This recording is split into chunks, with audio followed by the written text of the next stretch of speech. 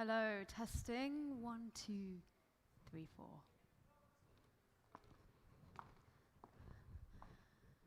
Hello, testing, testing. 1, 2, 3, 4, 5.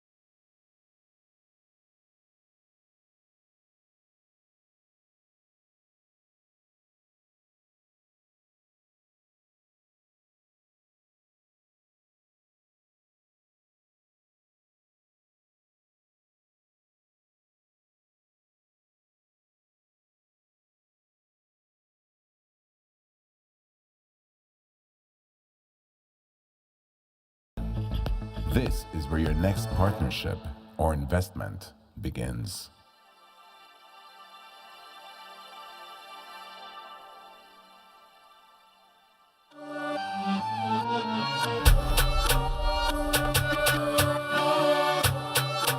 The companies that scale from simply a conversation on any of these tables or outside in the hallway to eventually forming a partnership, a synergy, a medical device reaching the patient's bedside.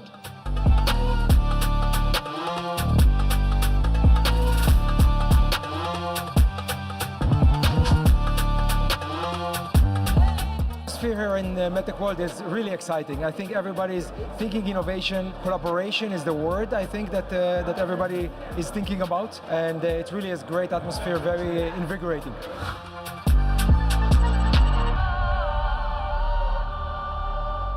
When you attend an event, it has to be intentional, and you're looking to understand, what is moving the needle, the why, what, and how of the GCC market. Then this is the place to come. Thank you for your support, and thank you for making this evening happen.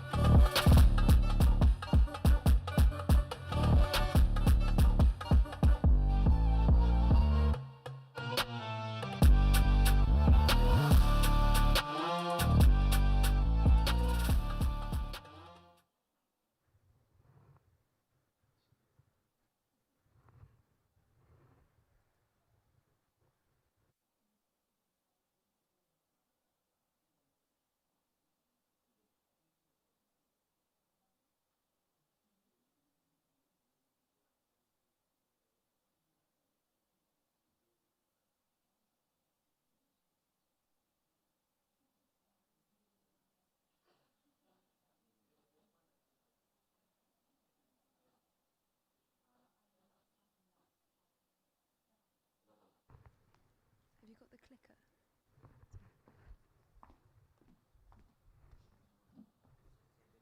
This one.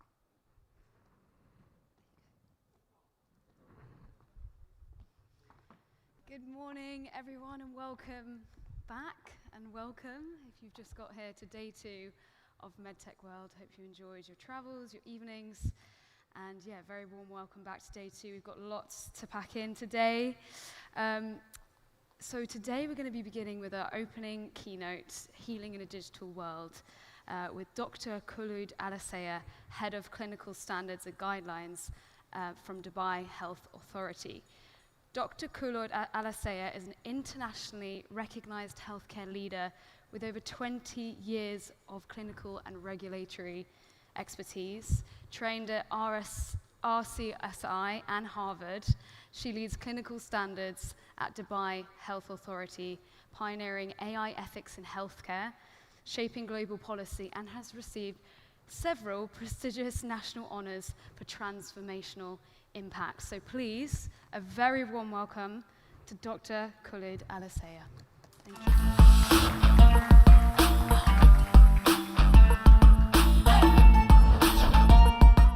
Opening keynote, Healing in a Digital World.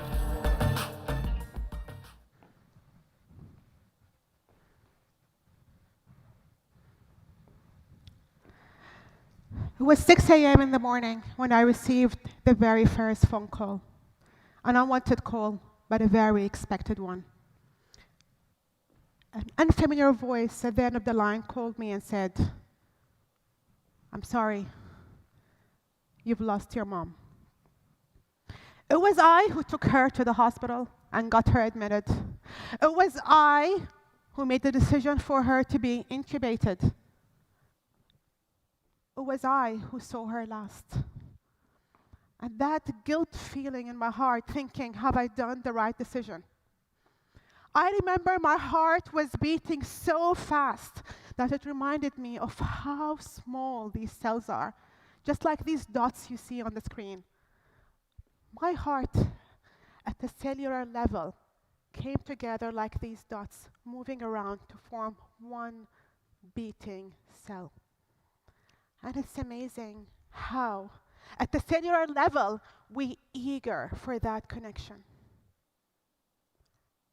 And I remember reaching out, as we all do when we're vulnerable, to an online chatbot and writing in there, "I'm afraid." And the chatbot replied back to me and said, "I'm sorry you are feeling this way. We all feel afraid sometimes.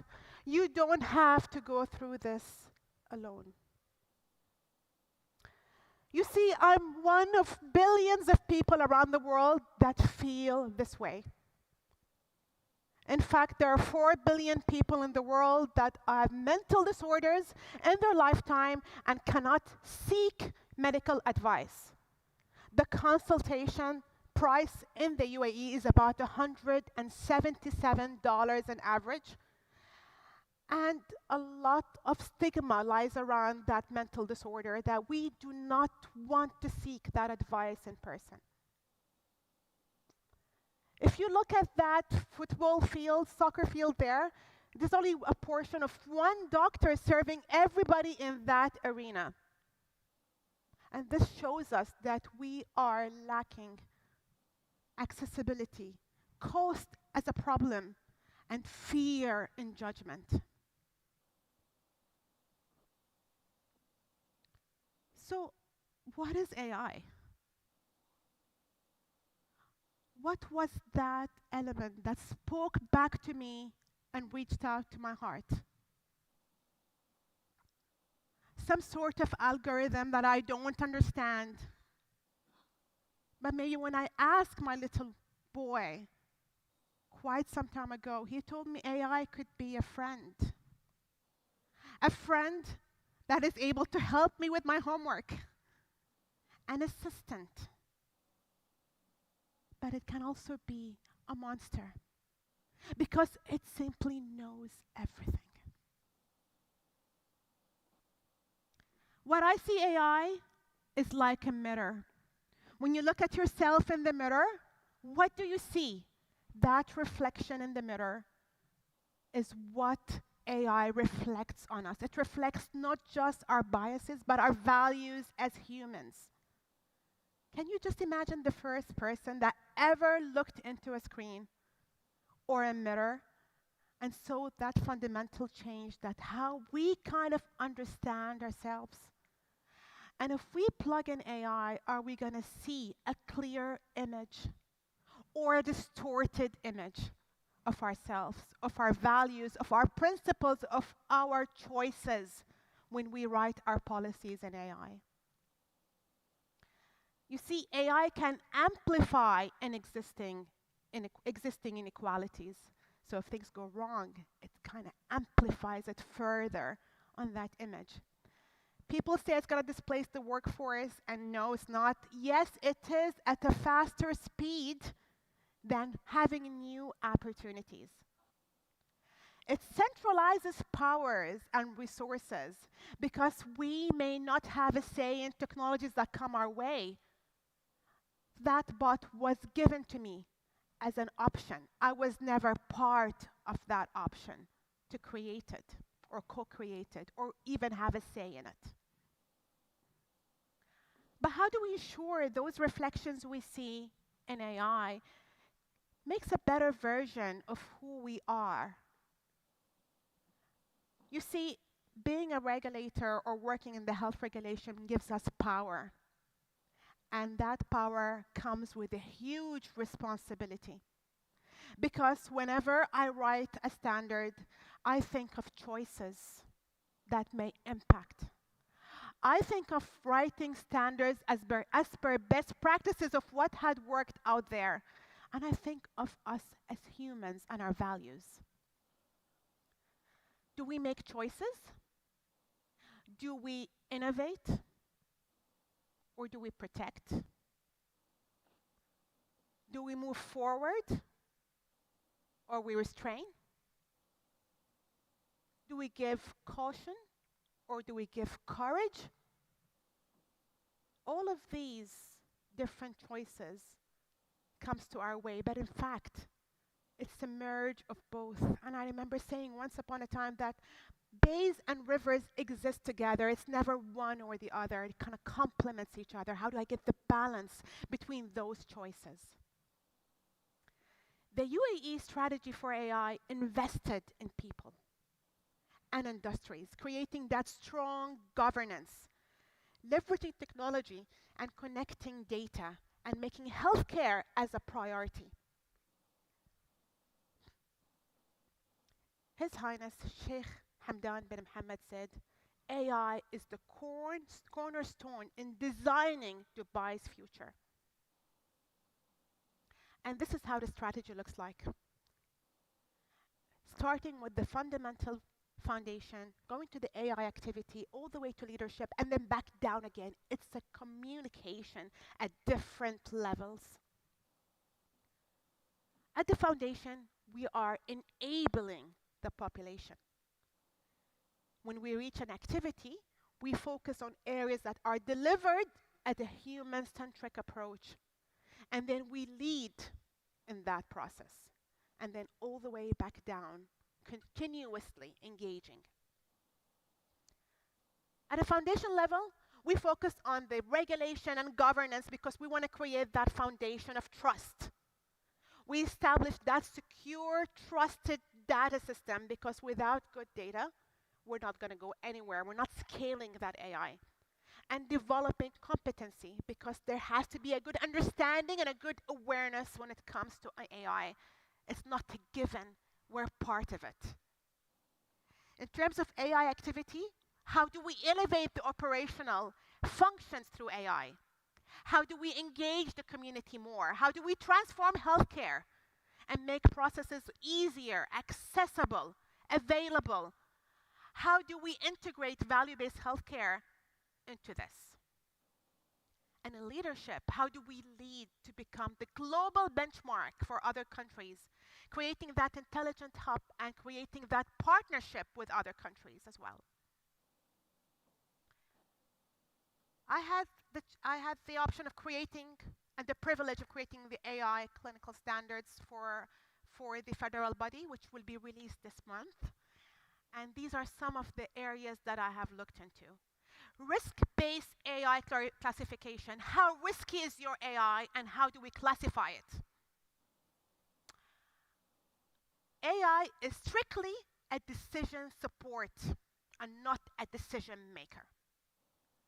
There has to be continuous validation in order of performance monitoring, auditing across AI in the whole life cycle.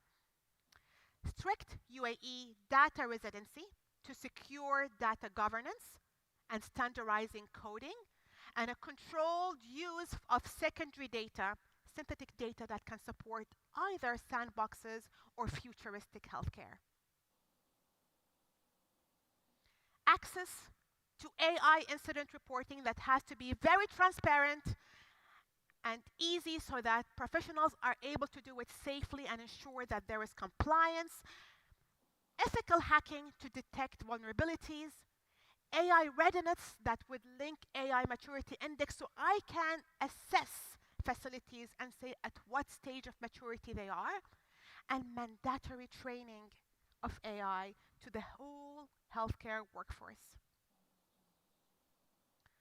But this is beyond what we write in the notes. When the boundaries of problems change, so must the way we innovate. The UAE is looking into a human-centered design, which looks into the time of horizon. It's not just a strategy that works now, it's an alive strategy that will continue over the years. The empathy with diversity of people, addressing everybody, ensuring that there are no biases and no one is left behind. The life of everything around it is not just human, but keeping everything in mind and the impact of AI and sustainability. The value of embracing wider forms of values. Healthcare goes beyond, AI goes beyond healthcare. It goes beyond others, private and public sectors, but also into other sectoral that can impact the AI growth and scalability. From traffic to tradition, AI is touching every corner in the UAE so that it is embodied as part of it. It's not just healthcare. AI is tied to different life transitions, adopting AI across all the governments in the UAE, schools, economy, everywhere, introducing those curriculums so that they increase the education and awareness, strengthening data governance and standards and infrastructure of AI. The workforce upskilling continuously at a national scale is happening around us, building that local R&D and locally developing AI capabilities as well. How might we? How might we design experiences, environments, tools that make AI a shared part of our everyday life? Because when we share risks and when we share rewards and we share responsibilities, trust is built. If we are looking to the mirror of the future, the mirror of AI, what would you like to see? 30 years from now, what would you like to see? I would like to see our human values being reflected. Our connection over our division. Our creativity over deformity. Our prosperity over inclusion. Remember my heartbeat? It wasn't just AI that saved me from that experience, because I was treated as a human in an integrated system of AI. Thank you.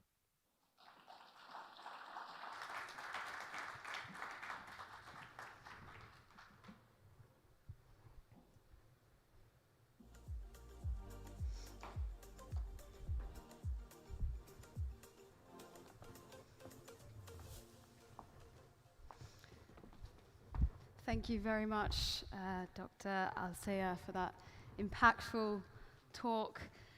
We have very many of these talks coming up in the program. We're touching on a lot of topics today. Looking ahead, we are going to be discussing data governance, patient safety, the operating room of the future, looking at smart navigation to real-world impact. We're going to be speaking about what it really takes to build MedTech, hearing from founders, investors, and operators sharing lessons in the field. We're also going to be looking at longevity, regenerative medicine, and even touching on FemTech and the future of women's health technologies in the region. Later, we will also be hosting our startup pitch competition, which will be a very fun afternoon, so make sure you stick around for that as well. And our next panel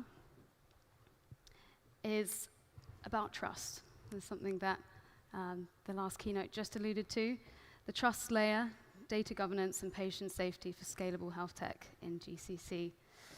So our moderator for this panel will be Rachel MacArthur, Chief Editorial Director at Healthcare Digital Inc. Media. And joining Rachel will be Dr. Alama El-Mahdi, Chief Compliance Officer and Community Leader at Global Innovation Institute. We will also have Christian Espinoza, CEO at Blue Goat Cyber, and Ahmad Awada, Innovations and Digital Health Director from MediClinic Middle East. So please, a very warm welcome to our panel. I look forward to hearing the discussion and hope you do too.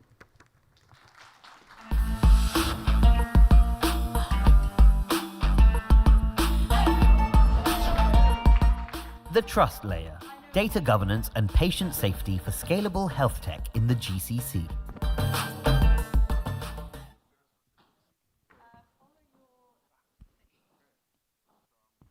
I know it's early. I know it's been a long healthcare week, but thank you so much for being here. Right, everyone's sitting where they are. Fabulous. How's everyone doing? Woohoo! Awesome. Great to see. If you're at the back and would like to join us at the front, feel free to do so. We're like one big happy family here this today. I was going to say this afternoon, this morning. Hope you're all doing well. My name is Rachel. If we haven't met before, I'm a healthcare journalist based here in Dubai. I cover mainly the Middle East and North African ecosystem. Very exciting, thriving, emerging ecosystem. Big territory, very different territory. When we say MENA, it's not one size fits all. It really does vary from GCC to the Levant, etc. And today we're going to be discussing data governance and patient safety for scalable health tech in the GCC. And I'm really delighted that we have kind of a cross-section of speakers representing local, but also representing the world. Now, if you're newly joining us here, across the GCC, digital health adoption is accelerating. We're talking AI, connected devices, virtual care, data-driven decision-making as well. However, behind closed doors, many of the biggest conversations aren't about innovation, they're about risk. And if you follow the healthcare media here, you'll know what's been in the headlines in probably the past 12 months. So we're talking about risk, the risk to patients, the risk to data, and the risk to reputation. So this morning's session is about the layer that's going to determine whether health tech scales responsibly or stalls. And I would like to actually look at it from 3 angles. So I'm hoping that we tackle a global cybersecurity and regulatory reality, the operational reality inside GCC healthcare systems, and the governance models that either enable, scale, or quietly block it. We're going to stay close to real systems, real trade-offs, and real decisions. And I'm happy, like I said, that we have a global, local panel so we can kind of look from, the outside in and the inside out. So, as we kick things off, Christian, before we get into the substance, lovely to have you here, by the way, welcome. For those less familiar or for those who are being introduced to you for the first time, can you just briefly frame Blue Goat Cyber and the lens you kind of bring globally? Basically, what do you do and why healthcare cybersecurity is important and different to you? Blue Goat Cyber helps MedTech innovators and digital health teams build trust at scale by building cybersecurity into their product and producing the evidence that regulators and hospitals demand. In healthcare, cybersecurity is a little bit different. Most people think it's about data protection, but it's really about patient safety and continued or continuity of operations from a clinical workflow perspective. In the GCC, challenges can expand very quickly, so it's important that we consider cybersecurity early on because scalability can happen very quickly here and very centralized, and we can affect patient safety if we do not build cybersecurity into the product. So that's what we help clients do, build cybersecurity into their product so they can earn that trust and get to the market quicker. Fantastic. And for more information, you have a lovely stand outside as well, looking good at the entrance there. So I'll be looking forward to finding out more with you later on as well. Ahmed, as one of our local representatives, same question, but from the inside out, really. Can you give us a quick sense of what MediClinic Middle East is or what it does and your role within digital health and innovation? And to you, what scale actually looks like from inside the regional healthcare system? Thanks, Rachel. MediClinic Middle East is a premium healthcare provider. We span off MediClinic Group. We operate in Switzerland, South Africa, and UAE. In Middle East operations, we operate in Abu Dhabi and Dubai. We have around 6 hospitals, 30 clinics, 8,000 employees, and we keep growing every year. What I do in MediClinic, I actually run a small unit that's more like the startup within MediClinic to help the company to transform and to be sustainable in the future. So we look into digital health platforms, virtual care services, innovation, all types of innovation, whether it's a platform or a drug or a treatment. So this is mainly what we're doing. We're trying to be internally, I would say, the entrepreneurs of the company to transform it. Looking at scale, it's a very big word in MedTech. Lots of these things that you hear about it is not really scaling the way we would like to see it. Because lots of these, for example, the information security points are not really taken very seriously by the companies that we see in the market. Scale for us is when we implement a solution across all of our facilities. This is the good scale, but it doesn't come in a day and a night. We start with PUCs, then pilots, and then the pilots, we go for a region where we do implementation, let's say Dubai, then we go to Abu Dhabi. But scalability for us is mainly having whatever we started from a seed solution to something fully implemented, being used by everyone in the organization. We recently launched our new MediClinic app. So it took us almost 9 months to replace the old app. Not because we can't, it's a press of a button, but we needed to be very careful with this migration, especially that now with the new app, you will be able to access the medical records. So if you have someone linked to your account, you will be able to control their appointments. They can control your appointments or accessing the medical records and all of that.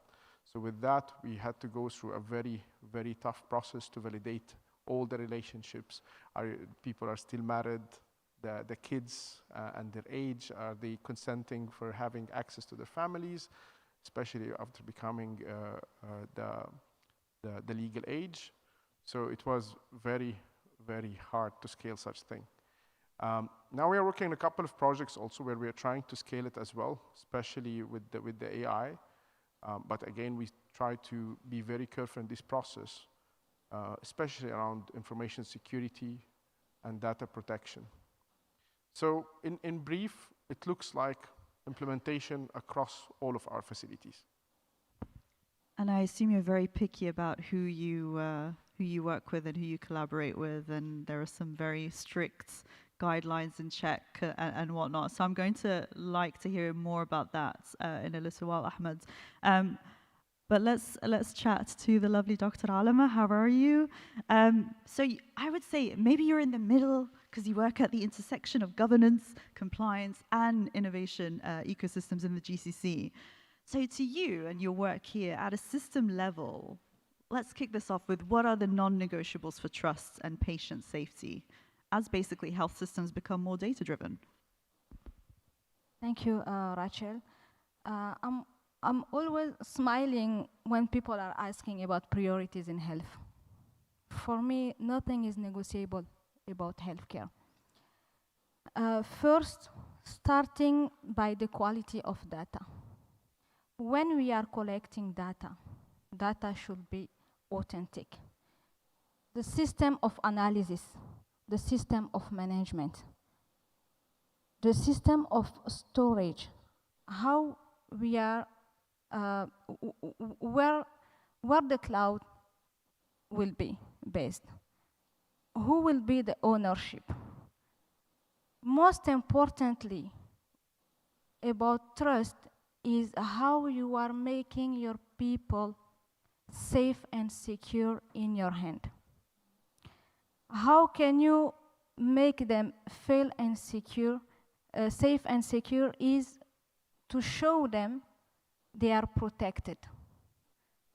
Not only their data, themselves. It's starting by human, professional worker. Even system is going to data-driven system, it's still driving by human. It's still driving by people. We should inculcate ethic and governance and compliance, not only on compliance level, but from the first healthcare worker in hospital.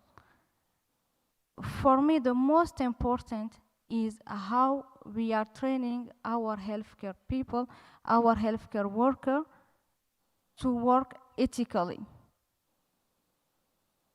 All the system, for me, nothing can be negotiable, but we can prioritize some things.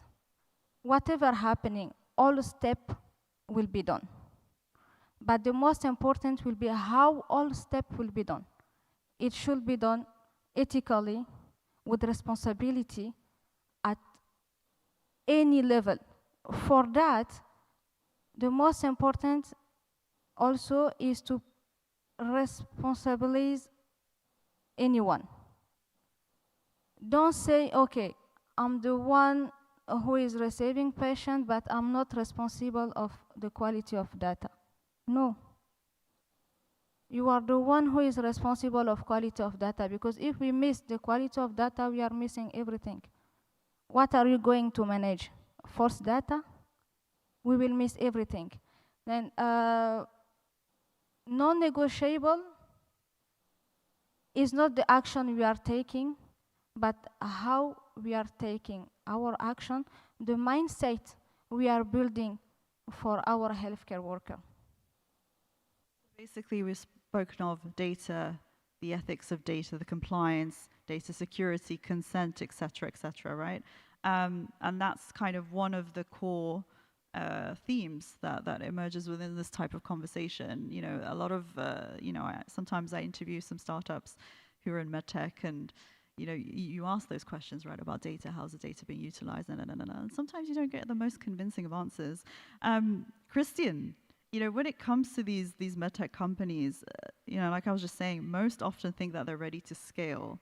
But in your global work, I'm curious to know, do hospitals or regulators disagree? And, you know, talk about the misconceptions. What does this misunderstanding typically cost them in time, approvals, or trust? What common misconceptions do you see when it comes to especially medical devices? A common misconception that really has an impact on MedTech innovators is they think the finish line is when they receive clearance or approval by a regulatory body. And that is really just the start line. Especially here in the GCC, there has to be really 3 broad categories that is expected to be answered properly. It's about the data, about how you're going to patch the system, and about proof. So when I'm talking about the data, the questions that hospitals and healthcare delivery organizations are going to ask is, how do you protect your data? How do you maintain integrity of the data? How do you transfer the data? So a lot of questions about the data, especially with the data privacy rules here and throughout the region. And then the other part is patchability. So we have to look at, from a medical device, how do we operationalize it once it's deployed in the field and at scale? Because a single device is fairly easy to manage, but if you have 10,000 deployed throughout the region, and there's a vulnerability discovered in one of them, how do you manage that vulnerability at scale? And the third part I mentioned is the proof. So hospitals and healthcare delivery organizations today, they don't just want to see the checkbox that you're cleared by EU MDR or FDA or some regulatory body. They want to see a body of evidence that can trace back to the controls you put in place, because they are accepting the risk by putting that product on their environment. And they're accepting the risk from a liability perspective and also a patient safety perspective. I mentioned the data earlier, but it's also about patient safety, and that's a primary driver. When we talk about medical devices and cybersecurity, it's about the patient safety and about clinical operations and making sure if something happens, it doesn't affect the patient and it doesn't disrupt operations. So there's a lot of deployment gates, I like to call it. Approval is one thing, but getting it deployed, you have to go through a gate that focuses on some of the things I just mentioned. I like that term, accepting risk, because there's a lot of risk involved. Ahmed, from the local perspective, from inside a GCC healthcare system, let's talk about that point that Christine was making. So to you, I'm sure you get a lot of pitches. I'm sure you get a lot of people wanting to work with MediClinic, etc.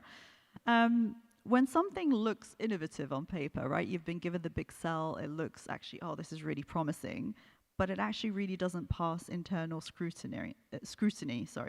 What is usually missing? So for example, what are the fastest red flags that immediately show up to you that you go, okay, I'm going to slow this pitch down, or I'm going to slow this conversation down? I'll answer you in the red flags. I just want to comment on what Dr. Alama said on the responsibility of the data governance and all of that. It's very important to understand that information security and data protection is not a single person responsibility. It's not the DPO or the CISO that they are responsible of that. It's everyone in the organization. So we try, at least for the basics, that we make our colleagues are aligned in it. When you're looking at a company, those are the basics that you're looking at. And if you're going to follow the best practices by the book, you'll end up blocking most of these innovative companies. because those innovative companies that started from 5 people working on an idea that's scaling up and all of that, they don't have the budgets for ISO 27001, for expensive VEPTs and all of that. So there are certain basics that you need to have. An example of that if you're gonna do something with them, you need to make sure that the data is anonymized. In case of something happened and they got attacked, do the basics right. There should be encryption. Certain things that we are looking at. So if you look at the red flags from the companies that we are meeting, and we say lots of no's, I would say that every 100 companies we meet, maybe we'll say 1 yes or 2 yes, which is 100. Out of 100, 1 or 2 get a yes. not only for information security, but in general, because also you need to tick lots of boxes, clinical validation, business case, cost-benefit analysis, all of that. But if you look at the information security, the major gaps that we have seen, the red flags, first one is definitely the encryption. So the encryption, you have like 3 tiers of encryption. You have the encryption at rest, when the data is not being used, and when it's being used, and when it's being transmitted. Lots of the companies, they focus only on the transmission bit. That's the HTTPS or the SSL, but they don't look at when the data is sitting at rest or being processed by the application. And some of these companies actually are very vulnerable in those areas. So they just tick some boxes, but not all the boxes. The second one is definitely the VEPT. A basic VEPT is needed. Even if you are a startup, you need to have a basic VEPT, vulnerability assessment, because in lots of cases, while they are working on those amazing innovative solutions, you will find in the line of code vulnerabilities by design, because they are not aware of those things, that they need to be cautious that this data doesn't get access like that. And we see it, for example, in denial of service attacks. You can use a registration workflow for denial of service attacks. You can have a bot trying to register 100,000 times, and this brings systems down. So those basics, just VEPT, encrypting the data. The last one is definitely having the local compliance with the data residency here. Now, in some of these startups, when you are just doing a POC or a pilot, you cannot ask them to bring the data here and rent a server for 10,000 dirhams a month, 120,000, just to test their solution. So at that point, you must align with the regulator and tell them in full disclosure what you are planning to do, for how long, how you are planning to protect the data, how you are going to bring the data back when you are done with the POC and pilot. But you need to have some flexibility in those while protecting the organization. Because again, if you follow the book and do everything that everyone is asking us, it's going to be extremely difficult to innovate in healthcare.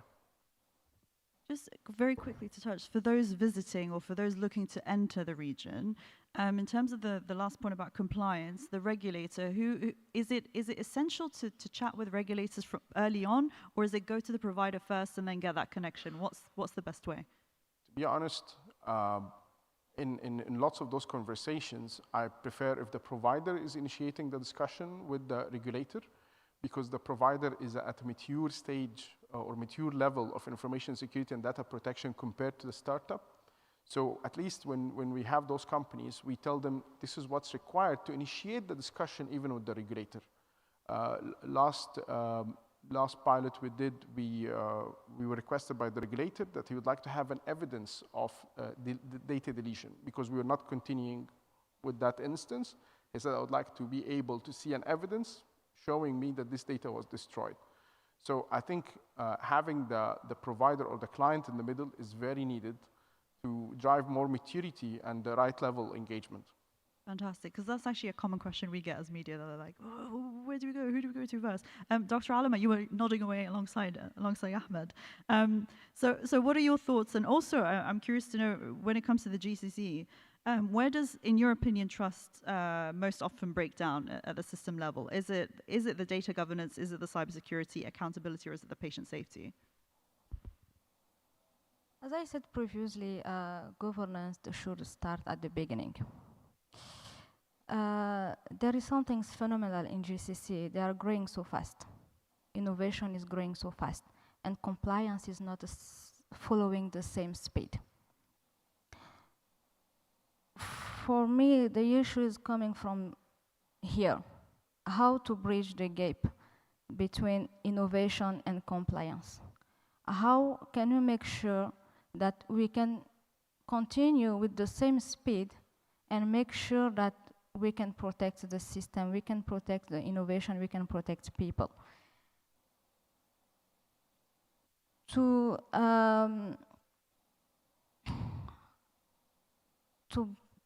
bridge that gap, there is no many ways. All will be depending on how we are seeing our system. Because when we are coming with innovation, we are going too fast, we are bringing new technology in all sectors, especially health tech, health sector we are talking about. The question, main question will be the ownership. The ownership and the share of data. Who will own the data? Who will clone the data? At that level, it's not only about cybersecurity of digital tools or technology we are implementing on, or innovation we are implementing in GCC. The main question will be the security and the compliance, ethic, governance, and governance of each one who holds data. You bring your solution here in GCC. We accept you to develop your tools here in GCC. You will have the data. We will have the data. Now the question will be, even your tools is secure. It's secure in your hand, it's secure in my hand. How can I be sure that my data, my population data, will stay on my own governance? Then the breakdown is bridging the gap between innovation and governance. It should follow. Okay, so protection, protection, protection, safety, safety, Yes. safety. Christian, you know, we've just spoken about how medical device and MedTech cybersecurity is still widely misunderstood. And is that one of the barriers? Is the ownership of data, who's managing it, the anonymization, etc. Is that seen as a barrier? And where do you think then hospitals and vendors confuse regulatory approval with real-world safety? I mean, I'm sure that's a conversation that comes up a lot in terms of the data, right? You're asking about this, if regulatory approval is, I'm sorry, I missed the part of the question. Yeah, so when we're talking, so we often see there's barriers, right, when it comes to adoption and entering the markets. Is this aspect, the data protection, is that often seen as a barrier when it comes to cybersecurity? Is that a question that comes up a lot? With MedTech, data protection is important, but it's a common misconception that is the primary thing that we're concerned about. It's actually secondary. What we care about most is patient safety and clinical continuity. So we want to make sure, like, if somebody hacks into a medical device, that they can't cause harm to a patient or can't kill a patient, can't cause a misdiagnosis, and it doesn't interrupt clinical workflow. So imagine if you have a defibrillator and it's implanted in you and it has a vulnerability and somebody is wirelessly attached to it and is shocking you to death, while at the same time they're stealing your data. Which one do you care about first? Being shocked to death, probably, because you can't recover from dying, at least not yet, but you can certainly recover from somebody stealing your health information. So the priority and the focus has to be patient safety. And this is one of the things that Blue Goat Cyber is trying to do, is raise the awareness, because there's still this misconception it's only about the data, which bleeds over from the information security days, but it's really about patient safety and making sure we have continuity of clinical operations. So where do hospitals and vendors actually confuse regulatory approval with real-world safety? Where is there any confusion at all, like from a global perspective? Bear in mind, I don't really know much globally. I'm more GCC focused. So in your experience, I mean, Ahmed mentioned something earlier as well about certain conversations needing to happen in a certain way. What's your take on that? Well, I think in general, cybersecurity done late causes friction. Cybersecurity done early increases your speed to market. And what we've been talking about for a while is there's really two main gates. One is the regulatory body that you have to get cleared through, and the other is that deployment gate. So whoever you are ending up selling your product to, they're going to have their own set of rules, some around data governance, some around patient safety, and like you mentioned, encryption, that's important for data. But you have to look at what those rules are and design your product with that in mind so you can expedite it getting to market.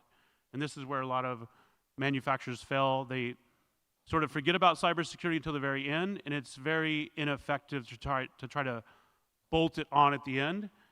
And everybody wants to see that body of evidence now, because we've had so many data breaches and so many medical devices compromised.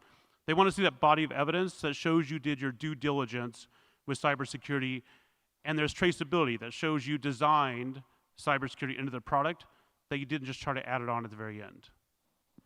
100%. And Ahmed was mentioning earlier the vulnerability assessment, right? So I'm sure you've had cybersecurity red flags from companies that wanted to work with you, right? That you've seen and you've gone, oh, hold up a second, this ain't gonna work. You can touch upon that, but I'd also like to talk about digital health or AI, AI solutions in MedTech. In terms of strong governance, where has it actually helped you move faster, not slower? And what changes when trust is already established? See, I'm not a big fan of governance in general, just to tell you. Not because I don't like governance, because sometimes it's used as a way or an excuse for bureaucracy in an organization. And you can imagine an organization like our size, 8,000 just in UAE, 35,000 globally. It gets very tricky, the governance. You can spend the first, for example, the first half of the meeting just introducing each other, what you do, what's your function, and what you're responsible of just in the meeting, because of the governance and such things. But in the world of AI, this is very, very important. Digital health as well, but the AI now, we see in many of these engagements with the startups or the big companies in AI, they will put lines in the contract written in a funny way, hidden way, that they might use your data to do other things. So this is not the norm if you're having a digital health solution, that they are going to use your data to retrain their models and later to change how they operate with you, those kind of things. So the governance actually in that space is extremely important. And if you have a good governance, it's going to enable you to move fast and also protect you. So we are talking about basics, that this list of points, you need to check them before engaging with such company. And in some of the conversations, we are trying to force our contracts as well, because if you look at the contracts that we are receiving from those companies, it's scary. And I'm not going to spend big money just to review those contracts to make it meeting our standards. So again, governance in that space, in the AI, it's extremely important. It helped a lot in protecting the unauthorized usage of the clinical data or the patient data. So I would say in that space is extremely important, to be honest. Dr. Alama, thoughts on the same thing? Do you agree with Ahmed? What's your take on governance? I completely agree with him. Okay. So touching up still, staying within that realm, as health systems become more data-driven and automated, I just want to know, when something goes wrong, Ahmed, a data issue, an AI-driven decision, a device failure, so then where does accountability realistically land today? You mentioned the meeting where you guys take half an hour to introduce yourself. So when it all goes wrong, where does that accountability land? And where should it sit, but often doesn't? This is a very, very tricky question, and we get asked internally a lot. So I would like to hear actually my colleagues' opinion on that, but I'll tell you from my perspective, I always see it, the human is the one responsible. Those technologies are assistive technologies. As Dr. Khulud, when she was presenting, that all of this AI is just assistive. It's not a decision making. So you as a human, you are the firewall. You should look into it and decide what should be the optimal usage of it. You will always have, as much as you try to do, you'll always have issues with such products. That's why it's assistive. We are not in the business of 100% or zero mistakes in all of these, including the devices that Christian was talking about. It might not be hacked, but it could have an issue, a manufacturing issue. So again, the human that will fix this issue, the human that will navigate the help for that patient at that time. So I see it personally always with the human, with the doctor who's using such technology, with the nurse, with the admin. It should not be just on the device manufacturing or the technology developer. You can make sure that those technologies are good before putting it in the hand of the doctor or the nurse or the PA or the admin. But the ultimate responsibility on that person, if you don't feel comfortable with it, don't use it. If you as a doctor, you think that this is not, you're not comfortable to take the liability there, then it's okay, do things the old way. But we know that the level of disruption that we are seeing, I was just having this conversation with one of my colleagues outside, and when the tool is advertised that it has a knowledge of 1,000 consultants, definitely you need to look into it. So the knowledge of that doctor is going to be clinically augmented to a whole new level. It's like you're developing the doctor while he's practicing real time. You don't need to send him for training. The AI is telling him, yeah, this one, because of those symptoms, I think this is the diagnosis. You might disagree as a doctor, then you say, show me the evidence. And then you see the evidence. Oh, yeah, it makes sense. So now the doctor developed on the spot. Or he said, no, I'm not interested. No, this is wrong. But again, this responsibility will lie on the human using it. Go with your gut, essentially, as well, if you trust something, if you don't trust something. Also, shout out to Dr. Khulud Al-Sayegh for her presentation earlier. She is somebody to talk to about AI in healthcare. If you're newly joining us or visiting us for the first time, do look out for her. Christian, you're headquartered in the US. I know you've established many different places and more to come, inshallah.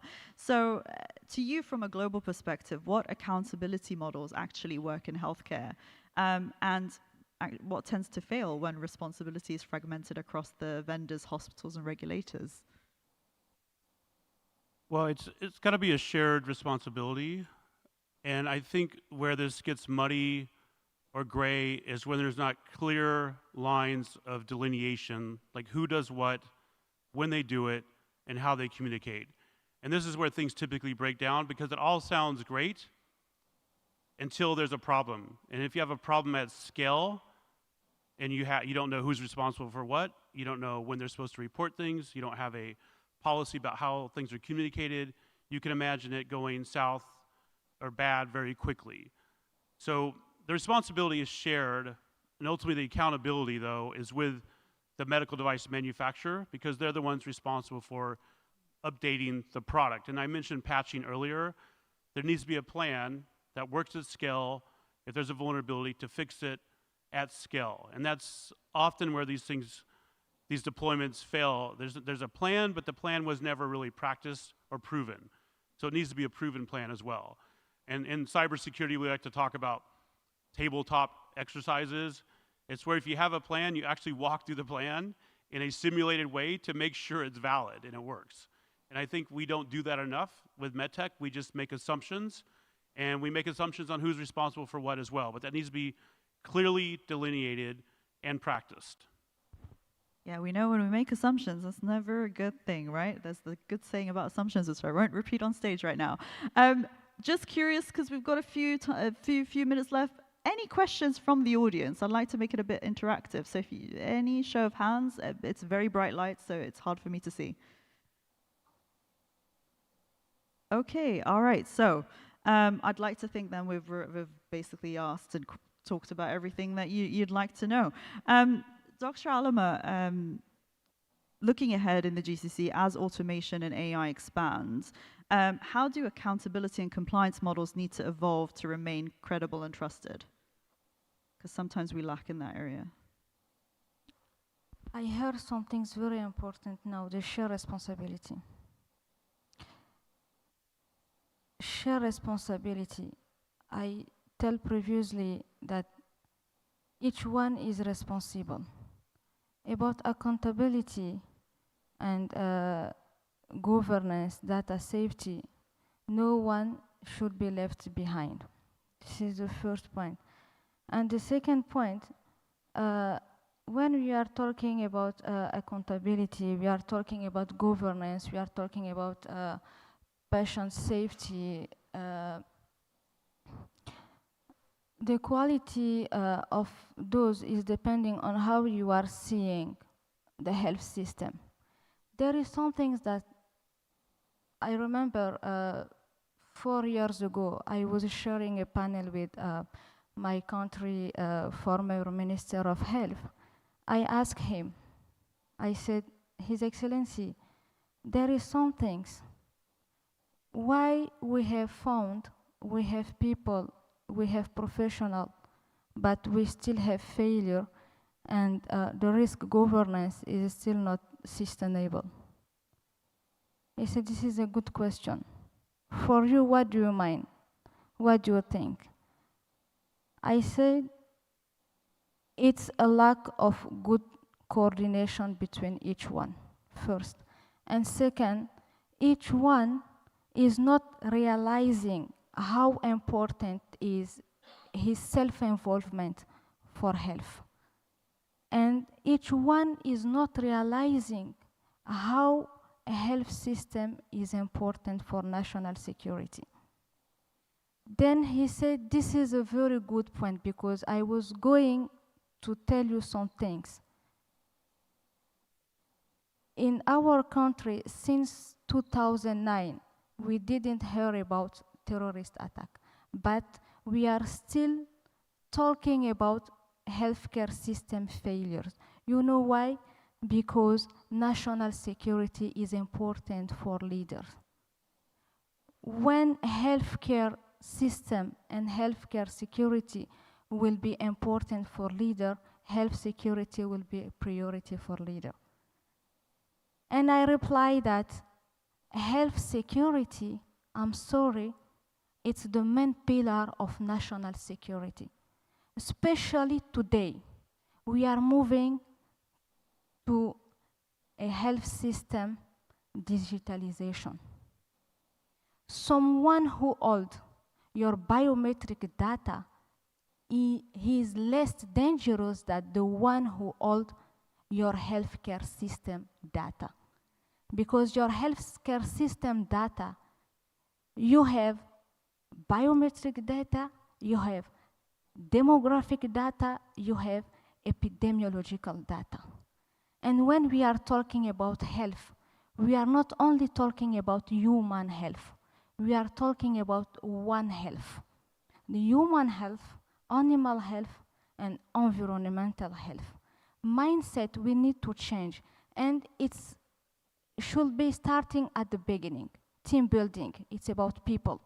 When we are building our team, today all of us have a focus on high educated profile. But for wisdom, we don't only need high educated profile, we need the well educated one with a good experience, with ethic, because if you are doing a good job and you are not doing that good job wisely, it's a waste. Thank you for those concluding comments, Dr. Alama. Christian and Ahmed, anything to add to that? Anything in closing you'd like to add? Maybe something I didn't ask and you just really want to touch upon in one sentence or something. Ahmed, Christian? I would like to reflect on the UAE as how they are very progressive in those conversations. We operate in South Africa and Switzerland, and I wouldn't say that the other regulators are not as good as UAE, but UAE is very progressive in having those conversations and also pushing the bar very high. If you look at the ADEX standards, it's as good as, even better than ISO 27001 and how they are inspecting the facilities to make sure that the data is protected and having this two-way conversation. It's not like just forcing the governance and the regulations and that's it, and no, we don't listen. No, the best thing about UAE is the regulator is very progressive, trying to protect the data, trying to protect the patient, especially in safety, but also trying to elevate the healthcare experience.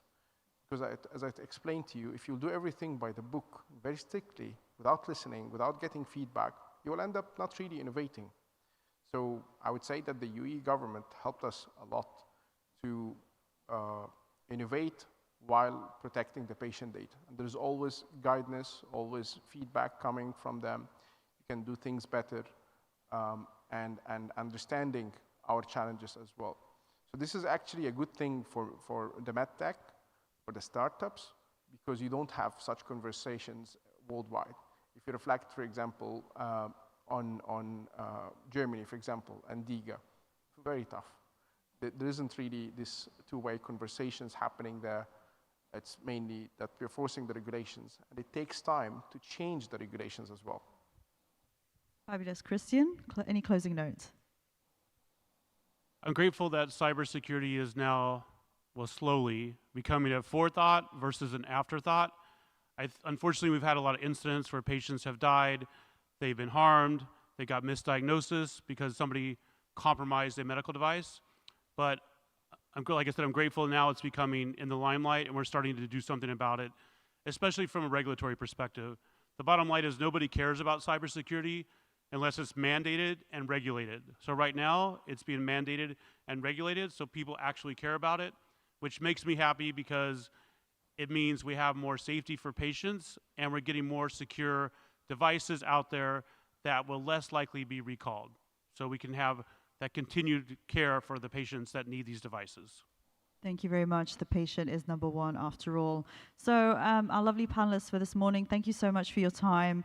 We were joined by Dr. Alam Al-Mahdi, who's the Chief Compliance Officer and Community Leader at Global Innovation Institute, Christian Espinoza, CEO of Blue Goat Cyber, and please have a chat with Christian at their pavilion, their mini pavilion outside as part of MedTech World. And last but not least, shout out Ahmed Awada for actually arriving today at 7 a.m. On a flight from Lebanon, I believe. Innovations and Digital Health Director for MediClinic Middle East. I know you didn't want to miss this, so thank you so much for being here. We appreciate it. Round of applause for our panelists, ladies and gentlemen.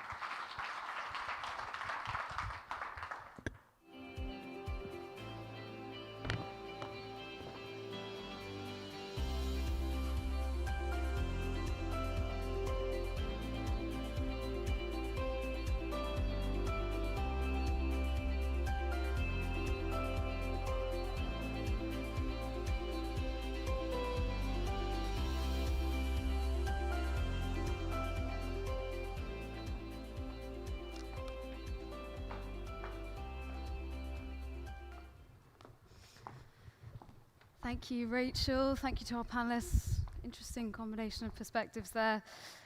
Our next panel, Inside the Operating Room of the Future, will be moderated by Marie Lensvelt, Editor-in-Chief at the Dutch Health Hub and Vascular Surgeon at the Dutch Health Hub. And joining her will be Professor Shafi Ahmed, Senior Partner of Purpose Tech Capital, David Laith Rawaf, Clinical Director of Clinical Strategy and Partnerships for VITVIO, Habil Ghazi, Managing Director of MedApp USA. So please, a big warm welcome to our next panel. Hope you enjoy it.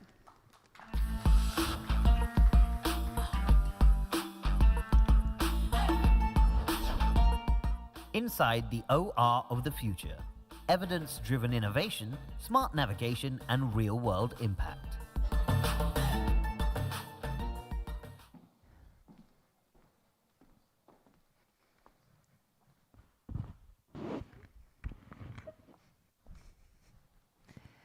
Good morning, everyone. Thank you for joining us at the Inside the Future of the OR, a very exciting topic this morning. I'm, as said, Mara Lensveld. I'm an editor-in-chief of the Dutch Health Hub, which is a European healthcare online platform and real-life events platform, and a vascular surgeon. So for me, the OR isn't something that's only theoretically, but something I've been in many years in practice. And as we all know, the OR is the place where innovation meets reality and where milliseconds matter. And what we'll talk about today is whether technology can help us improve teamwork, improve outcome in that OR, or perhaps even sometimes quietly undermine it. In the next 30 minutes, we'll explore the operating room in the future. And with me is this wonderful panel, which I will shortly introduce. First of all, Professor Shafi Ahmed, congratulations on your Health Tech Leader of the Year award. You received it 2 days ago, so yeah, good on. For those who don't know, Professor Shafi Ahmed is a surgeon, educator, and global pioneer in digital surgery. He has pushed the boundaries of AI, extended reality, and connectivity to transform the operating room and surgical education worldwide. Thank you for being here. Next up, Dr. David Leithrawa. Thank you for joining us this morning. David is a physician and global health expert with deep experience in healthcare systems, policy, and innovation. His work focuses on how advanced technologies can responsibly be embedded into healthcare systems at scale, without losing sight of equity, governance, and patient trust. So I'm very much looking forward about your ideas about the OR of the future. And last but not least, Habil Ghazi. Thank you for joining us on short notice. Habil is a MedTech executive with over 17 years of experience spanning neurosurgery, surgical tools, navigation, and digital health commercialization across the US, Europe, and the Middle East. He's currently specializing, as I understand, in intraoperative surgical navigation using AI and AR. Having some experience with intraoperative surgical navigation, I'm also very much looking forward to your ideas on the subject. So to start us off, let's start with looking at the OR today, because we can talk about the OR of the future, but I'd like to take us back to like 2015, and if a surgeon from that time would come into a state of the OR right now in 2026, what would you feel would surprise them the most? Shafi, can I give you? So the question was? So if a surgeon from 2015 would step into an operating room, state of the art, right now in 2026, what would you think would surprise him or her the most? Yes, so I think it's a great question. And look, I've been a doctor now for almost 35 years, a surgeon for the best part of that career. So we've gone from analog to digital. So analog surgery to digital surgery in that time frame. If you go back 2005 to 2007, the interest was on laparoscopic surgery. So going from big incisions to small incisions. And that was a big change in the OR and operative field. What happened since then is the robot. So I'd say the robot today is much more common. It's not replacing, but augmenting previous laparoscopic or keyhole surgery. So the first thing I'd say is that's what they would see. Secondly, visually, if you look at the camera systems, if you look at the technologies inside the OR, they're much more digital orientated now. Not to where we want to be. I think it's been disappointing almost. But actually, we haven't delivered the promises 10 years ago of what a connected OR could look like. But then if you think about the global picture, we're talking about the first world, people who have the money, for example, and the resources. If you go to the rest of the world, the OR hasn't changed at all. It's much the same. It's fairly basic, it's fairly crude. It does its job to get through a large number of cases, to make it more efficient, but facilities are fairly basic still, I would say, globally. And we'll talk about the eccentricity of the global markets. So I'd say they'd be surprised in the use of robots, some deployment of digital surgery, but actually there's not been a real change that I was expecting being a pioneer 10 years ago. Yeah, thank you so much. David, for you the same question. I was going to say it depends where you go. I've been to a lot of operating rooms and totally agree with you, Prof. There's obviously a very big divide between the modern, more high economically developed world and the less so. But I even in the West, we've got, in the state that has the least number of robots, we've got more than the entirety of the UK, for example. So the democracy of the access to this technology is obviously not very fair, even within the Western world. And even within the UK, I'm an NHS surgeon. I was trained in the NHS.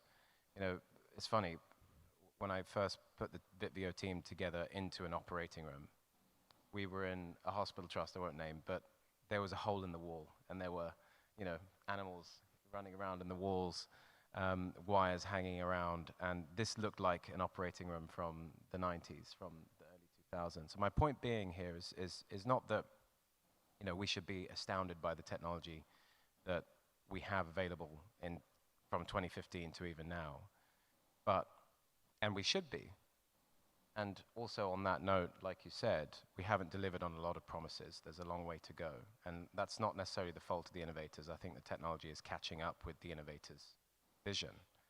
But I think there is a real problem across, even within the States, for example. I've been to operating rooms that are perhaps under the VA umbrella, for example, similar to the NHS mindset. There's no payment by the patient. There's no bill. And the operating rooms are still functioning like they were in the early 2000s. So, there's a big variety, and that's my point. Okay, thank you so much.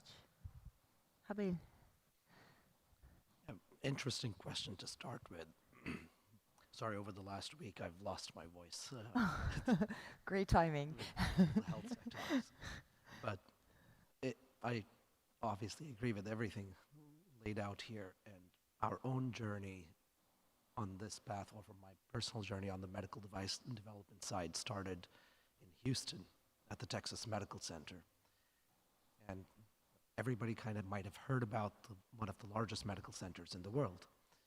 But even within that 4 square miles, even back then, which was a little earlier than our premise here, my wife trained at a local community hospital, which was, you felt like almost you were in a third world country. Yeah. But right across the street, you had the absolute best state-of-the-art care available. So if I compare the state-of-the-art at that time, that we wanted to extend the possibilities of what a surgeon is able to do more efficiently, more precisely, I think, of course, robotics has become, I think, more pervasive. Imaging quality technology, guidance, navigation, it was available. I think it just has gotten better. And I think some of the topics that we're going to cover here today is probably what's that next cutting edge that's starting to be accessible in a couple of places perhaps, but not really there yet. And I think that's what we're looking forward to in the next few. In fact, I would say even this year there's some milestones being hit on the sensors that enable some of the stuff that we're trying to accomplish. Yeah. So, and if I can continue with you, okay, so we're not where we perhaps expected to be 10 years ago. So where do you see us going then? What would be the next big step? I want to hear that answer from Dr. Shafi. But in our current vision for the company, what we're working at MedApp, we do believe there is and this is something that even with my first neurosurgical navigation company, we struggled with. Augmented reality was somewhat accessible at that time as a technology, but the accuracy overlay, when you're trying to overlay that image on the patient and make sure it's accurate, was abysmal. It was like feet away. It wasn't a matter of a possibility. So in just that space, what we've seen today has been a challenge where the consumer market tried to take on augmented reality, drive that through volume. We saw that with Microsoft, with Magic Leap, and didn't really find the right landing spot, and I think perhaps oversold it, if I can say that. And but this year, last year, we are starting to see hardware that's coming specialized, used for surgical applications. Companies like Lighting Solutions. In Germany, we had Brain Lab that spun off a company called Snake just a few months ago, or almost a year ago now, that's working on some really cutting-edge sensors on the headset itself. We see that improving over the next year or two. They're all still in the prototype stage, but we're really anxiously waiting for those to become accessible so we can lay our capabilities on that hardware and deliver sort of the promise that we feel is possible, with really empowering the surgeon with AI, with AR, because it's possible. We have the AI capabilities, but we need good quality data, recordings of surgeries, procedures, hand gestures, movements. That is still not really there yet. So once we have more of that collected, we're, I think, excited to see what's possible with overlaying more live guidance during the surgery, telling the surgeon, these are your options, which path do you want to take, and kind of envisioning that while they're doing it. They might have a plan, but when you open up a patient, sometimes you find things happen that you didn't expect. So automatically being able to say, okay, here's another plan. And I think I'll end with that question with, eventually we do believe with sensors, more data processing, recordings, we can minimize this frame that right now is still a bit bulky, whether it's the Microsoft one or the Magic Leap one, to something smaller and more efficient, eventually possibly being a intraocular lens that the surgeon just puts on. Nice. I'm going to take a Yeah. phrase from Prof. Shafi, actually, about the technology quotient, which you talk about in your talks. And I think the technology quotient of your average surgeon is much higher, and the management has caught up with that, maybe arguing that perhaps they've overtaken the surgeon. You know, more than 90% of hospitals now have an AI and automation strategy in place in comparison to even just a couple of years ago.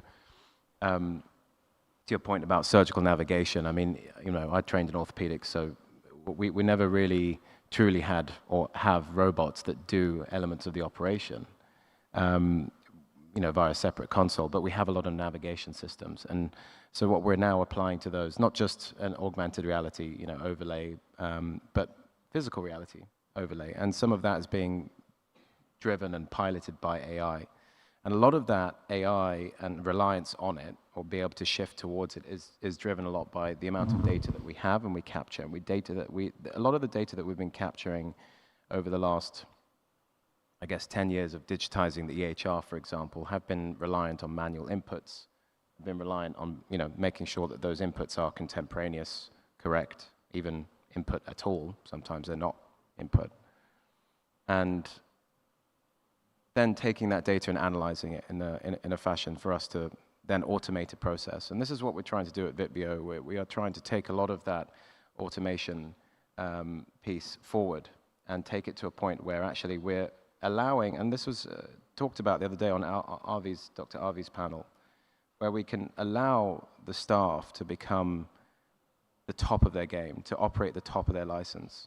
You know, whether it's through surgical navigation, automation, through operational efficiency, or clinical safety within the operating room. Whichever technology we bring in has to allow the staff to operate their license, not slow them down, to allow them to be better surgeons, better healthcare professionals within that OR environment.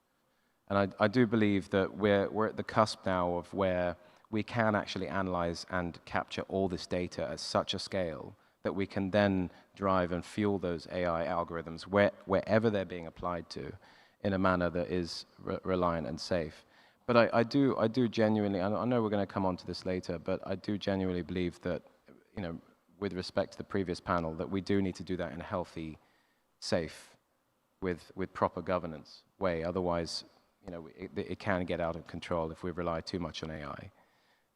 So yeah, that's my input. And I can imagine that Prof to thinks. validate AI data in real time in such high-risk environments can be quite a problem. How do you feel we should tackle that? So we are probably, out of all the life saving and life, I guess, industries, you know, take the airline industry, for example. There's a lot of data being captured and analyzed at huge scale. We rely heavily on simulation to ensure that we are, you know, safe in that environment, and we analyze that data objectively as well as subjectively. I think we need to catch up with other industries and learn from those other industries in order to make sure that we're operating safely with these new technologies. So I think we are getting there. I think we have an opportunity as a collective across all the various events and conferences that we all attend to be able to thought lead on this particular topic, of course. But speaking on panels or stages about this is nothing compared to what the innovators are doing in real life, and we need to support them. There's so many fantastic ideas that are, you know, operating within the boundaries of safety as well as on the cutting edge of innovation that simply don't get that far because they don't have the right market access or the right funding or perhaps the right clinical and non-clinical advocacy within the healthcare environment. So we need to support the innovators. And so events like this is, you know, I've got to say thank you to Dylan to bringing such an interesting set of innovators outside. Events like this are really important for us, not just a thought lead, but really make it happen. Yeah, thank you. We already discussed that technology isn't just about machines, but about the people as well, the team. Shafi, how would you describe the skills, define the skills that are needed in the OR team of the future, and how will we make sure that we train our people to be able to fulfill those skills? So the skills for the future are no different to today. It's about having leadership, having accountability, having the skill set required to form the operation that's required in front of you. That's about basic human skills overall, and being a good doctor and a good surgeon. However, I think with the advent of technology, and I think Dave is right, surgeons generally are more tech savvy than others. We're competitive by nature, as you We are. Orthopedic surgeons more than most, I can attest to. And so therefore, we love technology, we love implementing new change, and then taking some risk with that implementation. So the idea is then to say, okay, how do we use technology safely, the governance? How do we push the boundaries of surgical expertise? And there's a balance there. If you go into the past, the mavericks, stroke pioneers of yesteryear were doing operations that would bring a tear to the eye almost. They were so radical and so dangerous, ultimately. They drove change. Yeah. Here now, we're driving change, but much more slowly because we have regulations, we have clinical trials, we have ethics, all the governance around it. So we're not seeing the monumental changes and shifts in surgical care. So that's part of our issue. Then it's how to use the technology around you. They're describing the areas of surgery, and I would divide them into preoperative, intraoperative, during the operation, and post-op. And the last segment is training, as a way of thinking, well, what do I do? The role for preoperative care now for surgeons is to optimize patient care using data analytics, optimizing health, so that they are in the best shape possible at the operation, using their own data, for example, making sure it's efficient, not wasting time, not cancelling patients. That's actually efficiency using AI. Intraoperatively, the skill set's going to be now, how do we use AI and other technologies to navigate through an operation. In the past, surgeons have been only using their intuition, their judgment, and the number of cases, not actually supported intraoperatively by any system. That's going to be a change. And lastly, post-op care. What does that mean? It's telemedicine. It's AI automation of care, where the surgeon is out of the loop almost, managing vast amounts of patients so that you can only see the ones that you need to see. So the efficiency across system is where surgeons need to learn their skills and adjust accordingly. In the NHS, we have 8 million on the waiting list, okay? Yeah. So how do you manage that? It's not just about the operations, it's the efficiency that's going to be the most important part. Through the entire system, or the entire patient journey, actually, yeah. And except for being quite, they like a challenge, surgeons also are quite stubborn. So do you feel that surgeons will actually abide by what AI is telling them that could be a better choice? So that goes back to that whole question, isn't it? You know, we talk about radiologists. If you go back to 2015, Geoffrey Hinton, who's a godfather of AI, made the comment that within 5 years, that radiologists would be out of business. Yeah. We won't appoint more radiologists. However, last year he was forced to change his thoughts, and it's about augmenting radiologists. So if you look at surgeons, the question is, you know, will AI replace a surgeon? Of course not. But a surgeon who doesn't use AI will be replaced by those that don't. I mean, there's still an adage that goes on. So I think, although we're stubborn, actually, one thing is actually, it's important to say, the most difficult thing about medicine is not about technology, it's about human beings. It's about change management. The most resistant people in the healthcare system are the doctors. They're happy in their environment, they do things traditionally, they don't want to change. You have to drag them almost into the future. So change management is essential in driving innovation. Technology is fine, but how do you change a system to adapt and allow and foster that innovation? You have to spend as much money and effort on change management as the technology. They both go hand in hand. And what would you feel that hospitals should start doing now to make sure that we get that change in the future? Perhaps, Habil, can you? So, I think a lot of well-performing hospitals have been dealing with, over the last decade, a lot of change. In the US, this year is going to be very critical with changes in access that are all of a sudden very different than it was before January 1st. So unfortunately or unfortunately, they've had so much change that I think the ones that are surviving and still standing have had to really think seriously about how do we manage all this constant change. Unfortunately, we're losing a lot of hospitals across the US that are in rural areas that don't have enough volumes with the changes in insurance coverages.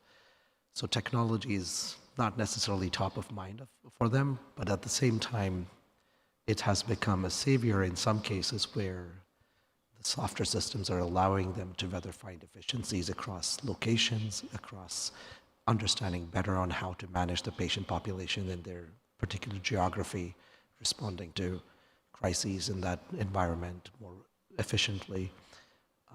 So I think we are excited, or in some ways I would say that that internal effort is happening. But having tried selling to hospitals over the last 20 years, it's also makes the life of the startup in some ways harder, and the technology side, to make sure that you can meet the expectations of the value add assessment committee at every hospital, understand what their metrics are. And it's interesting question. I had seen a panel where we had Siemens CIO, Siemens Healthineers CIO was asked, you have all this amazing navigation data that you're generating from your MRI machines. Why are these hospitals not adopting you more and using more of your capabilities? We don't need radiologists. We can do this more efficiently, right? Very techie question. I like the answer this gentleman gave was, look, we're a tech company. We understand engineering, we are precise, but we know what we don't know, and we don't want to take that ownership. First, because the liability, the way the legal system is structured, I think is more responsible for what the hospital is really able to do than what they might otherwise want to accomplish. So telling doctors that, okay, you're being stubborn, or the hospital, is often half the battle, right? Because realistically, are we willing to, is the tech company willing, let's say, to take on the risk ownership if something goes wrong? But also, is the surgeon being protected if now we're recording every single movement that that surgeon is performing, and that can be used against them by that same patient if something doesn't go optimally? Right, so is the legal system catching up to protect the practitioners so that they can adopt technology and not have to worry about losing their life savings, their career, and yeah. It's a good point you mentioned about protection of the team, and that's probably why there is that resistance to change, because a technology might be watching them, whether it's the console of the intuitive now tracking every one of your economy of motions and accelerations, etc., all the way to technology like Vitvio having cameras in the ceiling tracking everything that's happening in the operating room. You've got to do it in a healthy way, and I think my advice to innovators out there, from what I've learned, talking with unions, surgeons, every key stakeholder within the operating room and outside the operating room, is exactly your point, which is not to focus on the mistakes, to build your technology not to actually capture the data on who's who in the first place. Making sure you're HIPAA compliant, these things are obviously tick boxes, but actually implementing them in an effective and realistic way is super important. Making sure video is deleted, for example, immediately, not just keeping it just for the hospital to then use against the surgeons later. Whatever it might be that you are innovating, whether it's AI or not, you've got to make sure that in order to change that management and change that approach, you have to build something that will help the team, that will help them and want them to use this technology, because even just by them thinking about it or using it, they're going to be operating much better, and you're going to be saving them time and saving them money. And that's the most important, one of the most important things is when you're building is focusing on the bottom line. At the moment, a lot of hospitals across the entire world, including in the US, are struggling for cash. There's so many regulatory changes from above, from the governments, as well as payers downgrading what ends up in the coffers. So we really have to think about money at the end of the day. And if we do that, then we actually don't start to think necessarily about whether people are making mistakes. We think about how can we make them go faster, tackle waiting lists better, etc. My final bit of advice, actually, on that point to innovators is think about when you're building these, and this is to your point about fatigue to change, right?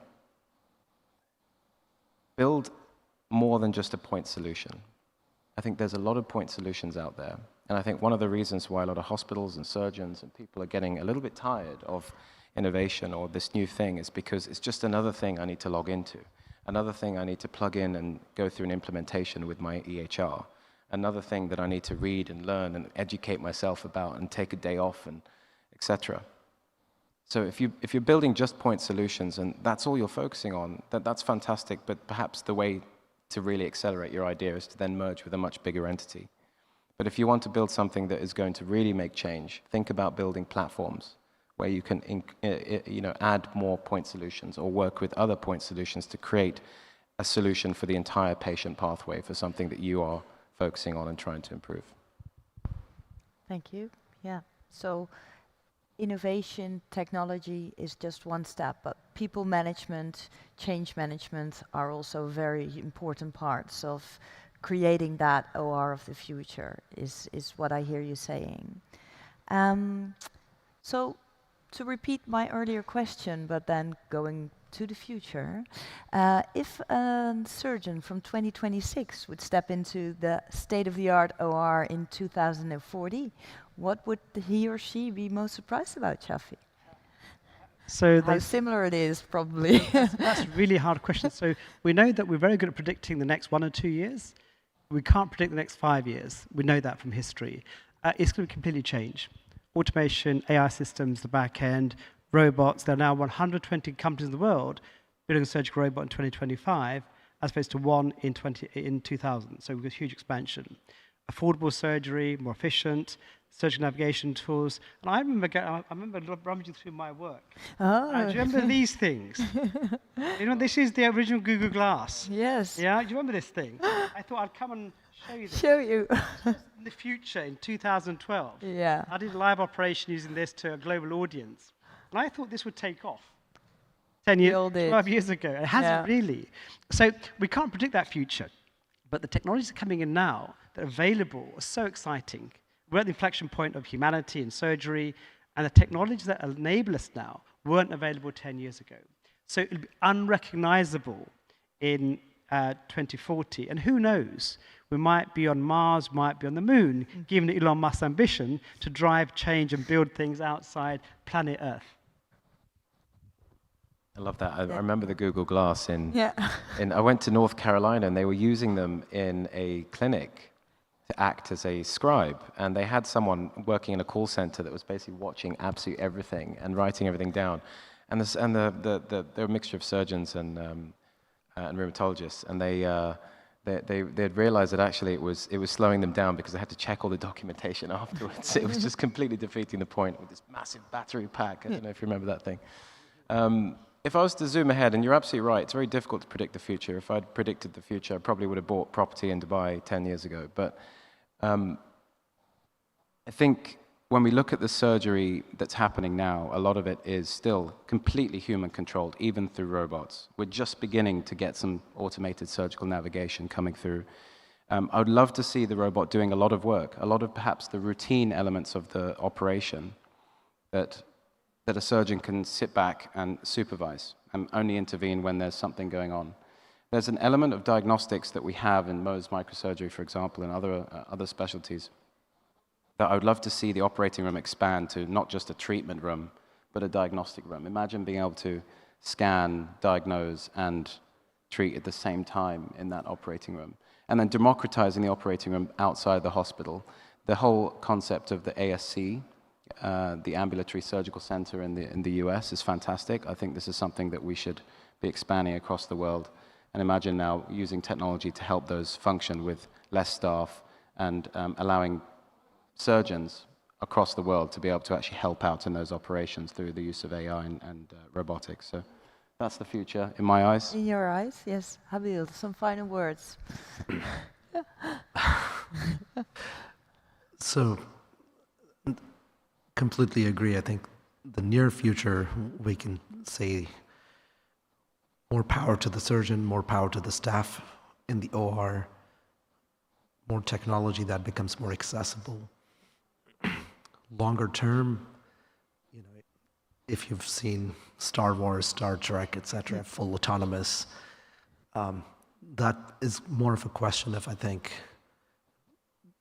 how precisely does AI involve, what legal structures evolve to protect us from issues that might arise with technology and control. But to some extent, we're already seeing, for example, the Stryker Mako robot that does the knee surgery is almost fully autonomous, right? So you have some human support. So I think we'll see an expansion of possibilities with what David mentioned, with having almost autonomous procedures being supervised by maybe not even a physician. If you mention ASCs, I mean, in the US, we're seeing more and more procedures now in neuro where what's considered simple procedures being given to nurse practitioners that are trained to do those, right? So it's happening. And so I think we'll definitely see. But I think the core thing that we envision and we would love to sort of be a part of that journey is how do we make all of this more accessible globally? I remember my parents are from India and seeing some of the situation in hospitals in India, in government hospitals, and then now seeing some of the private hospitals. It's also a massive difference in accessibility. I think AI, AR, these tools have the potential.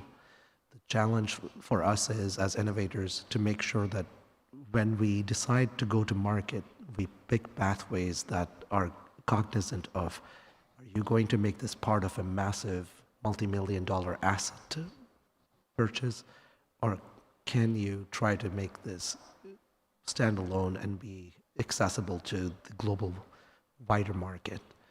And often, I think a lot of entrepreneurs don't necessarily think that far on what might happen based on that technology, because a lot of companies, when they pay you that big check, whether it's $500 million or whatever, they're not expecting to give it away for free. No. So how you build your workflows, your integration, and it's a longer, challenging pathway, but I was really encouraged to see some of the innovators at WHX and hear in at least their mission statement kind of mentioning that, yes, we want to try to make this accessible globally. I think that's going to be key to making sure, okay, yes, technology is great, but can we make it really accessible to the full 8 billion, 9 billion people that inhabit this planet? Perfect. Thank you so much. Thank all of you for joining us this morning. Thank you for listening. And a round of applause for our panelists, please. Thank you, Mari. Thank you.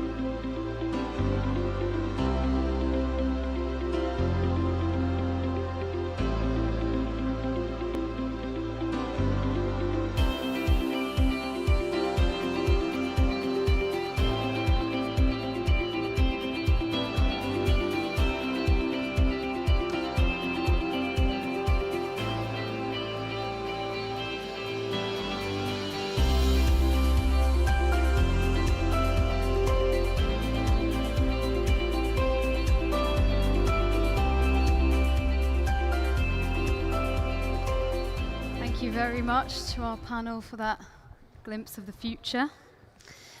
Just a small reminder to our panelists and speakers to collect your gift from HOCL Labs from the table. Don't want to forget that. Our next session, the startup struggle, what it really takes to build in MedTech. I think this is going to be an interesting one. We have a full panel for this discussion. So the moderator will be Sadiqa Sadiq, founder and chief operating officer of Intelligent Solutions Discovery. And joining Sadiqa is Dr. Viviana Mucci, CEO of BREA, Andrew Glass, CEO of Vivasure Medical, Yan-Lin Lai, Director of Business Development and Commercialization at IDA Group, Joanna Nathan, CEO and co-founder of Prana Surgical, and Steve Gardner, Managing Director of Healthcare World. Please, a very warm welcome to our panel.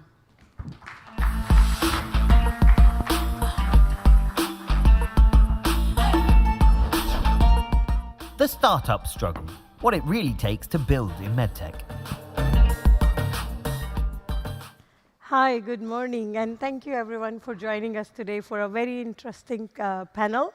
We'll try to keep it very natural, and because most of us are here as entrepreneurs and mentors for entrepreneurs, so we'll try to cover most that is faced by us in this today's time.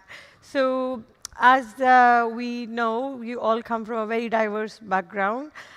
We have Joanna, who is investor turned into entrepreneur. And we have Yan-Lin, who is a great mentor and handling the ecosystem with the help of helping commercialization and business development to several different startups around the globe. And I have Dr. Viviana with me, who is tackling a very sensitive innovation across the sector. And we have Andrew Glass, CEO of Vivasure, to advance innovative vascular closure technologies. And last but not least, I have Steve Gardner with us, MD for World Health, and we'll dive into the questions now. And bear with me, I don't do much of these moderations, actually. So I would like to start with one question to all. What was the moment in your journey when you genuinely thought this might be it, and you felt that that's it? You just felt like it's not working out. So what was that point from all of your perspectives? If you could please share. Sure. I think that probably happens to me once a month, if I'm being completely transparent. And I think if anyone's built a company, especially in the life science space, you know how many different stakeholders it takes to pull together, how unpredictable biology can be, and how challenging that can be. From my perspective, though, I think that first transition into the clinic, those very first few clinical experiences, those first patients, that's kind of the place where I have experienced the most kind of risk and sleepless nights. Thankfully, in our case, we're a clinical stage company and our patients have all gone safely, but there's still that unknown in that first jump. So that's where I've experienced those. Thank you. Yen. So before I went to the other side of the table and became more of a mentor and helping do the development work, I was in startups before, two separate startups. And whether I'm the mentor or I'm in the startup itself, the moment for me was the same. I tend to get involved in companies when they're very early, when it's more technology than a product.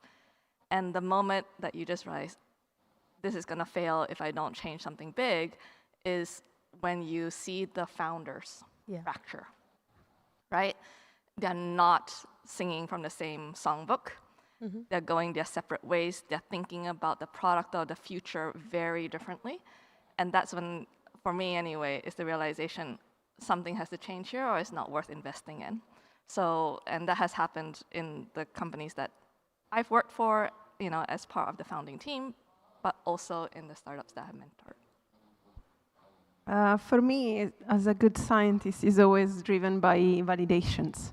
So you're always going to have the benefits of the doubt unless you validate an idea, technology, whatever validation, big or small. I believe this is usually the turning point. For us as a company, my company was called Bequalize, and we just decided to rebrand it. That's an example of a big shift. And this is an example of when we tested and then we decided to go with a different name. And branding is everything these days for the communication. So, yeah, but validation. Good. Yeah, so just by way of background, Vivasure Medical was a company that had been around for over a decade by the time that I joined in 2000. And for those who don't know, we just sold the company for 185 million euros in January of this year. So we made it to the finish line. But the first few months when I joined, one, I realized the product didn't work. Two, my CFO said, oh, by the way, did you know that we only have 2 months of cash? And three, we also had founders who were fighting. So I was like, wow, why did I leave the corporate world to come to this? So that was definitely the moment for me that I was like, we're probably not going to make it. I think the interesting thing is that sometimes when everything is about to fall over, you don't actually know till it does.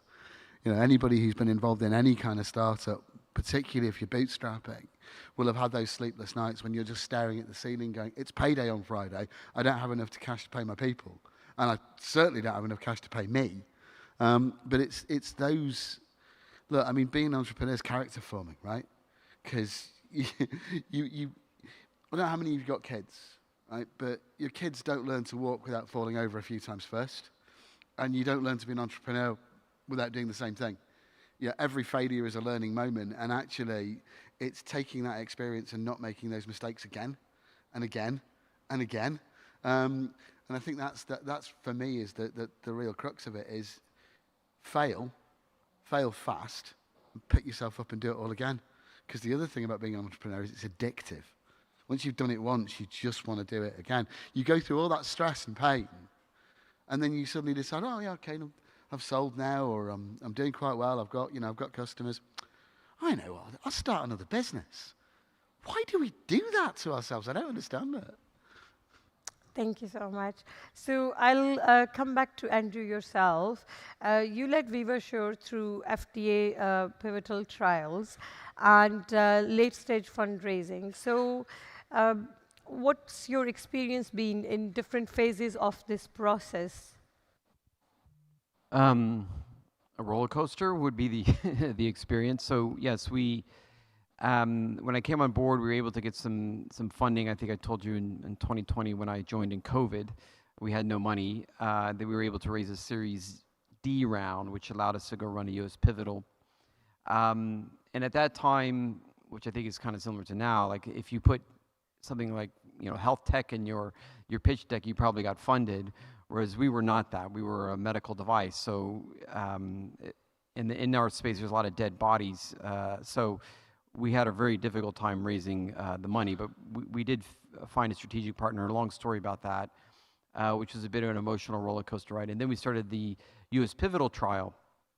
And we had done 2 EFS studies. So I highly suggest if you have the opportunity to do an EFS study with the FDA, because what it does, the early feasibility study does, is allows you to start a discussion, interaction with the FDA early. You don't really need to have a really robust clinical trial. They'll just allow you to get started. So you start making relations with KOLs and centers and getting contracting done, setting up a US legal entity, the business license, all these small things that you need to do. And when we did that, the first 2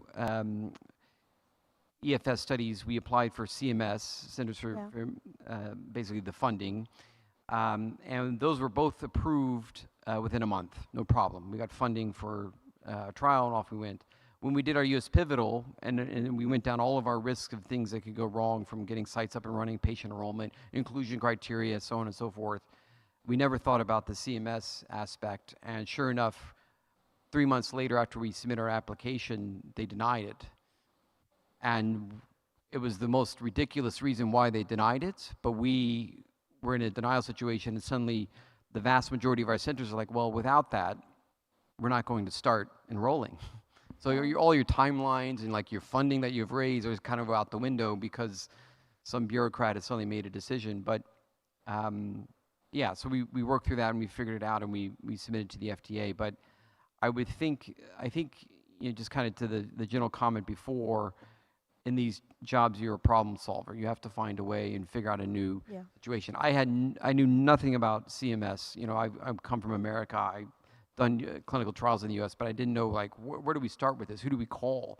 You would call the CMS, and they're all government bureaucrats, and they're like, yeah, they wouldn't respond or would tell you, yeah, we'll consider it, send it back in. But when you're 9 months into the process and you don't have any solution, so we found a lawyer who knew a lawyer who used to work at CMS, and then we were able to get a call, and then miraculously you just got approval. These are the things you have to do. So it's always about finding a way and not getting caught up in the kind of the emotional aspect or the consequences, and just like, look, you got to bear down and figure out how to make it happen. So I'd say for us to go through that process, it really was not just for me, but the whole team of figuring out ways to get through it. Thank you so much. Joanna, for yourself, oncology surgery is like something that we can't really have any labs. So how do you balance speed, safety, and innovation in that space? Yeah, I think the key there is, I think I often say that move fast, break things can't exist in healthcare. I just, don't think that's appropriate or ethical. And so there is this kind of natural tension when you bring innovation to healthcare where, speed and safety often seem like they're opposing kind of forces in that field. For me, I think when you're, again, in that first transition into the clinic, the biggest thing is passing that red face test with yourself and your team.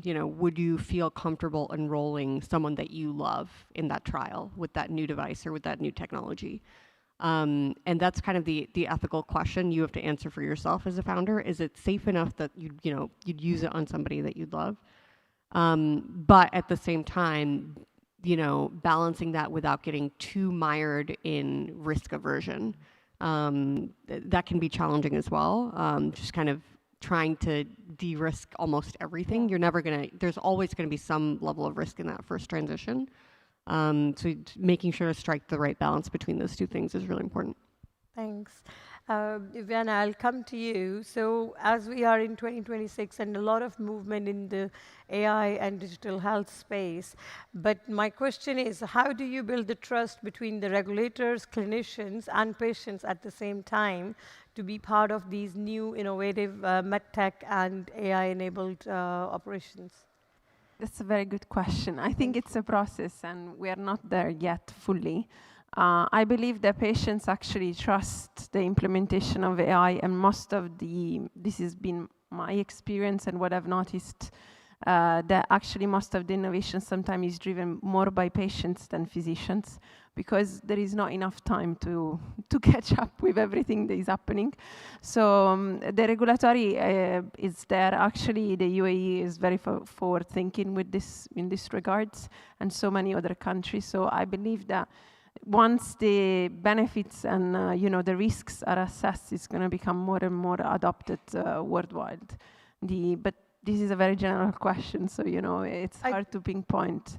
Yeah, I think there is an opportunity here for all of us as well, because the generation that is going to be coming in like in the couple of years, they are very savvy towards AI and AI in healthcare. So even like my own 17-year-old son, he feels more comfortable with the doctors and clinicians who are using AI than those who are not ready for it. So I think there is a huge opportunity for all of us who are into that domain, that we can really get ahead with that.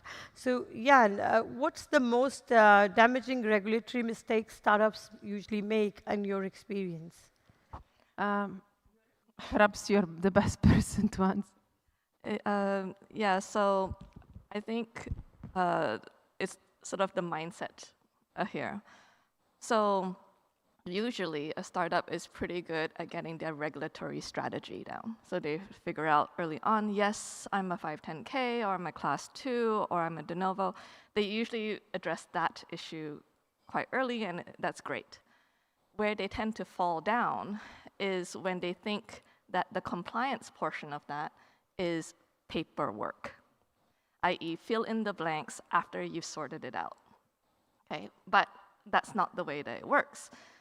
The regulatory process, it's called a process, runs throughout the entire product development. And it's really, probably the easiest way to think about it is there's 3 stages. The first stage is say what you're going to make. What's your purpose here? What are you trying to do, right? So those are your requirements. The second stage is you make something that meets those, what you said you were going to do. And then the third stage is the validation and verification, which is I'm going to test so that I can prove to you what I made is the thing that I said I was going to make, okay? Therefore, the documentation, all that compliance stuff, is not something that you do at the very end, just before you try to put it into the regulators. It's the documentation that shows that you've done every step of this process. And unfortunately, 3 to 4 times a year, I will have conversations with a startup that has spent a lot of time and money making stuff, and then they say to me, I need you to come and help me do my design history file. I just need a few tweaks for design from manufacturer. 6 months, I'm going to be in the market. Oh, by the way, I don't have a QMS. Sorry, it's not 6 months. It's going to be 2 to 3 years to get you there. Okay? So you cannot backfill everything, because they want to see how you thought about things every step in the process. Thank you. Steve, coming back to you. So you deal with a lot of international governmental and regulatory bodies. How do you see that in today's time we are getting more cohesiveness among different regulatory bodies? Are there any bridges being built? How do you deal with, because I know you work across the different domains, so how would you explain that? Cohesiveness amongst regulatory bodies, that's an interesting idea, isn't it? Wouldn't that be a great idea if we could do that? It riffs really off the 2 answers we've just heard for me. The regulatory piece is interesting, but that's your kind of enabler, that's the kind of last thing that you've got to have that in place to go to market. Yeah? The piece that we were talking to Viviana about around the different elements of the process in terms of clinicians, funding. There's so many kind of pieces to this jigsaw puzzle, aren't there? And it's kind of how do you, healthcare world, just for a bit of background to understand why I'm actually sitting here. What we do, as well as being involved in conferences like this, chairing panels, having conversations, we've got a great network across the Middle East and globally, and a lot of what we do is around socializing startups, scale-ups and bringing them into new markets like the UAE or Saudi, and helping them to understand not just the regulatory environment, but also the healthcare environment, the providers, the payers, the governments, etc. And I think for a startup, there's that thing about how do you get all of the pieces in the puzzle in the right places? So starting with that structure. So Viviana, talking about what you were saying around, is it clinicians? Is it C-suite? Is it, if you're a digital solution, is it the CIO? Yeah. What is the product, as Jan was saying, and how do you define what it is you're building and what it is that's trying to do? I mean, the first thing, the number of startups that I've seen cross my path that you sort of sit there and you go, you're trying to solve a problem that doesn't exist. A lot of clinician entrepreneurs are great. God love them. But quite often they're trying to solve their problem, not the healthcare system's problem or, God help us, the patient's problem. So that first thing about, like, what is your solution? What's it there to do? What are you trying to understand? And then the question of where in that ecosystem does it fit? Yeah. So understanding the needs and the requirements of the health system, what is the health system trying to achieve? Where does this fit into their kind of policies and practices? And then actually, when you get to that point about who's your customer, and again, I mean, in a system like the UAE, your customer might be the provider hospital, it might be the organization itself, it might be government, it might be payer. It could fit anywhere in that ecosystem. Who's first and who's your champion going to be? Yeah. So how do you let's take the example of a digital solution. I've chaired a couple of panels this week with CIOs. And one of the questions we asked for CIOs was, how do you decide which digital projects fly and which ones fall? Yeah? And then what's the best way for an entrepreneur to approach you as a CIO or you as a clinical provider organization? The really interesting answer I got back was workforce sits at the heart of most things from a digital point of view. If I'm going to implement an AI solution in my hospital, it's got to be something that makes my workforce more able to work to the top of their license, more able to spend time with patients, more effective at being able to actually go and deliver the care and the services that you want to. Yeah? That's how I decide what I'm going to do and what I'm not going to do. Yeah? And you've got to solve all of these problems first. And then, as Jan was saying, you've got to think about the compliance and the regulation and how does it fit in from a data point of view? What's your business model going to be? Can you come in with a POC contract in the first instance? There's so much of that you've got to think about. And that's before you've even got to the point of the question, which is from a government and regulatory point of view, how do you fit your product and your solution into that to that environment? So it's a complicated process. That was a complicated answer, actually. But yeah, I think it's about having the right partners and the right people around you and the right advice. So many people want to give you advice. So much of it is not worth the paper it's written on. And to your point, any health system has complexity. We had a long conversation about Saudi Arabia, didn't we, before we came in. If you look at all the different bodies in Saudi, from the health holding company to the clusters to the CNHI to the Centre for Privatisation, you've got this alphabet soup in your head, and they don't talk to each other. So I think that's not really an answer. The answer is it's just complicated. Yeah, I think if I can add to that, please. One of the themes I'm hearing, though, is this is still an old school relationship-based business. Absolutely. And like, I think Andrew, you mentioned like hiring a CMS, a lawyer that formerly worked at CMS was kind of the key to cracking your way in there. We have the same experience with, hiring a former FDA reviewer as our regulatory consultant. That's still, I think, really key to getting things done in our business, is that kind of relationship piece. And as a CEO, you've got to have your eye on the detail, and your eye on the data and on the processes, but still be able to lift your eyes up and look at the horizon and be able to see where you're going and where you're headed. I think this is very interesting. Let's have everyone's perspective on that. Andrew, please, if you could share. No, I was just going to add, because you're talking about the countries. I found it interesting. I spent a lot of time in Asia, and And back in America, they would always kind of group all the Asian countries together and be like, well, how's it going in like Asia, you know? Yeah. We think like, well, how can you group Japan, China, India together in terms of like one market, you know? And I also think to get to the point is even here in the Gulf states is like kind of grouping them all together is sometimes a bit naive because each has all these nuances which he was speaking to. And you were talking about regulatory dynamics. I mean, many years ago, there was this whole plan with the Japanese Ministry of Health, like, you know, harmonization by doing, that they would coordinate with the US, and then you would be able to kind of like file for one, it would work for both. That never went anywhere. Like each one is a separate application still. Each one has their own little nuances that you have to work through. But that gets to the point of you've got to kind of figure out how to make it happen in each of the different markets, which I believe is a good thing because that means you can go, you know, work through those problems and solve them, and you just got to find the right people, and events like this are helpful in terms of networking and getting out there and knowing who can help you through these dynamics. I think it's very dangerous oftentimes when CEOs are very kind of in their own little world and think they have the answers when in reality we don't half the time know what the hell we're doing, but we have to kind of figure it out and have a good group of support to get to the finish line. It's a really interesting point. I mean, you market context is so important because every health system is different. Every payer model is different. And you know, you talk about Asia, lumping Asia together. I have the opposite issue a lot of the time. I'll get VCs or startups coming to me saying, we want to go to the US. My first question is usually, why? Because they think of the US as a single health system. It's not a single health system. Every state is completely different. You've got different regulators in each state. I mean, that's, you know. Well, okay. Yeah, yes.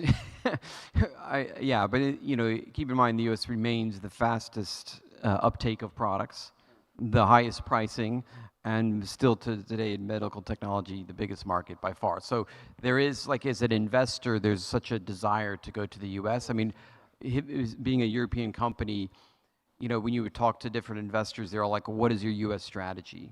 Right, like, because that's where you can get the real upside and get an exit, which is what everyone's really caring about. So, yeah, but like, there's one regulatory system to get approved in the U.S. You're right. Each selling in the U.S. is a different, complicated beast of it. But you know, like, I wouldn't say that it's like one of the issues I've always felt that. You know, and again, this is about that piece about market context. If you're going to take a new product or an innovative service into the US, one of the first things you always need to think about is the fact that it is the most commercial health system in the world.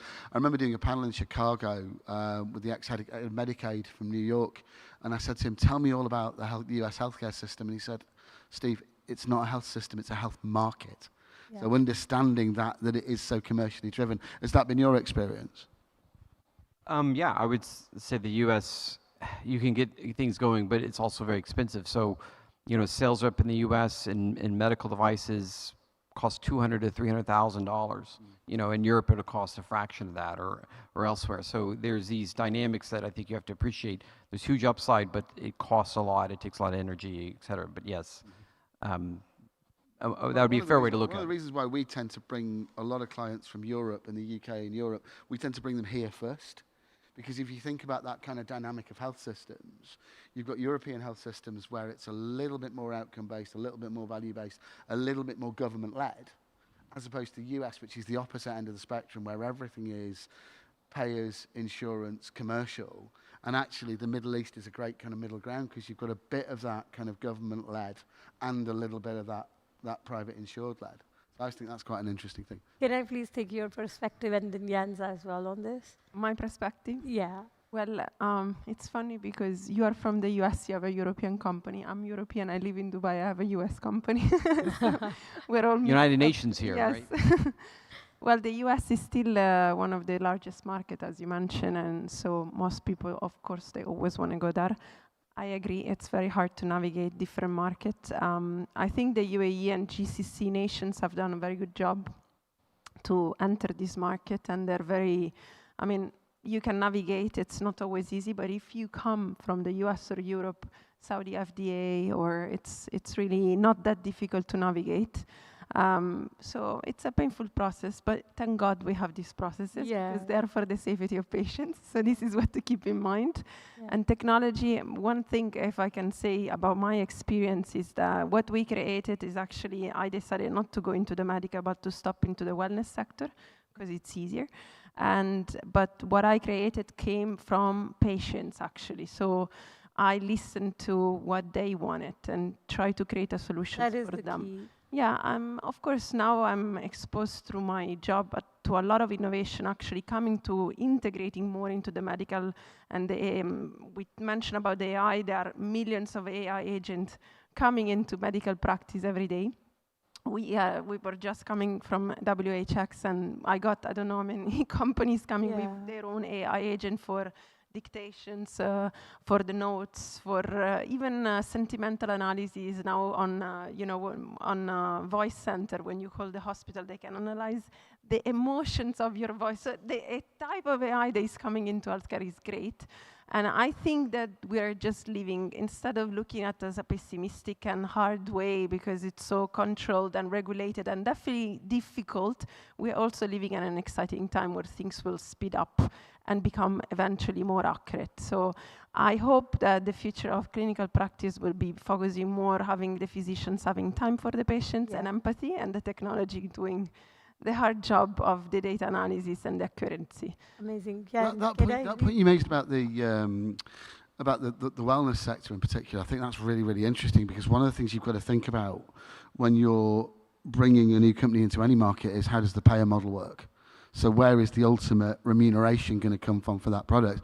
I mean, wellness sector here, and I think in the US as well, where you've got insurance-led systems, it's quite difficult to kind of, insurance remuneration for something that is preventative.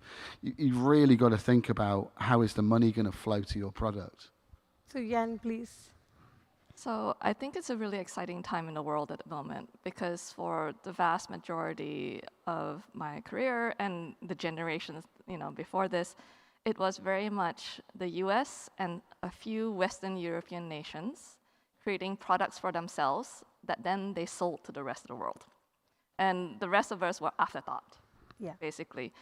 What does it matter that the Japanese woman is so much smaller than the North American man, right? What does it matter that we have different genetics and so different treatments, or workflows are different in a hospital? A hospital in Japan really doesn't look like anything like a hospital in the US. Right? The good thing about the era that we're in now and some of the new technologies that are coming out, AI, democratization, higher education levels across the globe, is that entrepreneurs in their home markets are starting to develop technologies that are perfect for where they are. For their markets, yes. For their markets. And so it is no surprise that they get higher adoption in those markets, right? And it's not so difficult for them to at least have that initial entry point, versus what it always used to be, which is no matter where you are in the world, you can be based in Singapore or you can be based here, you're still developing products for the US market. Yeah. And then you scratch your head, why is adoption so hard? Well, it's because you're based here, you may not be fully immersed in how things are done in the US and you're struggling to understand that. But the product that you've developed doesn't really fit the local ecosystem anymore, right? So I'm actually thankful in many ways that we finally get this opportunity to develop products that are right. So I just want to add my perspective here, because I'm very fortunate. I'm right now part of developing the whole digital and MedTech and deep tech sector in Saudi Arabia in partnership with the Research Development and Innovation Authority there. So I sit in a capacity where I'm bringing deep tech, specifically MedTech companies into the country. And this is where the unique opportunity is, that Saudi is looking for all the dreamers and doers to land and bring the global perspective for a very futuristic healthcare system that we are trying to build. And one thing that I really want to ask as an entrepreneur, because I'm building digital solutions, I am not an AI person, but I have 27 years in clinical management and healthcare. So I think I work with the gurus of AI to build solutions that are actually needed in the clinic settings and all of that. So from that perspective, just one question for the future entrepreneurs, and many of them are here as well. One piece of advice that you have, like how to connect with the relevance of the solution with their customers. Like if you just had one advice for them from each one of your perspective, like just the golden words that you would like to give to the entrepreneurs. I think Jan's point was really, really well made, and it speaks to what you were just saying as well, and that's contextualization. Because, one of the things, what we do is we take companies from, whether it's the US, to Europe, Middle East, and take them into new international markets. So the thing to think about here is, if you've had some success in your home market and you now want to go international, you have to think about how that contextualizes for that market, for those physiologies, for that healthcare system, for that set of clinicians. Local content is a must. Like we have to adhere to the local content, adapt. That is the key to success for entrepreneurs and all the tech providers. Like unless we embrace the local content, we can't be successful. That's for sure. And it's the same with the tech. It's the same with the AI. I mean, AI is a perfect example, isn't it? Because at the end of the day, if you've got an AI solution, what did you train it on? Where did you get the data that you trained your AI solution on? If you trained an AI for a clinical solution on US data, and then you come and try and plonk it in Saudi Arabia, it's going to have a completely different understanding, and it's going to give you wrong answers. Yeah. So, Andrew. Well, I would say spend time at the point of care. Sit in hospitals, like if you're, whatever the solution is, but like see where that solution would be implemented or that technology be implemented, and see how it happens day to day and what people are dealing with. I think you cannot get away from the fact that that's where the solution needs to be done. And I say many times, I see it all the time, I call it testosterone, where people are more enamored with the technology than actually what they're trying to solve. And so the only way you'll get around that is actually spending and seeing how your solution would be implemented. Yeah, everything comes from, at least for me, clinical observation. So you have to see and listen. That's it, I think. And then ideas and innovation comes. So that's your message to the entrepreneurs? Yeah, I mean, I have so many engineers that they want to enter the healthcare sector and they have no clue. And I'm partnered with somebody that works in the healthcare sector. Like, you're not going to make it otherwise. You need somebody that is exposed. And either from a patient perspective, so solving a solutions either at home or either, but you need to come from a real need. Otherwise, it's not going to go. Yeah. So absolutely agree. I think that is number one. But just to add a number two, because otherwise it would be a bit boring if I just kept reiterating. Where's the money really coming from? If it's a real problem in that ecosystem, even though it's currently not reimbursed or there's no pathway for it because it's a truly innovative technology, right? You need to figure out who's feeling the pain most acutely, right? And find a direction in through there. Because, I have seen many technologies that the patients really love or the clinicians really love, but they're struggling against the behemoth of a healthcare system, and their days are already so full. They do not have time to fight this battle for you, right? So you as the entrepreneur, as the company, have to do that work for them. You have to direct them into how they're going to get that funded or get that through the hospital systems administration center. So, after it's correct, it's the right solution for that market, the next step is help the clinicians figure out how to get it paid for, right? Joanna? Yeah, my advice is more for you as the entrepreneur, as a person. Is this a problem that you want to spend the next decade of your life solving? Are you passionate enough about it to hear yourself talk about it for the next 5 to 10 years? Because that's how long it takes, right? Yes. So I think making sure that is aligned, that problem and solving that problem is aligned with your goals, your vision for your life, your values and so on, is really important before you embark on this journey. Perfect. Thank you so much. We are on time. Thanks, everyone, and please join me thanking our esteemed panelists.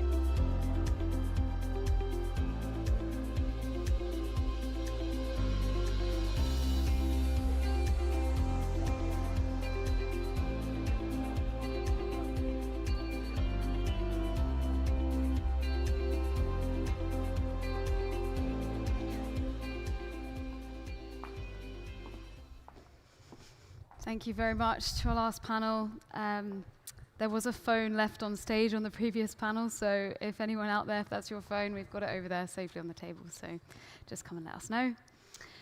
Next, we have a couple of quick-fire company showcases. So I'm going to hand over to the first company showcase, which is SubQ Bionics, presented by Jordan Pollack, co-founder and CEO.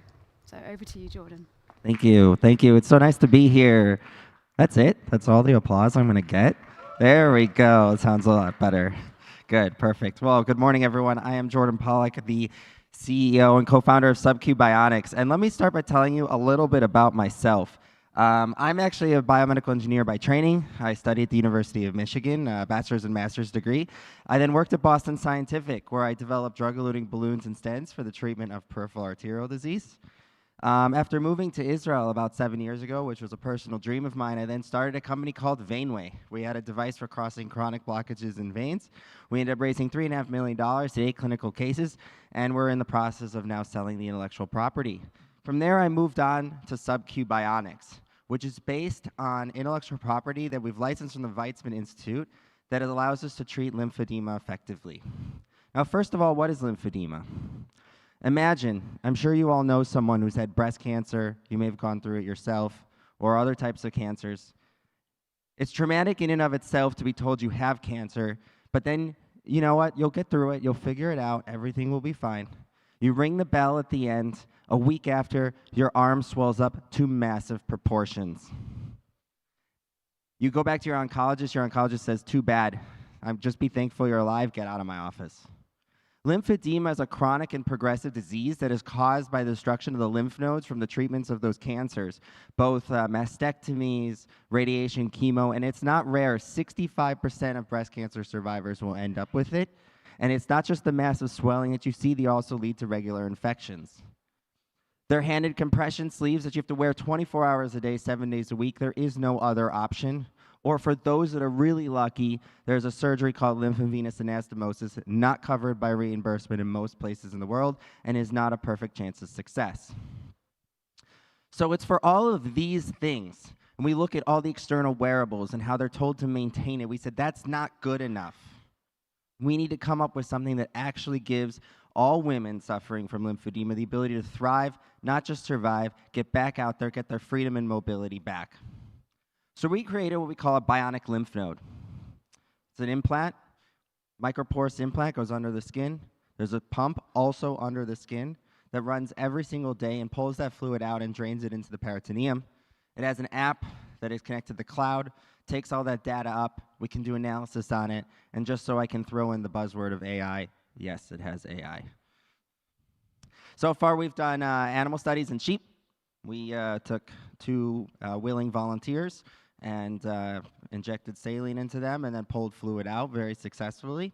We've also done 1 clinical human case, and that was very successful as well, where we implanted the porous implant and was able to pull fluid out that way. Now, as everyone wants to know, right, we just saw the panel up here right before. It's not just about the product, it's about the regulatory, the revenue, the reimbursement model. Those are really key. Well, we are a Class 3 PMA, but that does come with a lot of advantages, actually. We can get our own coding, our own coverage from CMS, and we also are a potential candidate for FDA Breakthrough Device Designation, which gives us NTAP pass-through payments, allows us to get paid right up front. For one $12,000 implant, we can prevent infections, prevent going to the ER, and we have these patients for life, so every couple of years when we need to do replacements, we continue to upgrade the device and get them with us the whole way. Now, $3.2 billion TAM, honestly, I think this is too small. I calculated this by looking at the number of lymphovenous anastomosis surgeries that are done every year. But honestly, in the US, for example, 10 million patients, only 2,000 these surgeries. There are 9,998,000 patients that we need to get to. So the numbers are much larger than this. And when you look at the competition, take, for example, what I call fancy compression, Koya, Elastomed. I mean, they're just wearing these big, giant, I don't know if you've ever seen these, giant space boots. I mean, that's not enough. There is a company called Lymphatic out there that also has an implantable pump, and they did do a first-in-human study, 9 patients over 8 weeks, successfully reduced limb volume, and showed without the patients needing to wear any external compression. So we're doing that, but better. Now, I introduced myself. My co-founder and CTO, Dave Knapp, was VP of R&D at Boston Scientific for 10 years, 24 years in total. My chairman, Tom Suda, used to run Cleveland Clinic Ventures. And we have a stacked scientific advisory board. Plastic surgeons from around the world, vascular surgeons from around the world, as well as we have a patient advocacy board. We bring in patients every month and we listen to their stories and actually take their input on the device that we're developing. Now, of course, as a CEO, I'd be remiss if I didn't talk about money. So here you go. We just raised a $1.1 million pre-seed round backed by the Weizmann Institute and a major hospital system in the United States, as well as a matching grant. And then we're moving on to a $3 million seed round, which is what I'm here fundraising. I encourage you all to come talk to me. Help us get to our first in-human study of 10 to 15 patients so that we can then go on and get our exit later of $500 million, as many Class 3 devices are done. So as I wrap up, I just want to stress that patient compliance is not enough. We hear a lot about things that are trying to make patients have more compliance, but that's not it. Our device does it for them. You implant it, you set it, forget it in a quick procedure. So please come join me, talk to me in a way that we can help women get their freedom and mobility back after going through cancer. Thank you.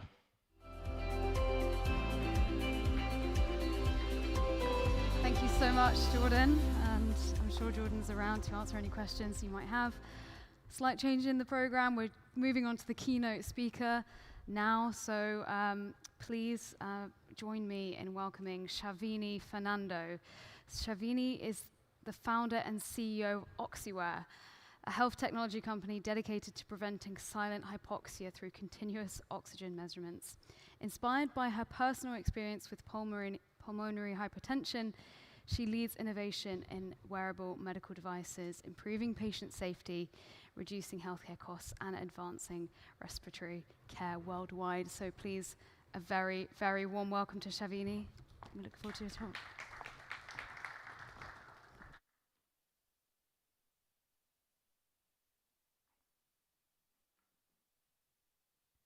Hi all, I'm Shavini Fernando, so founder CEO of Oxyware. And first of all, I want to thank Dylan and the MedTech team for putting my story on the cover page as a cover story. And so for those who doesn't know me, I'm not a medical person. I have no medical background. I'm a video game developer by background. But I'm a patient. I have severe pulmonary hypertension with Tyson-Menger syndrome. So I was a sprinter swimmer, didn't know I had a hole in the heart, and damaged both. And in 2015, when I started turning blue, I got diagnosed with severe pulmonary hypertension with Tyson-Menger syndrome, and the doctor said, you got 2 years to live. I'm a bit of a rebel, so I told the doctors, I'll be back in 2 years and say hi to you. And I got on a flight and went to US, to Johns Hopkins for a second opinion. And the thing was, I ended up in a cardiac arrest during the right heart catheterization. So I flew right after that, so ended up in a stroke and was in the ICU for 3 weeks, recovering. But then with all that, the doctor said, you need an immediate both lungs and a heart transplant, but let's put you on treatments and see how you do to see if we can buy more time. In my head, I was like, okay, look, I lived with this my whole life. It didn't have a name, now it has a name. And it's just like, you being put out of your comfort zone, now you are disturbed, and now you need to just adjust to the new thing. So I'm an athlete, so started slowly training without telling my doctors with my oxygen for my next 6-minute walk test. And first one I walked 500, the second one I walked 900. And they were like, we have no idea what you're doing, but keep doing it. And then the third one, I was able to walk 1,500, and now I walk 2,000. But the problem is, with pulmonary hypertension, your oxygen drops, and you have no physical symptoms. So for me, I can even function with 50% oxygen, but I have no physical signs until I ended up in a cardiac arrest or a stroke. So I had to date 4 cardiac arrests, 3 strokes, but I'm quite good at reviving myself because it has happened so many times. But the problem is when 911 comes, no one believes me because I'm back to normal. Only my doctors at Johns Hopkins believes me that, oh, she's telling the truth. So in 2017, that's the first picture. I ended up with a cardiac arrest at at Georgetown while I was studying because I had to get enrolled in a school to get the US visa because the doctor said I can't go home. So the easiest was to study again. So while I was studying, I ended up with a cardiac arrest. And then the doctors were pretty worried. They were like, look, you shouldn't be studying at Georgetown. It's too much hills, and you can't live alone. You need to move back to live with your sister. I was like, no to both. I just started living my life the way I wanted it to be. So looked at the market, not a single pulse oximeter was able to read my numbers when I was walking and moving around. And the doctors were like, that's the issue. So it started as a joke. I told him, I felt like he was giving me a second challenge. I was like, let's do this. We just need something. It's a fire alarm situation. You just need something to check your numbers and let you know. So it started as a joke. I made this, went back to Johns Hopkins, and they were like, you need to commercialize this. Literally all my patients need it. So that's how Oxivia started. And then I went and pitched this to Ted Leonsis and the Washington Wizards and Capital Zone in DC. He gave me a $50,000 US grant to start the company. That was back in 2018. And now we are FDA cleared. But the thing was, when I got into this, I had no clue what I was getting myself into. It came in a full bundle of torture of FDA, which was a package of physical, financial, mental torture. Yeah, you need to go beg for money. I was like, I have never done this. I have never run a company. And what I found was VCs don't like medical devices. Investors don't like devices. And on top of that, if it's FDA regulated, they don't like it at all. So my first round, I pitched to 354 investors, and then managed to get 30 angels to put money. And that's also because COVID happened. Until then, no one believed oxygen monitoring was important. And then we started the FDA. It was a never-ending game. And also, while we were doing it only, I found out, okay, I'm brown, I'm not in this protocol. And I went to FDA and said, look, this protocol only has dark skin and white skin. Where am I in this? So it took 2 years to convince them to change the protocol to include all skin tones in the protocol.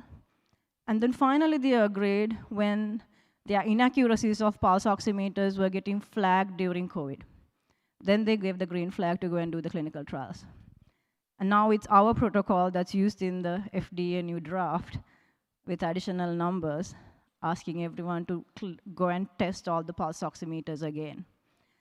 So it was not an easy journey, but because on top of this, you know, I have ICU visits, I have ER visits, and I still work in the bed. I closed my first round from the ICU bed. And it's not easy, but at the same time, I got my first device in 2023. Then only I realized I was tied to full-time oxygen the whole time. I actually didn't need full-time oxygen. And I was not allowed to fly, and here I am now in Dubai. And if you know, if the doctors have a way of monitoring things, the personalized treatments change a lot. So we have sold close to 1,000 devices to date. And there's so many patients just like me now who's going and enjoying life, living their life. Some says, now we are traveling, I'm going to the gym again, I'm doing things on my own. Because a disease should not define someone's life. It's all in their head. And when you are a patient, when you understand it, and when you do it from the actual user's point of view, you will understand it, that how it should be done, so that the patients actually use it the way they want, and you're actually giving them that confidence and the agency that they need. And at the same time, giving enough data for the doctors to understand exactly what's going wrong with this individual. So I started this as a device for medical, but now we work with military, we work with oil and gas, we work with mining departments. We've been to Kilimanjaro, Everest, and we have so many endurance athletes using it. And we just started working with a League One champion of the Europe for their players. And it started as Oxygen Pulse, but now we are working on the new device, which is a multi-sensor patch with a full dashboard where you can find the insights based on all the correlations and the multiple data vitals that you can get through that sensor. Because it's not just, what you need to know is when someone's living their day-to-day life, how they perform, not when they're still, or when they're in a hospital bed.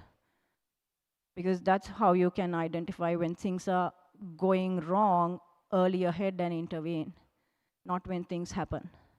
So yeah, it started as a personal device for myself, but now it's not even a medical device. It actually has become a safety device for so many verticals. And it feels good when people email me saying, thank you so much for giving my independence back. So thank you so much for considering me as the cover page.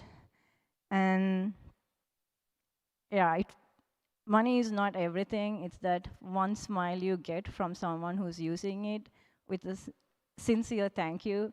That means more than $1 million check. Thank you so much.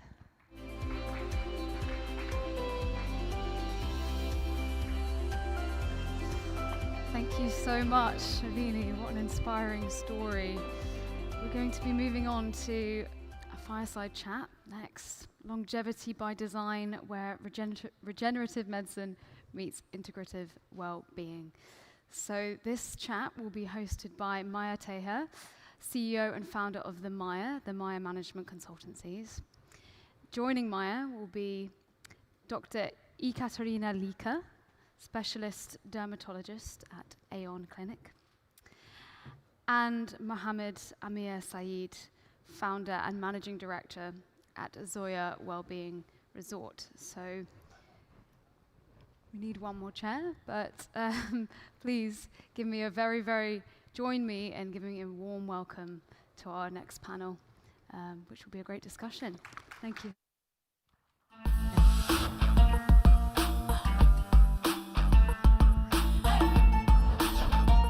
Fireside Chat, Longevity by Design, where regenerative medicine meets integrative well-being.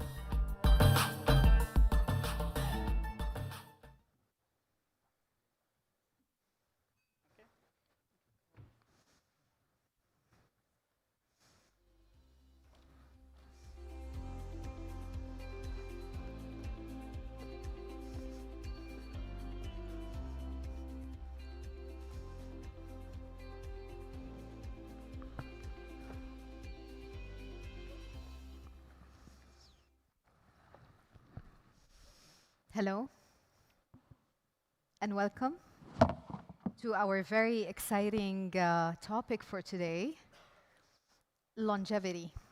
First of all, I want to ask our audience, from 0 to 10, where do you think you stand on the spectrum of caring for yourself and being preventative around longevity?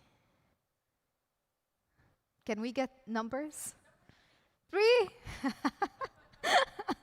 Marlene? 2? Oh, 3? Okay. Someone else? 4? Okay. Anyone on 7, 8? I can see someone. Okay. 7. Okay. Amazing. So welcome. This is Maya Taher. And my guests today have a lot of interesting things to share with you. But I just want to take a moment, if you can see them both on stage, when you look at them, even when you don't know what they do, you can actually think, they look good, don't they? Yeah? Shall we put our hands together for our guests before we even introduce them? Yes? Amazing. It is very important that people demonstrate what they do. Do you agree?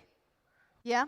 Like, how often do you see people and then you look at them, you think, and when they introduce themselves or what they do, you think, you know what? You're not matching. Something is out of alignment. Yes? Yeah? And then when you see someone like our guests here tonight, or this afternoon, it's already night in here, when you look at them and you think, wow, I think I can take some advice on longevity from them. Agree? Yes? Okay. So our guest is for today is Mr. Mohammed Amir Saeed. His name carries a lot of positive energy already. He is the founder of Zoya Wellness Center in Ajman that has been hosting more than 25,000 visitors in the last 3 years. His resort is not only about wellness and creating a healthy environment for well-being, it is also backed up with science-based protocols that can actually extend longevity and heal a lot of diseases. Yes? So, Mr. Mohammed, welcome with us today. Thank you. I believe you have a lot of interesting things to share with our audience. So please, go ahead. Let me introduce Zoya in a very simple words, 2 minutes or 1 minute. It's a resort made for healing, curative, and preventive. And we actually received 3 prizes from the government for this purpose. The resort is about 61 rooms and is at the top of the golf course. And we have 120 treatments and programs and spa and wellness treatment. We are very integrated, extremely integrated. I'm trying to put Zoya now close to the research and development. Let me just brief you about something. 20 years ago, we were talking about gym. and then the gym concept converted to spa, and then the spa concept inverted to wellness center, and now it's coming to longevity. So these are all words that, depending on the investment and the nature of the founder, we design this accordingly. If you ask me 10 years ago, 10 years ahead, we will have every wellness center converted to longevity center. Wow. And in my opinion, longevity and regenerative medicine has to be married. It cannot be one discipline and another discipline. You cannot do regenerative medicine without longevity. It comes together. Otherwise, it's waste of time and money. That's my opinion. Thank you so much, Mr. Muhammad. Thank you. On our second guest list is Dr. Lika. Dr. Lika brings the perspective from regenerative dermatology combined with holistic medicine, right? And this is what you're very famous for on social media. You always tend to combine both ends, actually, and make them meet in a way where you give measurable and lasting results when it comes to longevity. So can you tell us more, please? Yes, thank you, Maya. Really, I'm a dermatologist by background and working in aesthetics and dermatology more than 20 years. And after somehow, yes, I started to understand that only topical treatments are not enough. And even different patients react different on the same treatments. Right. And that's why I started to seek the options of longevity, regenerative medicine, and to use them to my patients to create those personalized protocols in order to really give the results that my patients want. Amazing, and you set a great example, I have to say. My question to you is, what persistent myth do we still have about longevity that is actually taking people backwards rather than moving them forward?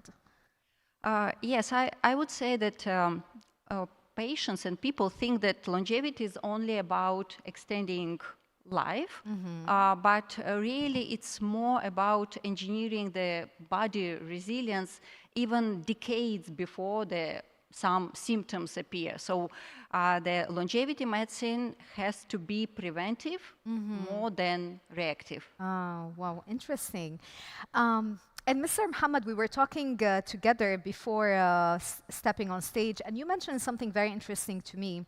You said healing has to be holistic, and you said it's all about working with inflammation and oxygenating the body. So can you tell us more about that? Sure. The diseases are three types. One is called metabolic diseases, and this is 93% of the people. One is called autoimmune, and one is called genetic disease. Genetic is you're born with the disease that your genes are only doing that. Our experience, we had the three types of patient. We can, for example, stop blood pressure or cholesterol or anything in less than a week. He can be good. But if you want to really to heal, you have to stay 3 weeks at least. Why? Because the change at the cell level only happens after 3 weeks, and this is a medical rule that we have seen. Regenerative medicine can help a lot and can speed the process. But again, you have to have longevity backed with it. Longevity has no frame. Nobody can define what's longevity. Every clinic, every hospital, every consultants have his own view of the longevity. Our view of longevity is very simple and of curing. You have to stop inflammation. How to stop inflammation is two things: carbs, sugar, and mental. You have to be mentally optimistic, mentally thankful. You have to have good attitude and positive attitude in life, number one. Number two is oxygenating the body. If you oxygenate the body, that's where all the diseases started. because at the cell level, it gets fermented, and when it gets fermented, it causes inflammation, and the only way is to oxygenate the body. So we have about 60 treatments, only oxygenation. We don't do anything. We don't give any pills. Wow. We don't do anything. And people, trust me, they can heal. We have seen people who has MS. We have seen people AS. We have seen people with autoimmune disease like rheumatic diseases and all of that, and lupus. Wow. They improve in 1 week. In 4 weeks, it will be helpful a lot. The autoimmune and the autoimmune and genetic disorder disease will not leave the body. It will be in remission stage, but it will be improved a lot. We had a patient from England. She had 3 spine surgery, and she came to the conclusion she wants to commit suicide. In 1 month, she left dancing and happy and totally changed her life. If she goes to her back style, if she goes back to her lifestyle, the disease will shine. If she keep the good lifestyle, she will be okay, but it will never disease. This disease will never be finished. That's very interesting, actually. Just to let you know, I come from a background that is full of emotional regulation. So I'm a human behavioral specialist, and I'm focused specifically on emotional regulation. Emotional regulation is the capacity to actually be conscious under stress and under pressure, and to make conscious decisions rather than unconscious survival patterns, okay?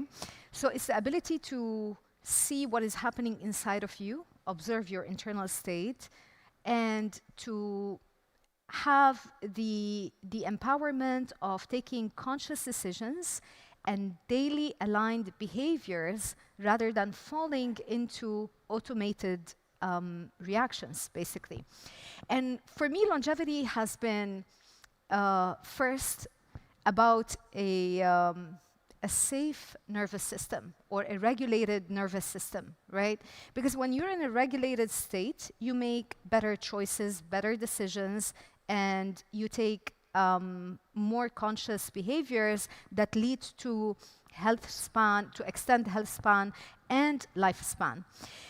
When we look at the regenerative therapies that you do with your clients, with your patients, until date, what do you think has been like the perfect combination between integrating well-being and high-end therapies?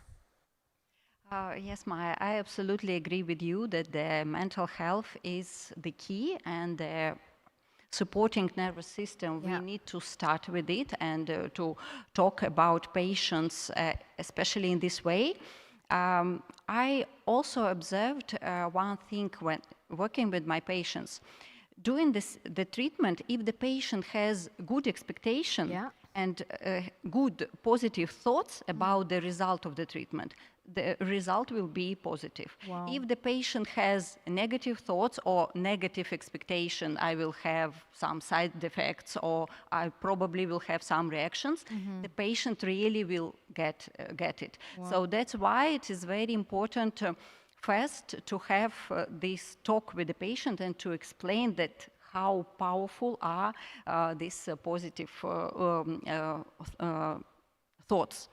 And of course, the treatments, we combine treatments like, as Mr. Mohammed said, oxygen therapy, ozone therapy, different combined IVs therapies, FDA-approved peptides therapies that we use for the metabolic health, for mitochondrial health. Of course, we use a lot of physical treatments, light treatments, laser treatments, and in the combination, also cell-derived treatments like exosomes, PRP, and all together with the mindset and emotional stability, then we really get good results for our patients. Amazing. So what do you think is the impact of lifestyle and the metabolic health on the result or the outcome that you get from those regenerative therapies? Yes, I would say this is the absolutely basic. It's metabolic health. It's absolutely important because all our and lifestyle, because our regenerative therapies will not work if, as Mr. Mohammed said, if the patient returns back and has bad lifestyle. So of course, because sometimes people think, I can go to the spa, I can do something like to treat myself for something, and that's it. Like they think that is going to change everything about their well-being. Yes, but absolutely. You educate. We really educate our patients and we teach them. That's why me with my colleague, we created a platform, educational platform for the doctors about longevity. So we teach the doctors how to apply real protocols, but not only. Now we understand that it is absolutely important also to have a school, like a longevity school for the patients, where we teach them how to manage their lifestyle, how to optimize their lifestyle in order to our treatments, regenerative treatments, supplements, and all the treatments that we give them to have good results. Amazing. And we saw that, I think I believe you have an academy, right, on training these things? Yes, we have an academy, a longevity code course, a big course that we teach doctors regarding peptides, IV therapies, nutrition, metabolic health, mitochondrial, ozone therapy, so everything, biohacking, everything that we need to know as a doctors to implement the longevity field. Amazing. Thank you so much. Mr. Mohammed, what is the correlation between longevity, between stem cells, functional medicine, holistic approach? What is the correlation between? Because some people, tend to confuse sometimes. This is what I call the power of integration. Integration. Yes, I mean, before you decide to give this person this treatment or that treatment, you have to understand, you have to do diagnosis, understand the person problem, where he is now and where he wants to go, because this is very important decision. We have diagnosis panel that can cost very expensive. We can start from mitochondria level to measure to telomere, to DNA sequence, microbiome, and all these diagnoses beside the hormonal analysis, beside radiology. This could be very big panel and very expensive, but it can give you very clear vision. Where are you today and where are you going to be in 2-3 years? So we have to understand the diagnosis, and then we have to introduce him to lifestyle. Lifestyle is not just a word. People understand lifestyle, I eat well, I drink green juice. It's not like that. It's integration of everything again. So, I mean, food, energy, meditation, yoga, oxygenation. So you answered the next question, the final question actually that I wanted to ask to both of you. If, let's say, I don't have a huge budget, okay, I can't afford going to spas or retreat centers, and yet I want to do something, what is the next focused thing to do? And you mentioned meditation, you mentioned yoga, you mentioned... I can see in the future, it's not available now, a great marriage between regenerative medicine and longevity. Amazing. And I think this is the direction where medicine is going. And now we are in the stem cell at the level of, I can call level 3. I worked with level 1, I worked with level 2, I'm working now with level 3. And there is so many levels to come. In my opinion, and then till now, I can say regenerative medicine can cure certain issues, but cannot cure everything. So with longevity, it will expand a lot, and that's where we are going to see big clinics and big hospitals going to that. Hospitals are not really interested in this. Clinics like us, like ION and all of that, I mean, we are very interested to give such kind of treatment to people who believes in it. The only drawback is the cost, Cost is very important for people. Some people can afford it, some people cannot afford it. And we are going to see a drop in the cost in the future, in my opinion. Amazing. Thank you so much. Dr. Lika, final tips to give to us. If we don't want to go to extreme procedures and expensive ones, what do you suggest that we focus on? And what's the next step that we can take from our homes, basically? Yeah, so first of all, this is a sleep optimization. So we need to go to sleep at 11 p.m. 11 p.m. Yes. Go to sleep at 11 p.m. Wake up in the morning, maybe 6 or 7, depends how. Go to the sunlight, to take this first sunlight in the morning. Walking, exercise, yes, and of course nutrition. Remove the sugar as you can, and also eat enough protein, enough water, and this is really the basic. And if we do these simple things, and also the work with our mind, so the meditation, absolutely, it's important. Thank you so much, my amazing guests. So if we can take from this conversation, we learned that longevity is design, responsibility, and choice. Thank you so much for having us with you here today. Have a beautiful rest of the day. Thank you. Thank you. Thank you.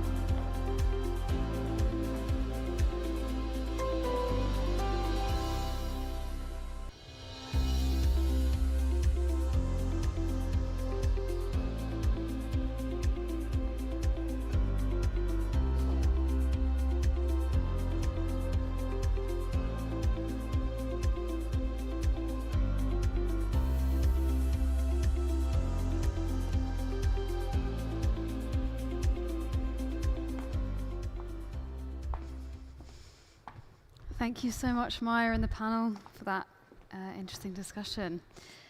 Next up, we have another panel, MedTech Rising, the technology is transforming women's health. Our moderator this time is Senia Zakova, Chief Communications Officer at Angels Deck Global Ventures. Joining her will be Sophie Smith, the founder and CEO of Nabata Health, Thorsten Walashek, CEO of NeoPredix, and Maria D. Tola, founding partner of Steel Sky Ventures. Please give it up for our next panel.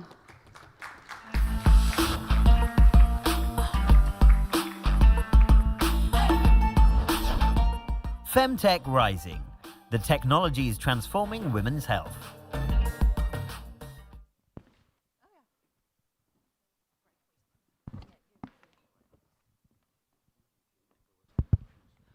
Okay. Hello, everyone. Thank you for staying with us before lunchtime. We'll try to make it interesting, so fingers crossed.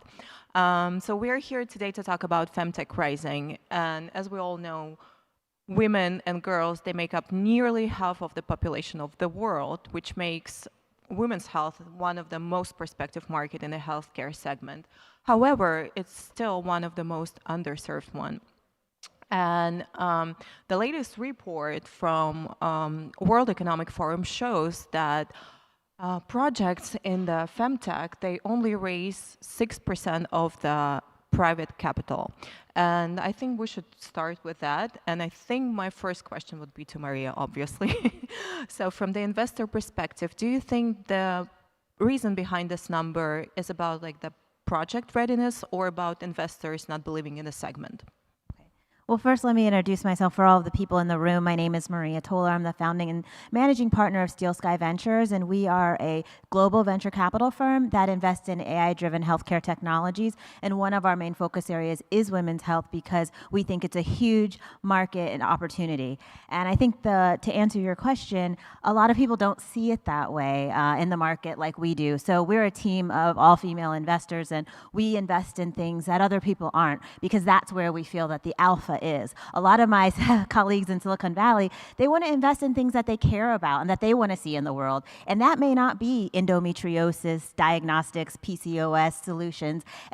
So I think one of the imbalances that you find is that there's not enough people that resonate with some of these women's health topics like we do as women. And so we want to put solutions into the world that help women and people like us and that stuff that we want to use. And so unfortunately, we're less than 15% of the investor community. So that is one of the reasons that you'll see not a lot of money going into that direction. Number two is the amount of exits in the space. I think one of the things that we can do better as we start to talk about women's health and the opportunity is not to put it in the category of women's health, but talk about what the underlying technology is. So yes, while there may not have been 10, 20 IPOs in women's health, there have been hundreds of IPOs in biotech, diagnostic, digital health. And so these are the things that if we talk about women's health in that way, it takes away this barrier of people thinking it's small and niche because everybody knows biotech is not small and niche. They know clinics work.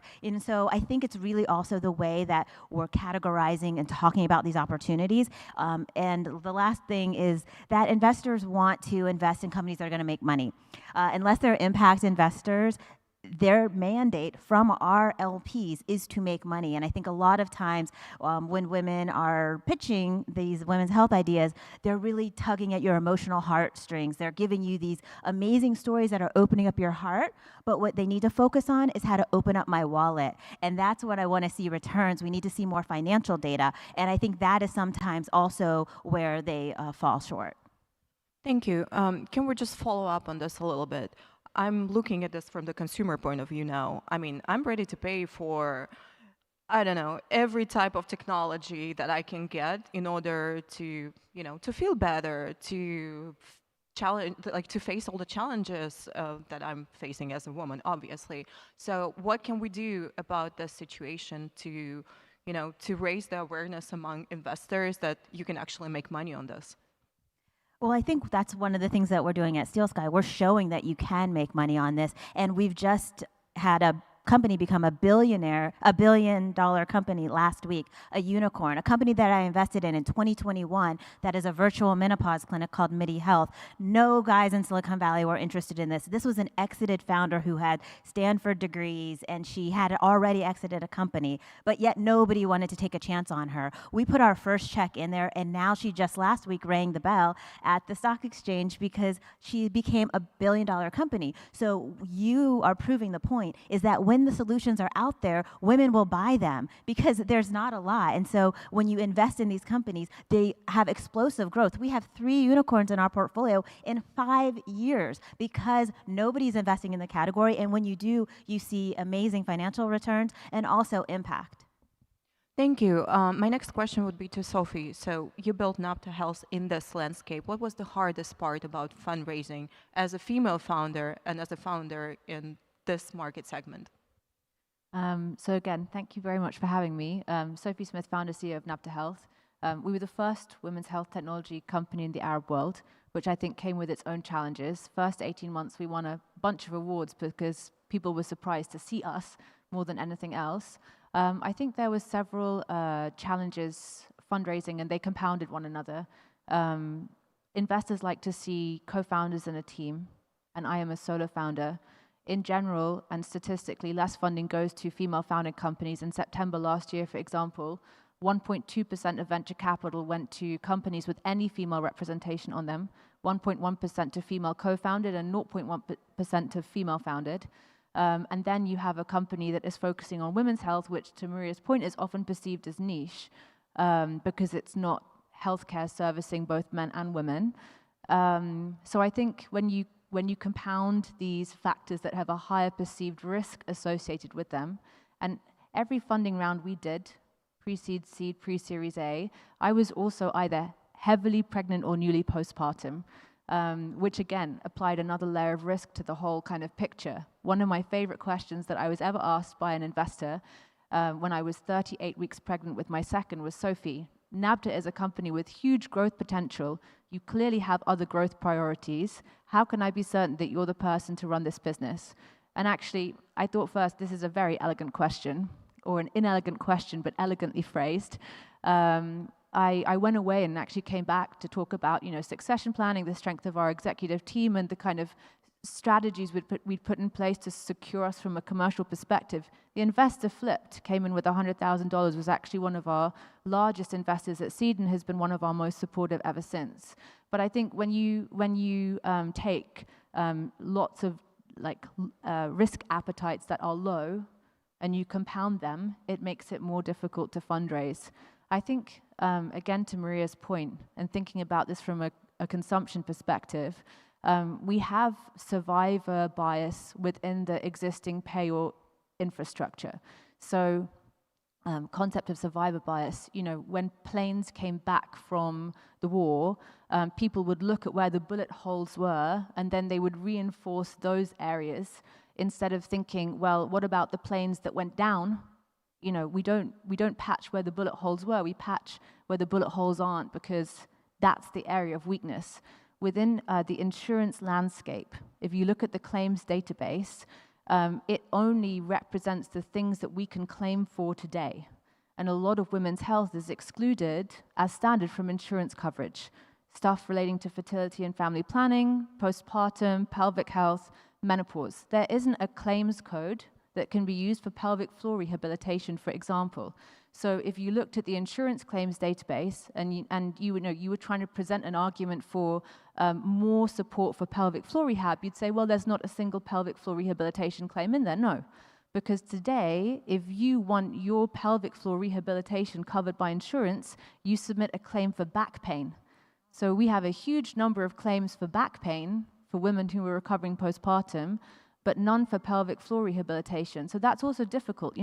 When women can't access care through established payer mechanisms and they're paying out of pocket for things, we're not recording that payment. We're not recording that consumption. It's not on record. So to try and build an argument about the potential return on investment, the size of the market is really difficult because it's invisible. I think what we need to do to get more investors in the space is to make these things that are today invisible visible.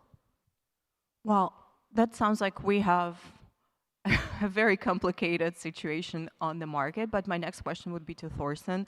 From the male point of view, and also from the point of view of, of the representative of the company who is working with clinical decision support and predictive analytics, was it harder for you to fundraise? Because your project, you work with a femtech and neonatal health, right? But was it harder for you, or did the fact that you were working with data help you? First of all, thank you for having me. My name is Thorsten Walaschek. I'm the CEO of Neopredix. We develop predictive analytics for maternal and neonatal applications. And I spent the last 25 years on the neonatal side. So Femtech for me is still a new venture, if you will. We pivoted the company. We started in neonatal.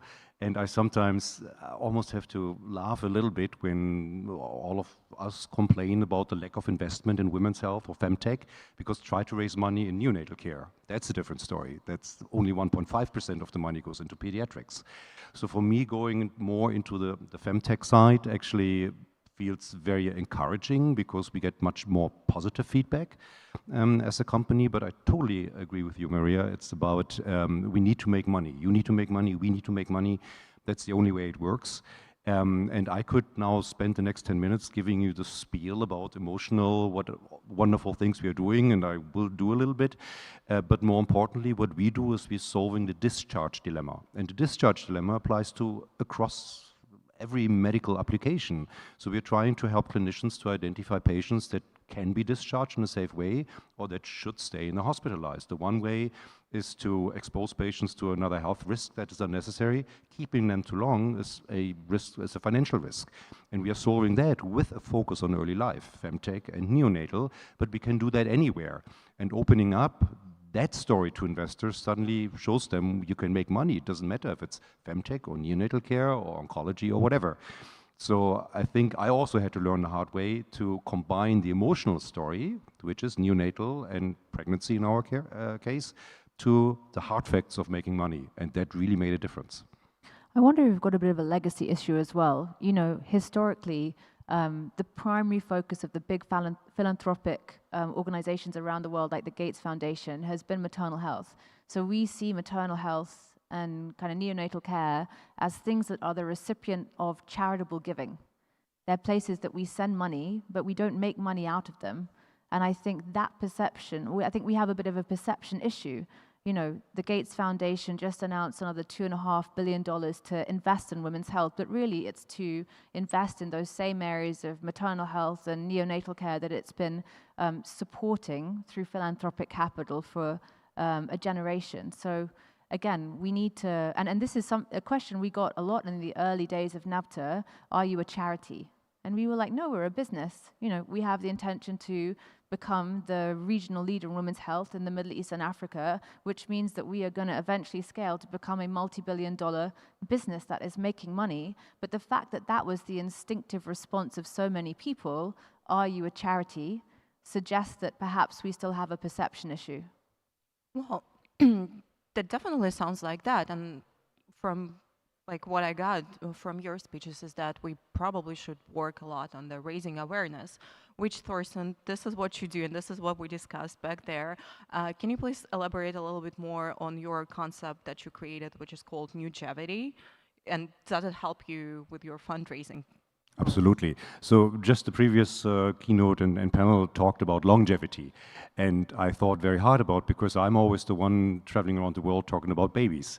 And that doesn't match longevity. And so we came up with a new word, actually, Nugevity. Nugevity, the birthplace of longevity.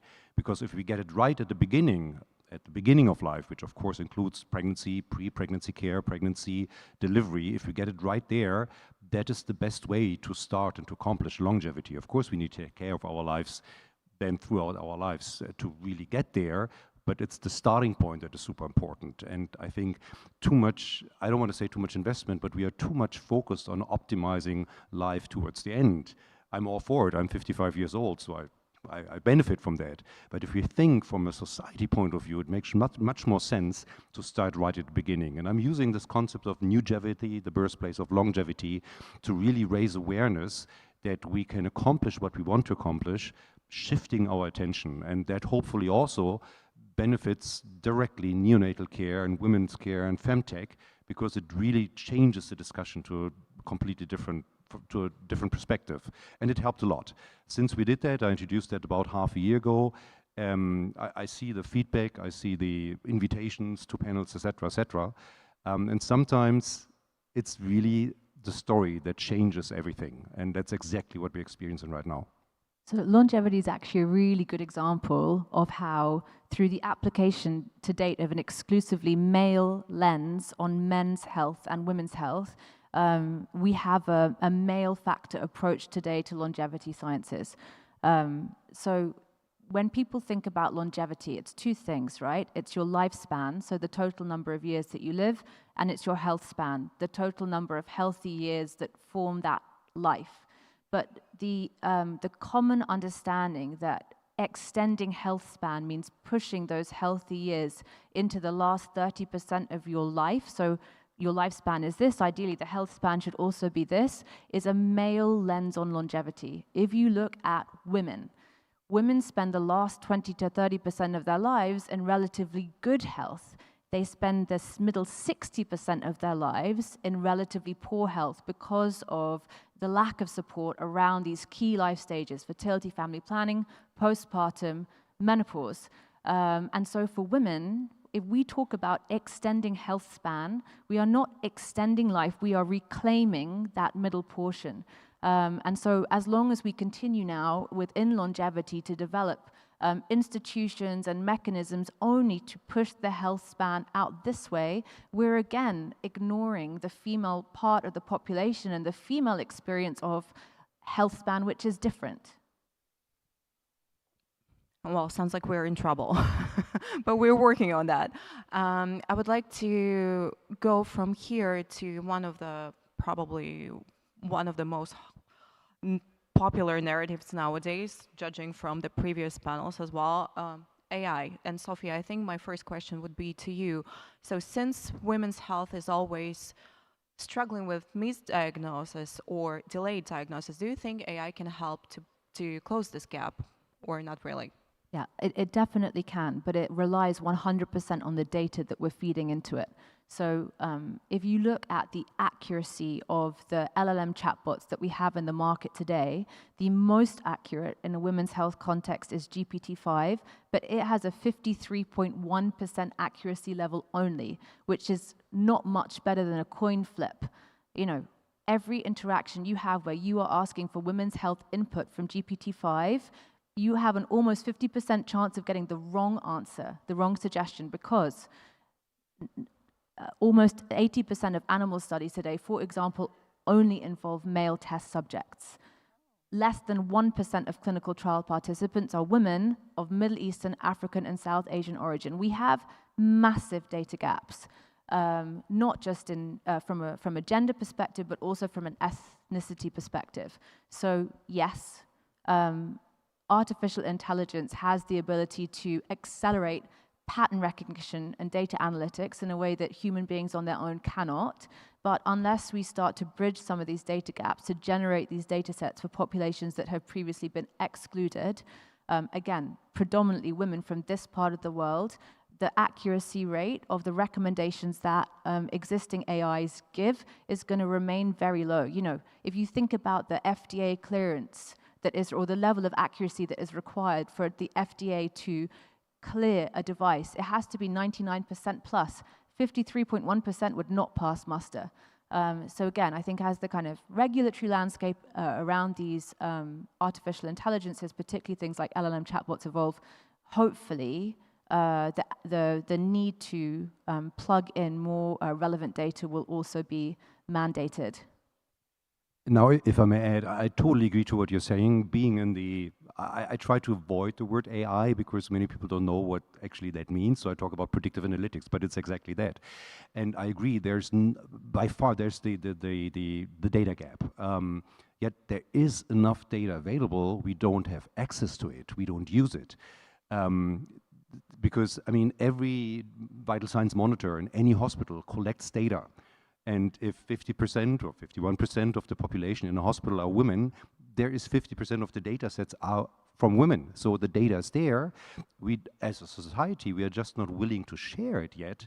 And looking at us as a company trying to acquire data, buying data, because that's faster than producing it ourselves. It's not harmonized. Now, I'm officially based in Germany.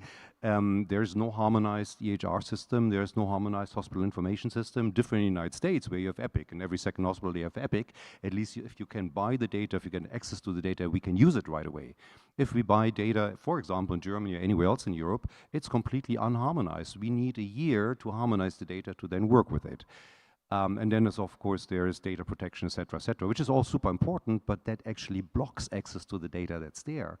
So every time I hear the gender gap in data, yes, it's a fact, totally. But we should much more focus on using what's there instead of trying to come up with new data. That really is something that we struggle with as a small company. So, well, we kind of covered what stands in front of like the broader acceptance of the new technologies in here. So thank you so much for covering my next question. So we'll jump to Maria. Maria, when you're evaluating the projects that are kind of like, using AI as their selling point, like how do you separate the real ones from the ones that are riding the hype wave? Well, it's pretty easy. They think they may be pulling the wool over our eyes, but we're good detectives, and we can really see if when we do a technical deep dive, if it's really AI or if it's just an LLM model slapped on top for marketing, which most of the time it is. And once you start asking the deeper questions, we bring in AI experts. Our advisor is the CEO of ARM Semiconductor Company, and they help us with our AI diligence, and they go deep, and so it's very easy to see, who's real and who's not.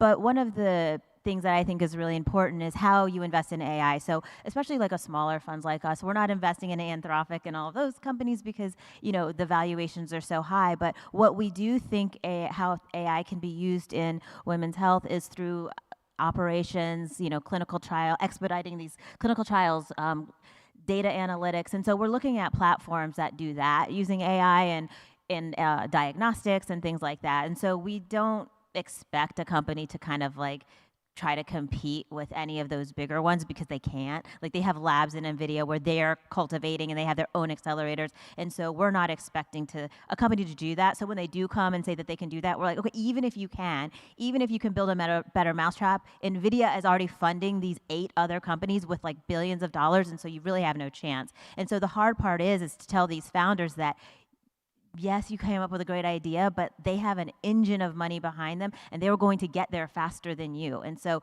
it's just more important to be aware of the environment that you're creating in and just be honest with yourself on what you're building and the potential of that, right? And so as a VC fund, a lot of times I'm just breaking hearts every day, and it's sad because these people do have great people on their team. They do have great solutions, but sometimes the market is it's just not going to get there. Well, do you face it a lot? Because, like, for example, with us at Angels Deck, we get so many pitch decks that projects are just like, you know, putting AI label on their first page, hoping that this will help them to fundraise. Do you face this a lot in the healthcare segment or femtech segment in particular? Yes, but I think it does a disservice to them because once we uncover that, we're like, okay, well, what else are you not really being forthright about? And transparency is one of the #1 things we look for in founders and founding teams. And if you're not transparent, if you're already kind of trying to misrepresent yourself in our very first meeting, we really usually won't take another one. We're not even interested to hearing what else you have to say because we can't really trust it. And especially when you're investing in healthcare founders, healthcare is life or death. And so we have to be able to trust that you're doing the right things with these data, trust that you're dispensing the right medications because there's very high consequences. And so if you're coming off the bat trying to pretend you're something you're not, that's a huge red flag. Okay, thank you. I think I would like to talk a little bit more about other technologies that are currently on the market. And Thorsten, what do you think is the other technology that is not an AI, artificial intelligence, obviously, that deserves more attention than it currently does? That's a good question. I'm sorry? Well, that's not a technology. That's an application, of course. But I'm trying to not get into that too much. I think I would like to stick. I want to stick to data because not only AI in predictive analytics, but in general, I think we have so many technologies, knowledge, data points in our hands, at our hands. We just don't use it right yet. And I have 25 years of hardware experience, and I remember many years ago, a neonatologist actually told me, well, please don't develop another neonatal ventilator because what we have in our hands today covers 99% of all cases. Just help us to use the technology that is available in a better way. Help us to find the right patient. Help us to find the right setting for the right precision medicine in the end. But do not necessarily come up with new stuff. Help us to use what we have in a better way. And again, to close the circle, I mean, I'm sure that applies to women's health, to femtech, to neonatology, all of it. So I think that is something that we focus not enough on. We're always trying to hunt as a startup company, presenting to investors, here's an innovative idea, here's a new way to make money, et cetera, et cetera. And maybe we should go one step, not backwards, but think about it and say, well, I found a way to use what's already there in a more efficient, effective way. That would be my answer to that. Sophie? Yeah, I like new stuff. So anything that, in that like triangle of trust in the clinical space, quality, cost, time, makes for better healthcare in less time at a lower price. So what does that mean in practical terms? Often it means making devices smaller, making them portable, and allowing the care to come to the woman rather than the woman going to the care. So a really good example, and it was a company that was here over WHX, is iSono Health, who have developed this wearable, portable 3D breast ultrasound that uses a water-based water-based ultrasound device called Atusa. So you slip it on like a bra. You have a kind of a see-through cup. The ultrasound bit gets clicked in the top, and it does a full breast ultrasound. If you think about the sort of the standard care pathways for women who are at risk of breast cancer under the age of 40, it's a breast exam and an ultrasound. But here, you can take this to women wherever they are.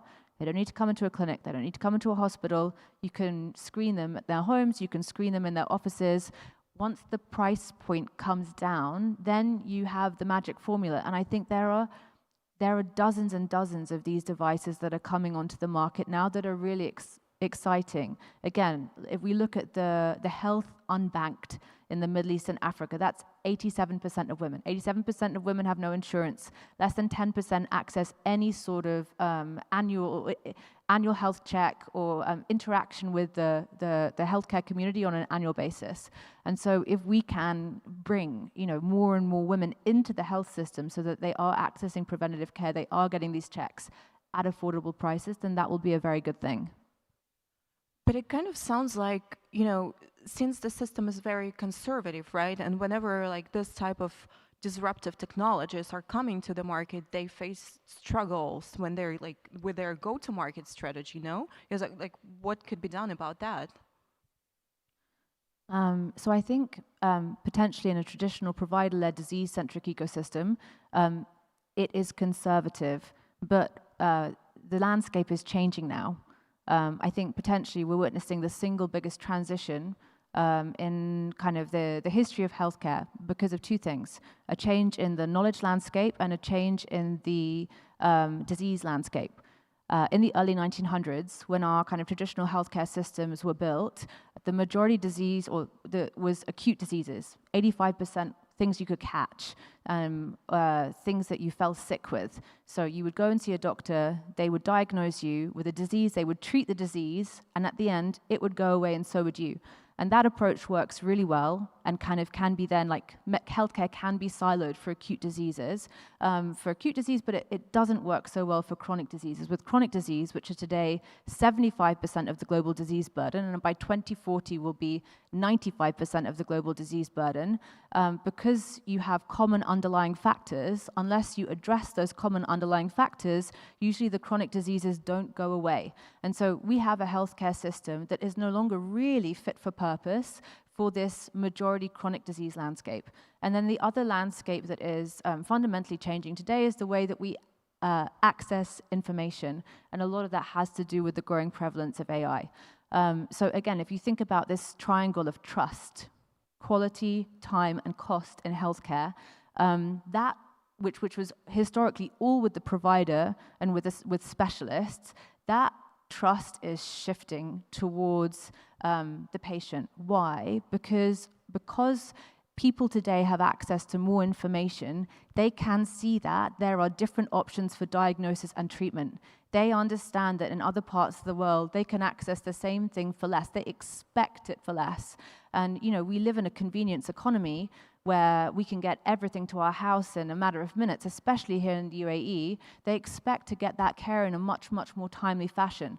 And again, because they have access to all of this information that they historically didn't, and that's only going to increase. We would predict that within the next 20 years, 80% of specialist knowledge is accessible through sort of a combination of AI, automation, and robotics, and only 20% of specialist care, as we experience it today, will be provided in facilities by specialists. As this transition happens, the nexus of trust in healthcare will shift. It's shifting already from a provider-led to a person-centered model. And as that happens, healthcare providers increasingly are going to be forced to rethink how they provide care to reduce the cost, to reduce the time, to improve the quality. And that transition is not going to change. It's not going to stop. The movement from a provider-led, disease-centric to a person-led, person-centered model is inevitable. The question is not if, it's when. Thank you so much, Sophie. And Maria, from investors' perspective, like, are there any technological trends that you're following or interested in, or you're looking for when you're choosing the projects to invest in?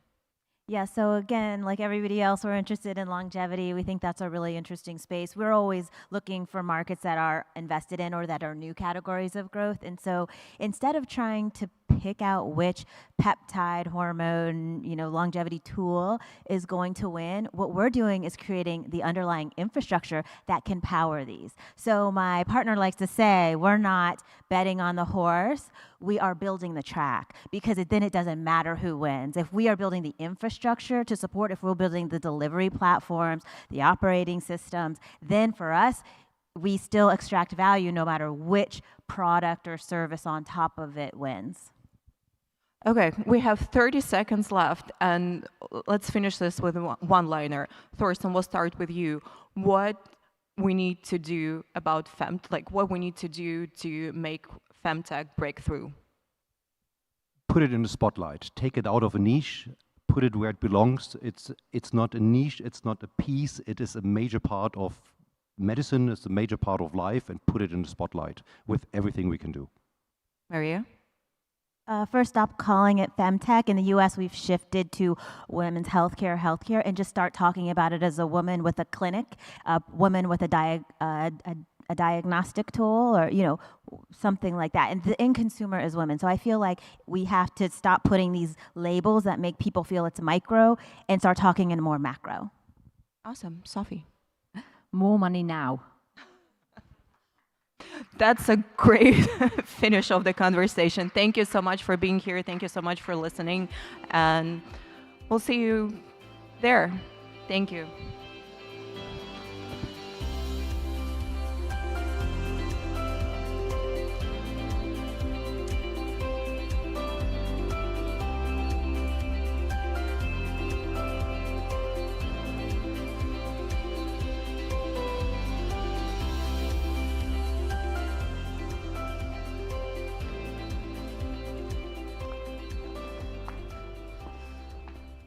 Thank you so much to our panel, and we will break for lunch now. A little bit delayed, but time to get some food and chat to colleagues. Just a quick note that there is an informal meet and greet today at 5:30 after everything closes at the Vista Lounge. So Intercontinental here. So please, if you want to join, you can stop by the CS Life Sciences booth to pick up some drink tokens if you want those and you'd like to attend. So please, hopefully see you there, and enjoy your lunch, and we'll meet back here shortly in an hour. Thank you.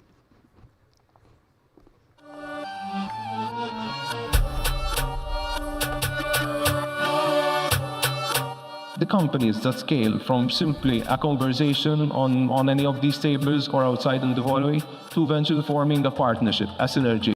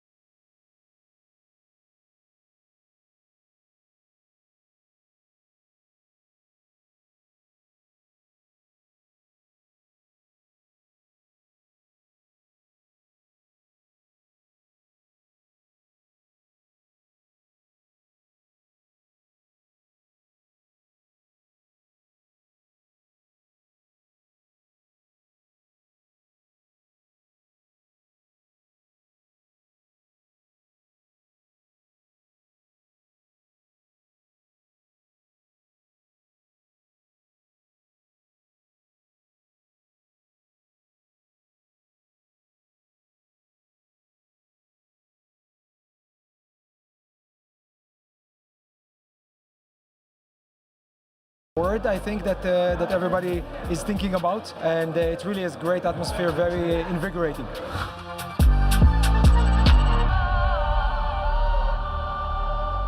When you attend an event, it has to be intentional, and you're looking to understand, what is moving the needle, the why, what, and how of the GCC market.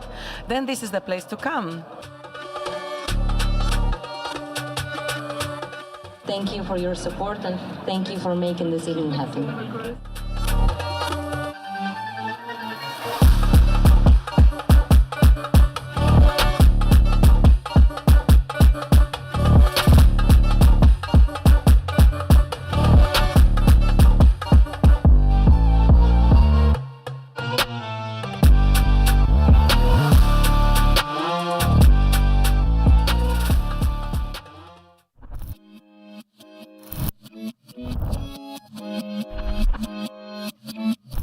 MedTech World lands in North America, a curated gathering spanning the medtech and health tech landscape, connecting regulation, adoption, and capital to accelerate real-world impact. From the 11th of May till the 13th, MedTech World North America 2026, where strategy turns into action.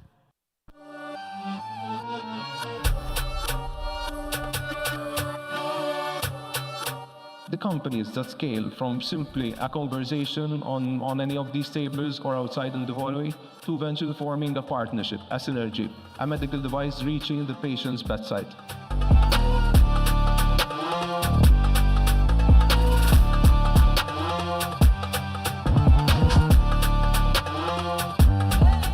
Here in the MedTech world is really exciting. I think everybody's thinking innovation, collaboration is the word. I think that that everybody is thinking about, and it really is great atmosphere, very invigorating.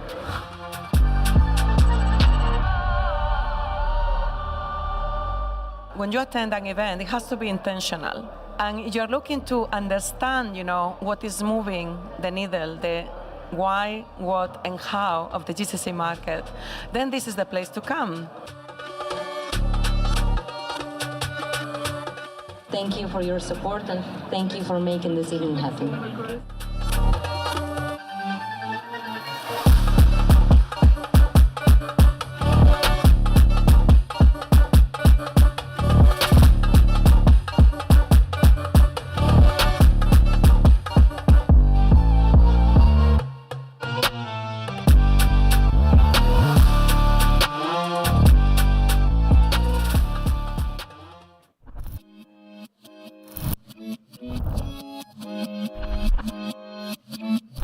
MedTech World lands in North America, a curated gathering spanning the medtech and health tech landscape, connecting regulation, adoption, and capital to accelerate real-world impact. From the 11th of May till the 13th, MedTech World North America 2026, where strategy turns into action.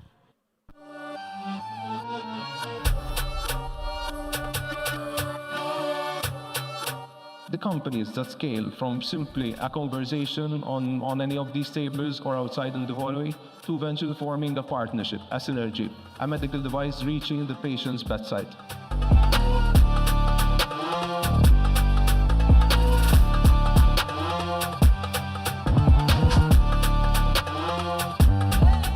Here in the MedTech world is really exciting. I think everybody's thinking innovation, collaboration is the word. I think that that everybody is thinking about, and it really is great atmosphere, very invigorating.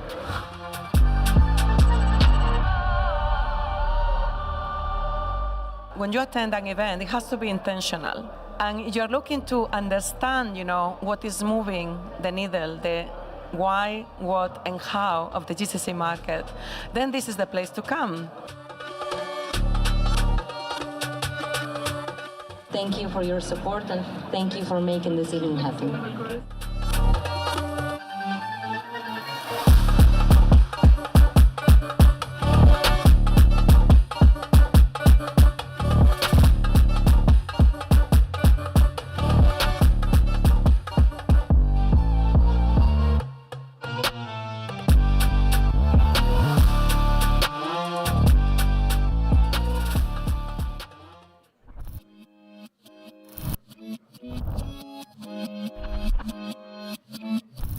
MedTech World lands in North America, a curated gathering spanning the MedTech and HealthTech landscape, connecting regulation, adoption, and capital to accelerate real-world impact.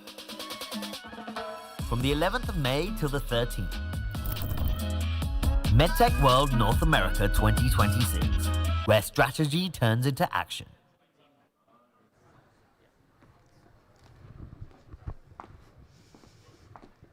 Hello everyone, welcome back after lunch. We've got a couple more panels and then our startup pitch competition later this afternoon. So it's my absolute pleasure to introduce our next panel, which will be on connecting the giants, corporates, strategics and government partnerships in the region. This panel will be moderated by Dr. Narges Shikansari, Executive Advisor and Public Health Expert.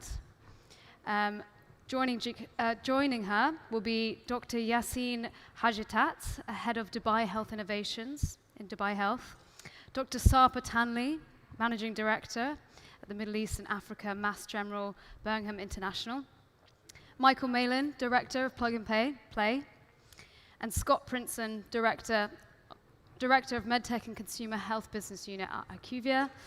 Please, let's give a very warm welcome to our panel.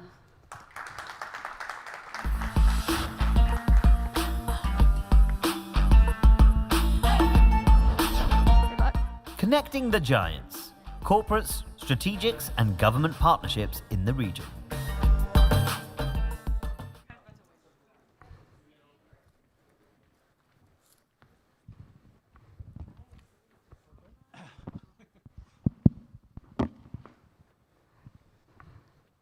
Hello, everyone. We were just waiting to be accurate enough matching our faces, so thank you for being patient with us, and thank you so much for coming back after lunch. It might have been quite a debate where to come back. Without further ado, please allow us to start, and I will be starting with you, Dr. Yassine. You are the Head of Innovation at Dubai Health, and of course, Dubai Health sits at the intersection of regulation, innovation, and delivery. What partnership models have you seen work best when engaging corporates and investors, especially when the goal was to go beyond pilots? Thank you. Good afternoon, everybody, and thanks for having me. So indeed, I sit here representing Dubai Health, which is the integrated academic healthcare system of Dubai, just to set a little bit the background. So in 2021, the government of Dubai decided to set up a continuum from the learning to the discovery to all the way to the care. So we are Mohammed bin Rashid University of Health Sciences. We are the research institutes and the public research institutes within that university. And then we run and deliver care through 6 of our university hospitals and 50 plus primary care centers altogether. Within that ecosystem, I lead the innovation function and established Center for Innovation and Technology with different verticals and missions. And one of them is obviously to drive a partnership and collaboration with the broader ecosystem. Of course, we serve as a house for our internal researchers and students, but we also are a gateway for external partners. What works the best, or at least what I'm trying to establish as a framework of collaboration, is to remain kind of honest and truthful to the term partnership. Those that work the best in the 20+ project we've started for over 2 years now are collaborations where each party is trying to add value to the collaboration and being less transactional, to be direct here. The whole point of our role in the department as we engage with the industry, for example, is to make sure that we bring people who are at the forefront of their mission and are willing also in a way to invest in the public sector. And invest doesn't mean that they need just to pay invoices or to sponsor research, but there is an expectation for something more than from their side receiving an invoice, which is absolutely fine in a procurement system when we will continue as a public system to buy drugs and machines and engage with private providers. But when it comes to what do we do together from an innovation perspective, the partnerships that we are looking at and the partners we are looking at are those who want to co-create with us. That's the key point. So if some of you in the room are willing to engage with the public sector, and if you are willing to co-create with us, that's what we expect. And that's what works. That's super. And also on top of that, I would like to remind everyone, we were just discussing it with you, the team under the direction of Dr. Yassin is running a very interesting research. Please feel free to have conversations afterwards and join and dedicate your time for science. Moving on to you, Dr. Sarper, what do you think would be a scalable public-private MedTech partnership framework that would be fit for the region that we are in? Sure. Good afternoon, everybody. So probably I'll give you a little bit of a background on the Mass General Brigham because probably it will connect to the answer in overall. Mass General Brigham is based in Boston, has 5 major academic medical centers as Harvard Medical School teaching with a 200-year history. Largest research institutions in the US. So that ties into when we say research it sits middle of Boston biotech, medtech industry. So 6 Nobel laureates, multiple innovations and inventions in medical diagnostics and many others in so many years. First MRIs and things like that. You can imagine that. So what that means is the organization is very used to collaborate and then look into the public-private partnerships with many different organizations. So when we look at that context, that's how it works and creating the Boston ecosystem that when we come to the region, and we need to define a little further that when we say public-private partnership, because when we talk about public, is it one entity like Dubai Health Authority, the regulator, or is also including other public entities? The reason I said this, for any public-private partnership, success starts with the governance. And then clear guidelines that what exactly the outcomes that we are going after. So if it is not set rightly, then it becomes a little bit of not scalable. I think the question, right? How we can do the scalable. It becomes more of you go into government-run sandbox, you bring your product and you do it, but there's nothing goes away. That stays there as is, and it cannot be deployed, it cannot be commercialized. So when we look at that public-private partnerships, we always ask, okay, there's one entity we will work with, but what are the other entities in the ecosystem that will need to take a place? So when I talk about governance, I talk about all the major stakeholders needs to be involved in that. So then once you be ready to be doing the pilots with the clear outcome sets, and then what happens after outcomes achieved needs to be set, then you can really scale it up anything you want. That's super insightful. Michael, we heard from the government side, we heard from the private sector. Now it's your turn to tell us, what is it that really signals to founders that the ecosystem is ready to host them? Yeah, definitely. And I mean, I guess it depends on what way you want to look at it. I mean, often when I'm talking to large corporates or government, they say they want to be very innovative and working with new solutions, and then I ask what their criteria is, and it's like, well, you know, they're proven with many customers in other continents. They have regulatory clearances and the licenses that they need. However, I want something that I can put out in the media to show that it's very innovative and hasn't been done before. And so this is often a conversation that I'm stuck in. Well, it's like, all right, well, if you want to actually really do something innovative, then you're going to have to, in a, you know, it's kind of talking about a sandbox in a careful way, find an environment that's protected where you can do something innovative and really try to push the grounds with the understanding that, you know, obviously those guardrails need to be in place before you start scaling it up. So when I look at it from that perspective, if a founder is looking at, like, is the ecosystem really ready to be able to push things? I think part of it is identifying what is a, you know, small win or some low-hanging fruit that they can go in and start doing. And if there's a, you know, one or a couple customers or partners in the region that are willing to start pushing that, then, you know, that signals at least the conversation is open and ready. But I think all ecosystems in a way are ready for it. I think it's just around defining how you manage that risk and like aligning their objectives. Super. Scott, are there any differences between the indicators of success in this region compared to the work you have done in the US and EU markets? Sure. Good afternoon, everyone. And maybe just a short disclaimer that the views I express today are my personal, based on my experience in the region. Complementing to what some of my fellow panelists are saying, I think ultimately speaking, you're looking towards adaptation and localization of operating models as you venture into new regions and countries, and the Middle East is no foreigner to that as well. Individual countries, whether Saudi Arabia, the UAE, have largely matured and have very, very clear healthcare strategies and visions out there, often more clear and more widely available to the different stakeholders, with very clear policy and much more active policy than in some of the Western markets, right? And so they also expect you to act as an innovator on that front. So I think the doors are wide open. There is pathways to bring the innovation to the region ahead of other countries, and we're seeing that evolution quite a bit throughout the broader life sciences industry. So I would say it's very important to study the local context of where you're going. What is the national agenda? Where is the priorities? Where's the unmet needs? And then work with governments as strategic partners, not just see them as a reimbursement code. Thanks for that.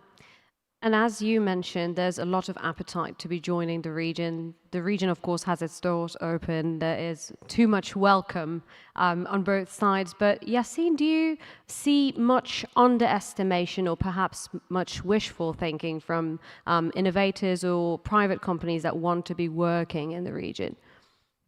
Not necessarily. I wouldn't say it in a negative way. I think the region has this image for being open for innovators, for people with bold vision, and certainly it's then attractive to people in the field.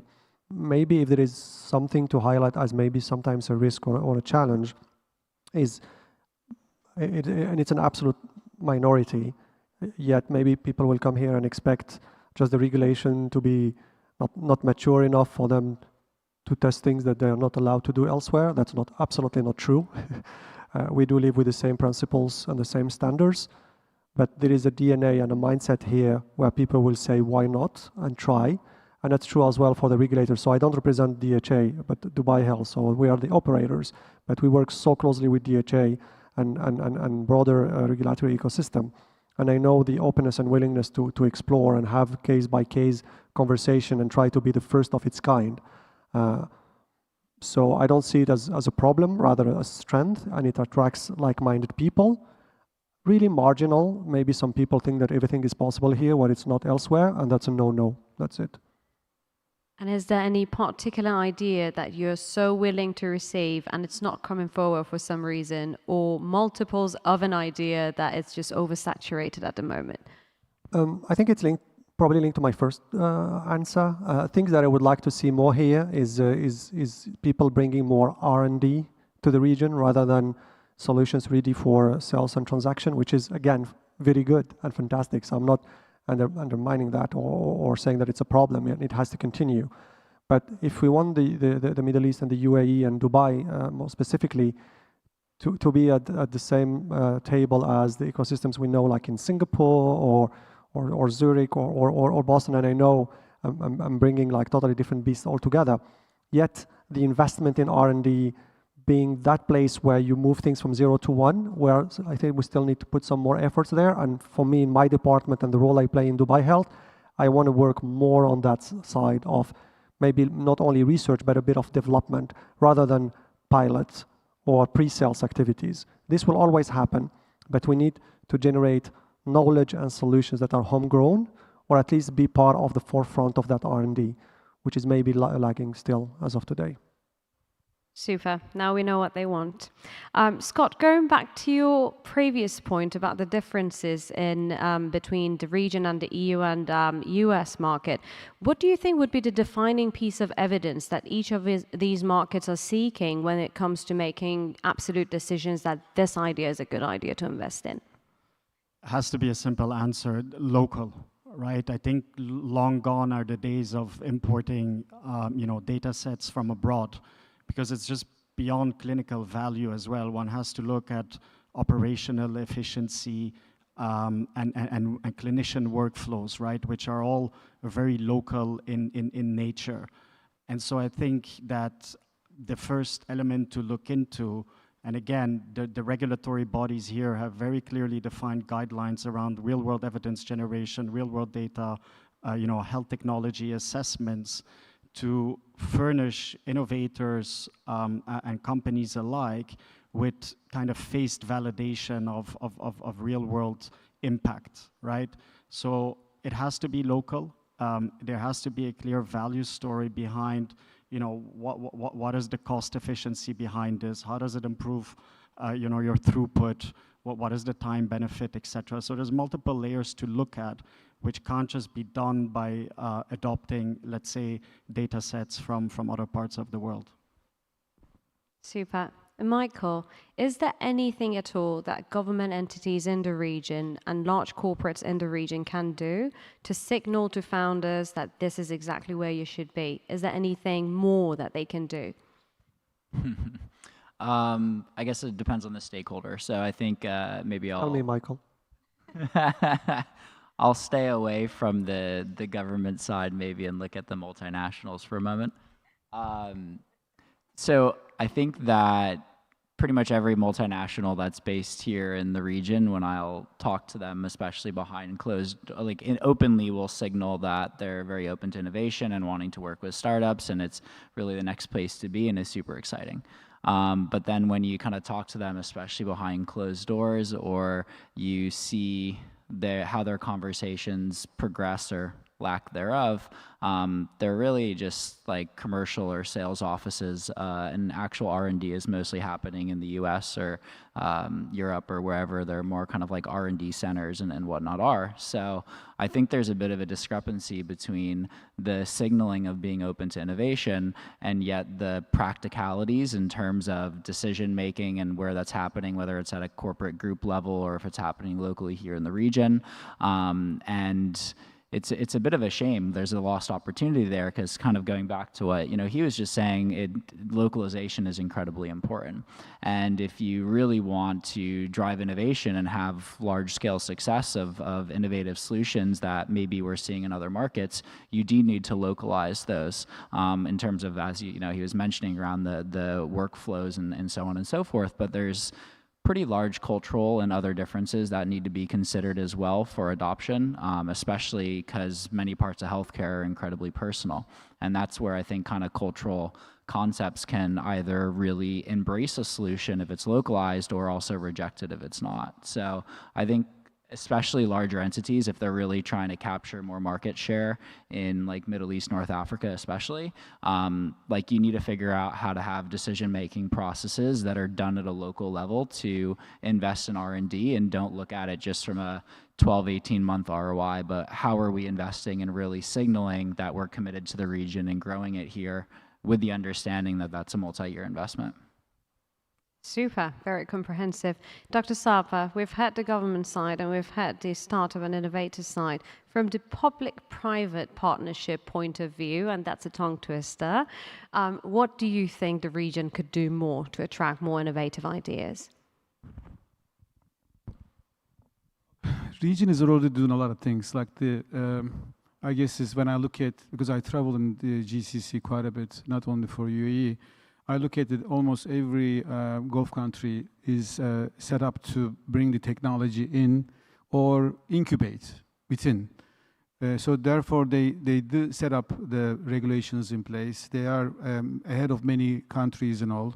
They start setting up the sandboxes and all of that.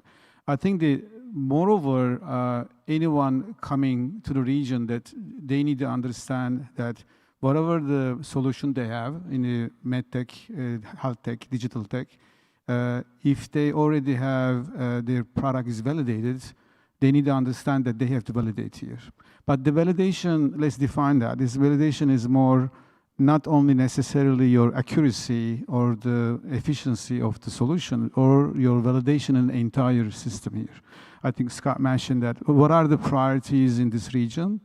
And you need to understand the health tech priorities is ties to the health priorities overall. So like you need to validate your product is there. So there are already platforms and there are already pathways to get in, and you need to have a very right strategy so that then the government's public-private partnerships gonna grow much more.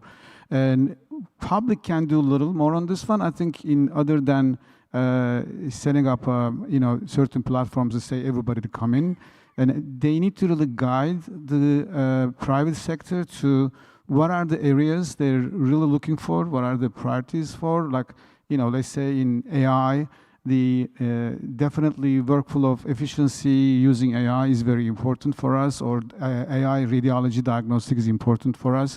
Those guidelines is very important for the private sector to come in and place that public-private partnership in better. They say like 20, 30 years ago, the problem here was infection disease, right? It's not anymore, it's a chronic disease. So then the government, public needs to say that I am looking for a partnership to resolve that matter.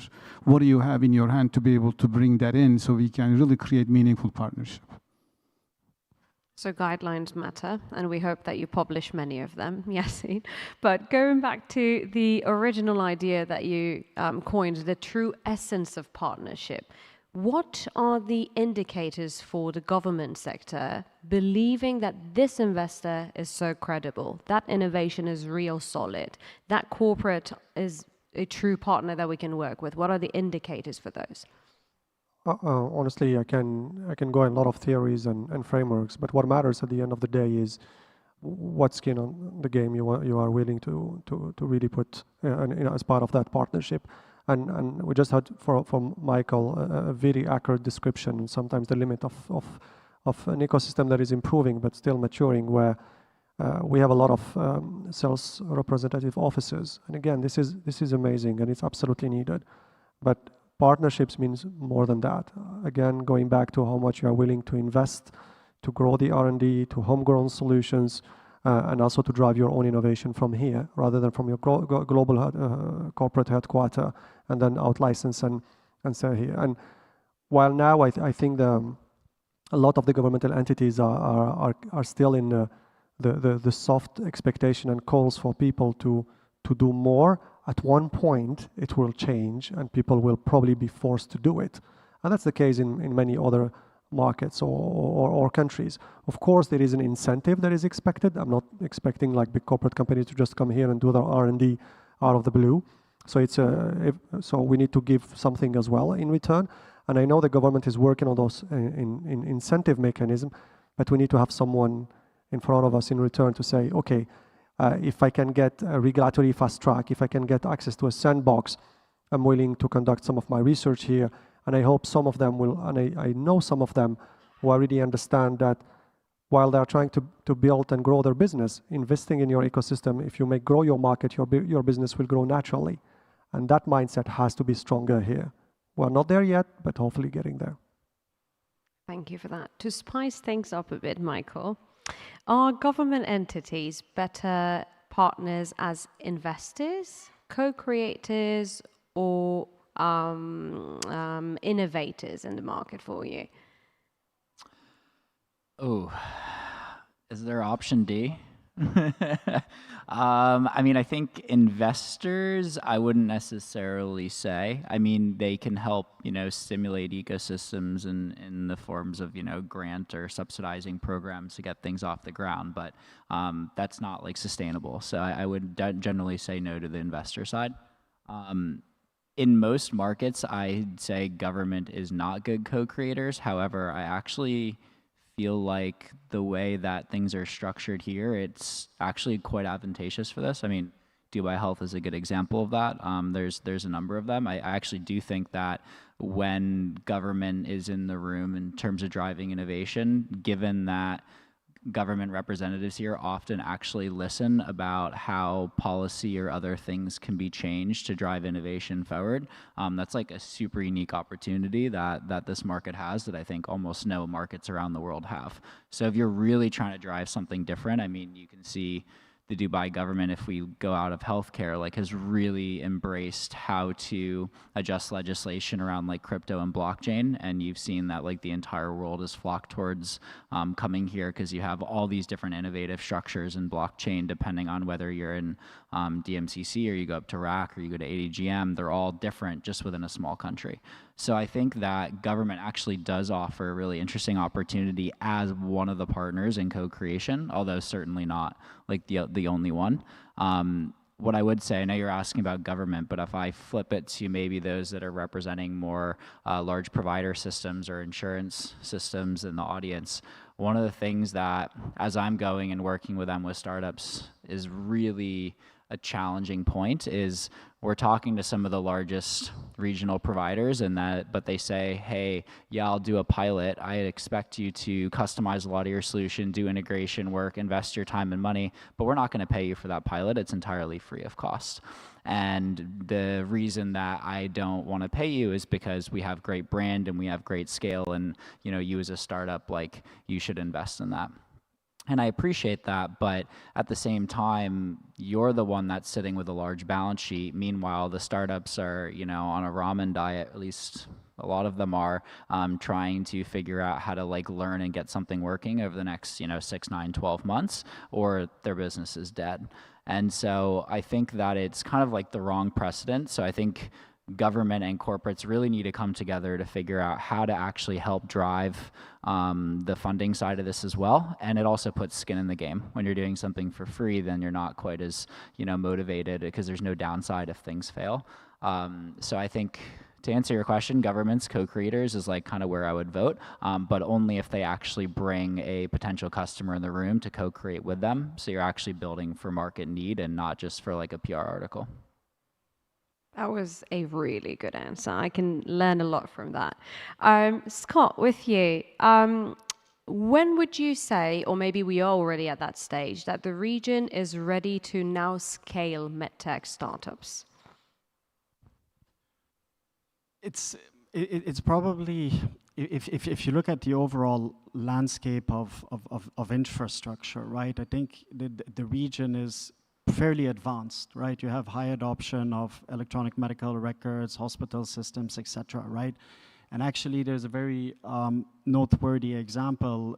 Saudi Arabia has the world's largest virtual hospital under SEHA, SVH, right? And so that provides you, if you want, the interconnectivity from inpatient care all the way to home and remote patient monitoring. So infrastructure is developing still. The challenges behind it, of course, is disparate systems, siloed data structures, which obviously need improvement if you want overall integration. But all in all, the region and predominantly the authority bodies are very much open to give you frameworks for piloting. But the end goal, and I think Michael was saying it as well, is these solutions need to have fit for purpose at the scale. And that's where the current, I think, challenge is. So it's not per se that the innovation is not there in medical devices or digital health or digital technologies. It's more, is the infrastructure ready? And the other angle to that is the regulatory frameworks, right? Because it's kind of like a Rubik's Cube, right? You've got your horizontal and vertical regulations that would come in and around from data privacy and security and communication, and then on the vertical, whether it's your diagnostics, devices, drugs, etc. Right? So yes, the region is open to it, it's welcoming it, but I think you need to look at the different angles in terms of what's required to really enable startups or innovators to come into the region and play. Thank you so much. And that brings us to my last question for you all. And this is because of a special recommendation that I have received. Thank you so much for co-creating that. The last question, and I will start with you, Dr. Sapa, is what would be the one single opportunity for MedTechs in the Middle East region right now?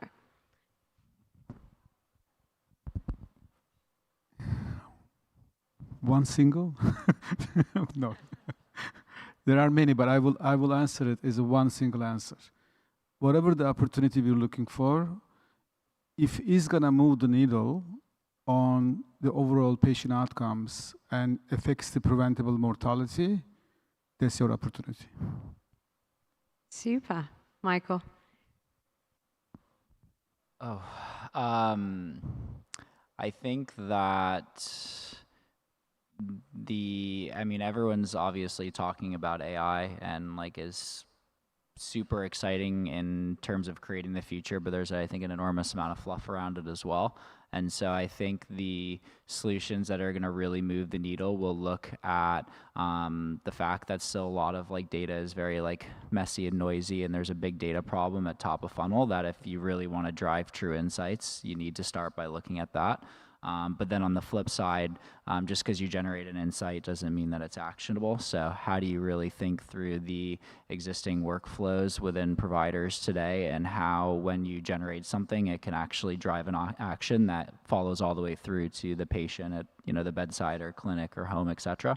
So I think it's not a specific answer in terms of a product per se, but I think like the real opportunities, not just in the region, but more globally, is how do you really look at that entire process from a clean new data stream coming in that's actually labeled that you can learn and grow from as an algorithm, all the way to then how that translates to existing workflows so that the patient actually is getting the action and just doesn't go into the ether.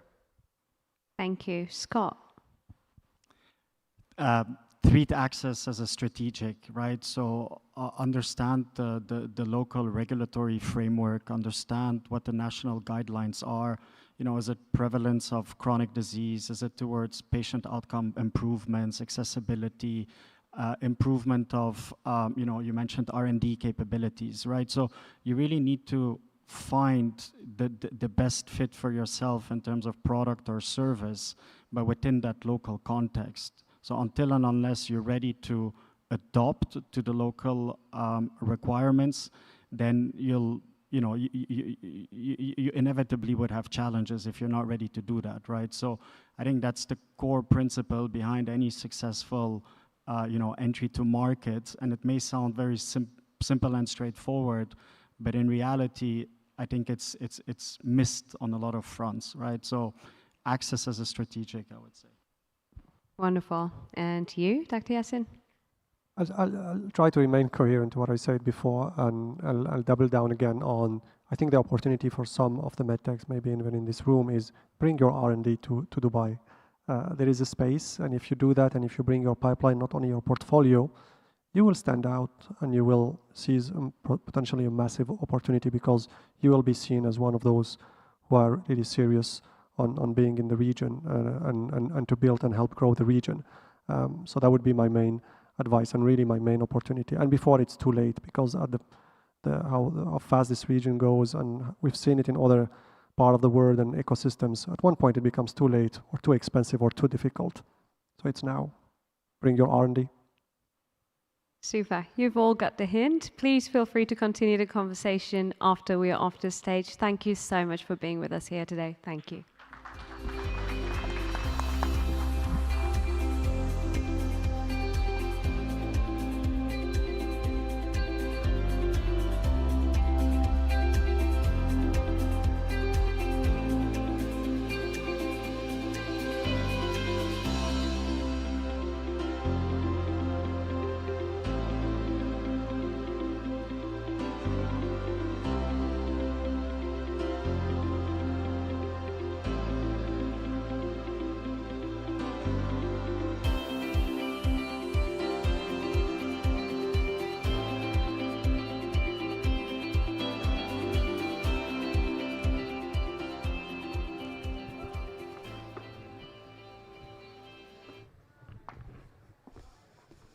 Thank you very much to our panelists for that great discussion, hopefully useful and interesting insights for you all. Moving on swiftly to the next panel, the next frontier of longevity, medical devices, biohacking and regenerative health. This panel will be moderated by Philippe Joel, founder and managing director of PGEA Limited, Joining Philippe will be Soo-Young Park, General Partner at 1004 Venture Partners. Maria Antonella Axinte, Founder and Certified Genetic Counselor, DNA Longevity. Varun Chupalati, Managing Director of Shakantia Capital. Sahir Ali, Founder and GP of Modi Ventures. Please, let's give a very warm welcome to our panel and enjoy the discussion.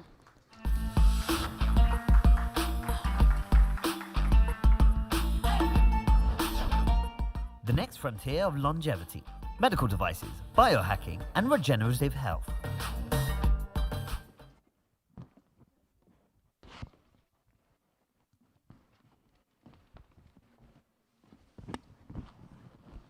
Okay, hello everybody. So happy to be here. Thank you for the invitation, and yeah, still happy to see so many people on a Friday afternoon. So I hope you will survive, but let's go. We have a very interesting topic, the next frontier of longevity. And recently I gave a talk, I think Maria, you were there, where I was talking about longevity GPS. Because for me, we need a GPS. We don't need a crystal ball. We need a compass that gives us direction and helps you to navigate. So I will let the panelists introduce themselves. I will start. There's an obvious one for me to start, Her name is So-Young.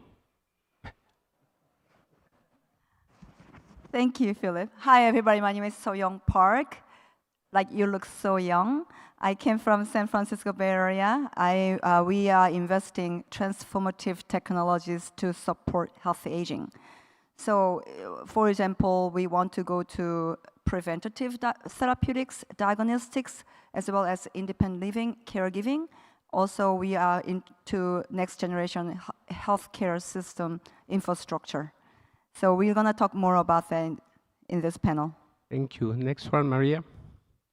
Good afternoon, everyone, and thank you for being here with us. My name is Maria Antonella Axinte. I am the founder of DNA Longevity, a Dubai-based company focusing on genetic counseling for both diagnostic and prevention. And I would love to dive into the activity that we're having on the next few minutes. Thank you. Thank you. Varun. Hey, folks. As I am settling my lunch, I will look a little sluggish, but I'm really excited to be here. I am Managing Director of Chanakya Capital. We are an early stage neurotech venture capital firm. We are obviously early stage is anywhere from pre-seed all the way through Series A.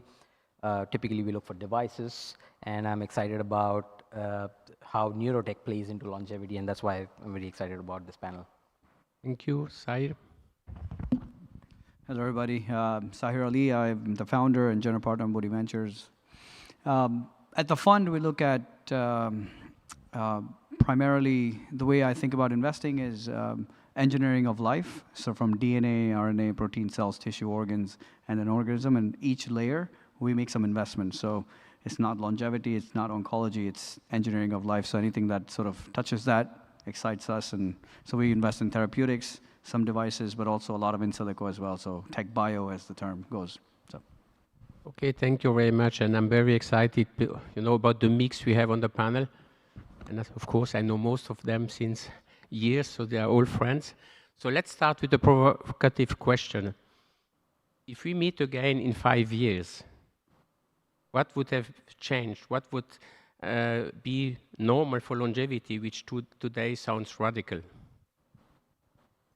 Yeah, great question. So Dubai, this is my third time in Dubai. I came here in 2019, and now last year, 2025 and 26 now.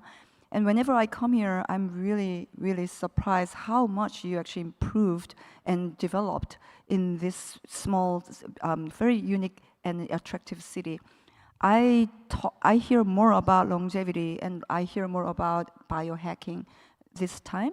I guess 5 years later, it'll be way more accelerated, and also a lot of people probably already into any longevity clinics and using a lot of technologies in your real life. That's what I actually expect. And at the time, I really want to be part of the development of longevity clinics or technologies. I want to bring what we have in Silicon Valley as well as I want to incubate or accelerate the new technologies so we can actually have the benefit of those in real life.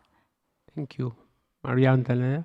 That is a beautiful question. Taking a leap forward 5 years from now, from my perspective in terms of healthcare, I believe longitudinal clinical data will be present more than it is today. We're just starting this chapter, and I believe that's going to be in everybody's hand to access longitudinal data for patient care, which is going to provide a much, much better, precise intervention from the clinician side. Thank you. Yeah, there are two threads that I think about. One is very broadly inflammatory, metabolic diseases, which are not very evident when you look at it. It's not like a cancer, or it's not like an amputation or something that is very evident, but a lot of us are suffering some part of this, right? While it seems so commonplace, I think in 5 years from now, here in Dubai at least, and from previous experience that I want to also share about really quickly, I really think that here we will see a widespread adoption of the next gen implanted devices even. So maybe in the audience, 90% of them would have some sort of an implant, either reversing some condition or helping them manage some condition and yet be very productive in day-to-day lives. And one of the reasons why I mentioned this from a previous experience, this is my second time here, is something as probably very simple, but really, really touched my heart was, I was at the Dubai Frame in October, and while in the line, you have a special line for the disabled or handicapped, but you know what the line was called? The label was called for people with determination. That is the kind of language that is indicative of a very advanced nation, right? Actually, there's a ministry of yeah, that. I'm really impressed by Dubai, and so at the 5-year vision, I can totally see that coming. Thank you. Tahir? So 5 years is not just Dubai, but I would wish that I think it's achievable, is that we look at longevity, any disease or whatever. I think it seems like first we have to understand our molecular makeup. And so I'm hoping that next-gen sequencing technology, it's dropped within the last 20, 25 years, it's dramatically scaled down. It's, I think, $300 now to fully sequence the genome. So my hope is in 5 years, it comes down to $30, and pretty much half the room here would have known their genome sequence. And hopefully with the AI Copilot, doctors are now able to adopt that in.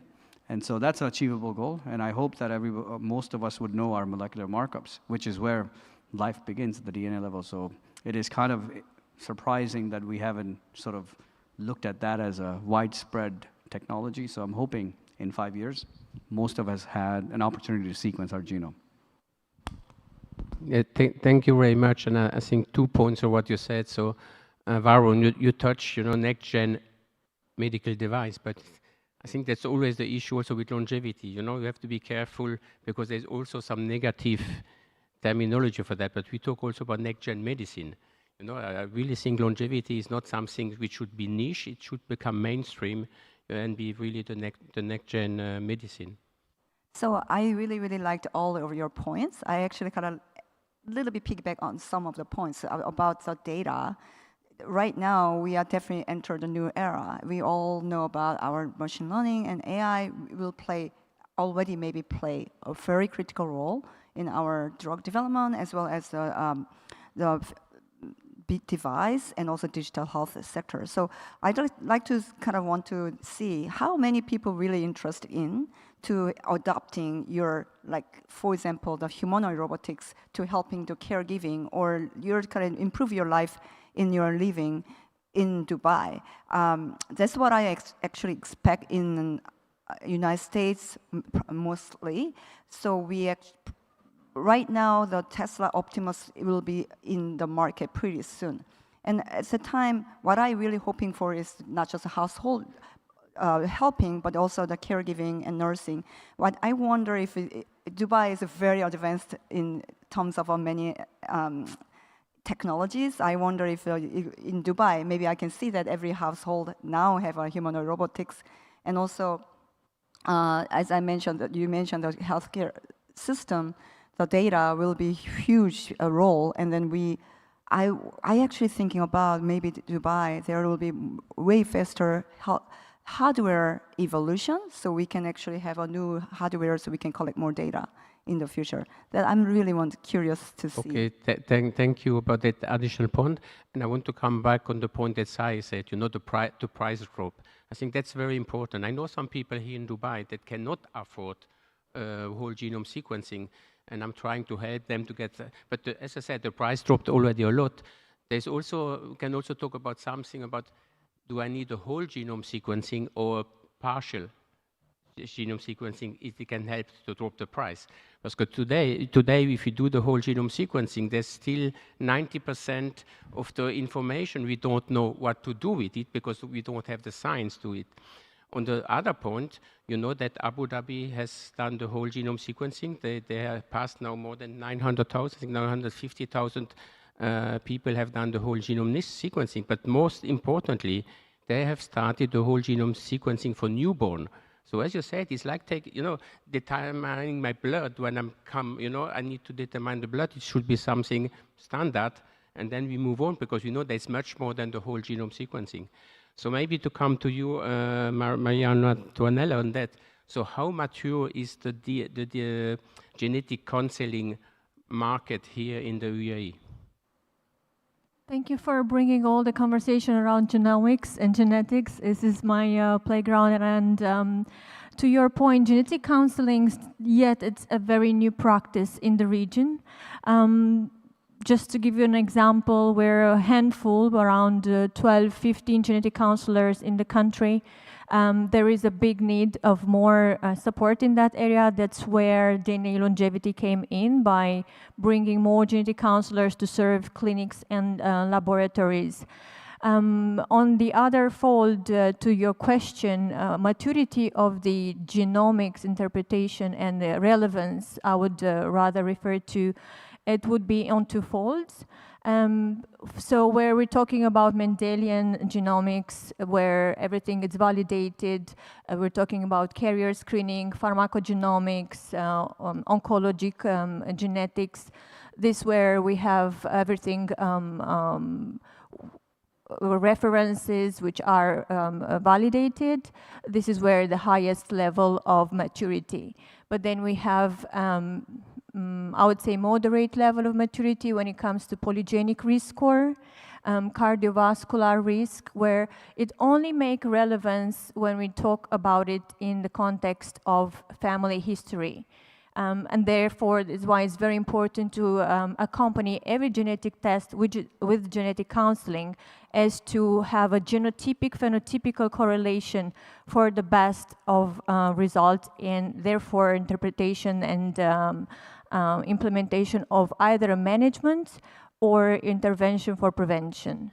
So I think that is very important to distinguish between maturity level of testing, and testing should be recommended by genetic counselors or by genetic counselors as a team part of a clinic, clinicians, and so on. It's simply because, just like you said, Philippe, it's not enough to just order a whole genome sequencing.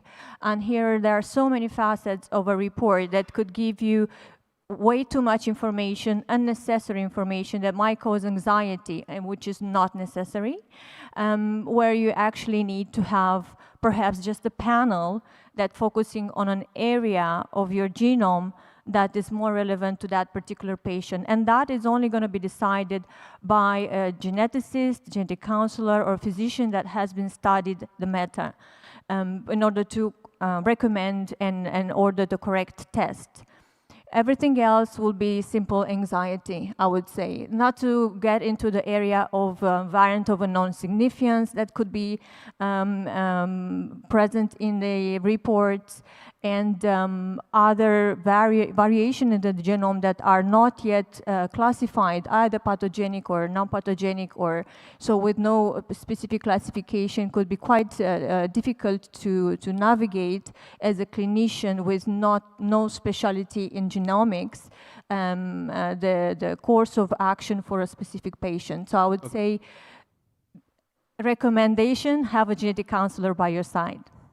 Thank you very much. And it's also joining the point about are we helping or overwhelming the patient with data? Because again, it's about understanding the data and explaining the data. So my next question to you, Varun, go back, more to the technology. Are there more breakthroughs for the moment in the sensing biology or in the modulating it? Well, no, I'm asking Varun. Thanks. Sorry. Are we at more sensing versus or? So are there more breakthroughs in sensing biology or modulating it?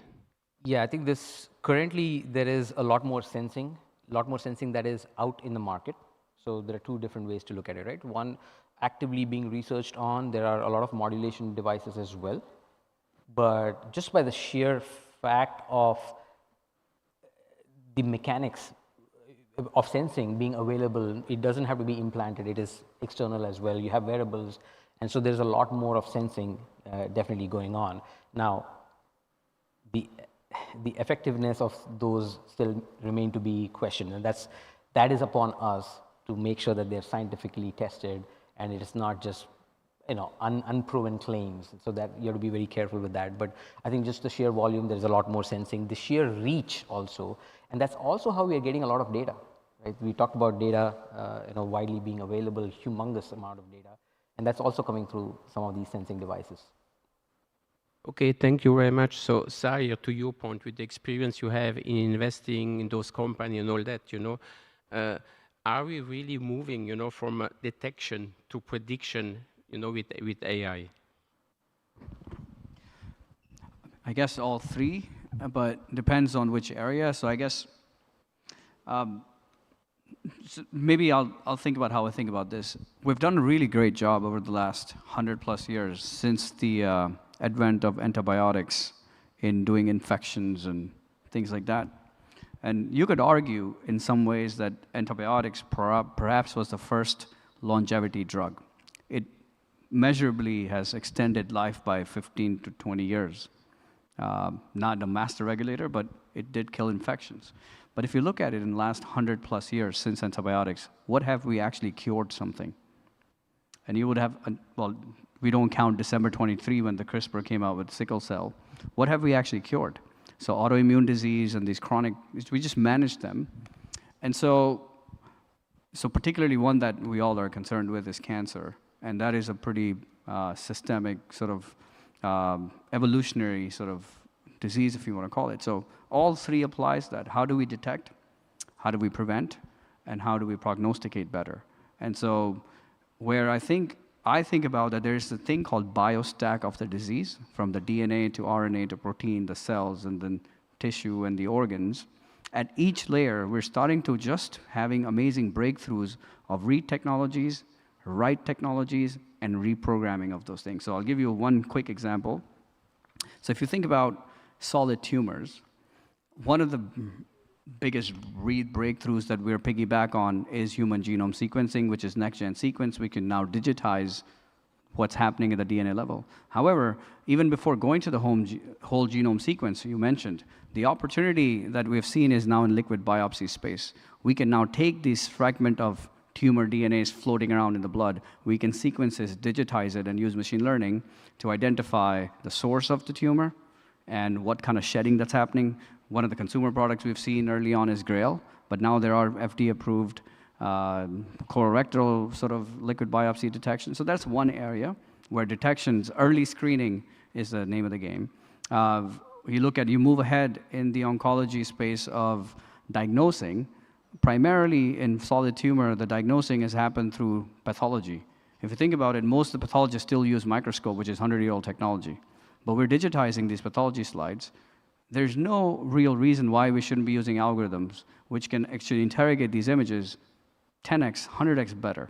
And so there's opportunities there to now actually not only diagnosticate better, but we can actually do prognostic markers where these algorithms can say what is going to be ultimately the outcome of these things. And the last part I think is very important is the prevention. And so preventative, there's two arguments to be made. So one prevention is what can we do with the lifestyles and all of that, which is more of a consumer story.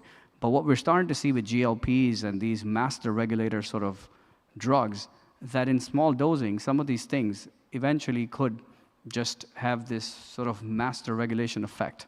And so I do think in future, the prevention is not just going to be lifestyle change, but there will be a therapeutic intervention. Clinical evidence will come out and say maybe perhaps, I'm not saying that's today, that everyone microdoses GLP after a certain age, just like aspirin did to a cardiovascular. Anyways, those are my views on. Thank you very much. And again, I like that because I think 2 months ago in Abu Dhabi, I was asked where I see the future health going, you know, and I try to make it simple. What I expect is I don't want to be surprised anymore by a disease. I'm not saying there will be no disease, but there will be no surprise because you had all the information before. Some you can avoid and some you cannot avoid. But I don't want to be diagnosed with the cancer when I have metastases everywhere. So I think that's what I see, and all this prediction, and we have the data, we have more and more data, we can go there. So Jung, from your point of view, from an investment point of view, what is the most underrated vertical in longevity for you? Well, longevity itself, we need way more investment for all overall. Of course, the longevity sector, a lot of them related with the biotech. So what I actually looking into is stem cell, mitochondria rejuvenations, senescent cell eliminations, and total plasma exchanges. Plasma exchanges became very popular, so I bet there will be one of the fastest one to go to longevity sector. But stem cell also the other place I see a little bit of a dynamics going around. But like senescent cell is getting a little bit more attention, but still a little bit behind in my opinion. And more than anything else, we actually kind of thinking about how can we have a mitochondria actually kind of implemented in the body. Mitochondria is literally your energy. It's a battery of your cell. Those kind of things that we have companies, we have technologies, but I don't feel like there's a lot of investment going on around. And so that's kind of something we need to see, especially in the United States. Aging is not defined as disease yet. So that's the reason we cannot put in the regular health system. It means we are not going to be reimbursed. But how we can actually make sure we promote this kind of technology and then get the investment, because we're not going to be able to sell in the health system yet. That's the biggest reason we are struggling. But what I really like to interesting is more thyroid gland. So this is where the T cell is aging. So it really relates with your first step of immunology. So those are probably I want to cultivate, but I think this is somewhere we really not get there. And then second, of course, I believe the physical AI will be a huge role for the, of course, it's not literally longevity, but it's for the aging, healthy aging. So once this technology is going to the healthcare sector, I think this will be a huge sector. We can actually see the explosion of the adoption, but I don't think we have a lot of adoption kind of application yet. So those kind of things, I'm looking into it. There's literally every vertical requires more investment. I really encourage all of you to look into it and then see if there's anything you are interested in and find an opportunity to invest. Thank you very much, and it's very interesting. And the point is, there is so much happening and still so much more to go in that space. So recently I had a discussion also with the head of public health at NEOM, where basically we talk always about upskilling, but it's more and more we need unlearning. Because you know what some doctors learned years ago was the best at that time. It's not only the best at the time, it may have been wrong. So how you bring that back also, you know, to the practice, to the doctors and all that. So I think that's also a challenge we have in front of us, because we are in the middle of this longevity thing. You see that, you know, we work on, we find new things, but how you bring that to the daily life of the patient and the GPs out there. So I think, Maria, you wanted to jump in before when I asked the question to Varun, because it's also a question for you. You know, how you see the integration of wearables and those technologies next to genomics? Yeah, that's a very interesting perspective. While we know wearables give real-time results in terms of our biological markers, genomics will give us the susceptibility for certain disease. And that is the beautiful part when the both merge together. Wearables will only predict what has been decided by our genetics. So real-time measurement of our markers, it's really important, but also it's important to know where the wearables markers should look into, which is dictated by the genomics. So whether it's your insulin, whether it's your inflammation level, whether it's your liver activity, cardio activity, that's what indicated by the genomics. So you have a much better pathway of intervention and also altering lifestyle, which is going to be absolutely supporting the whole longevity programs.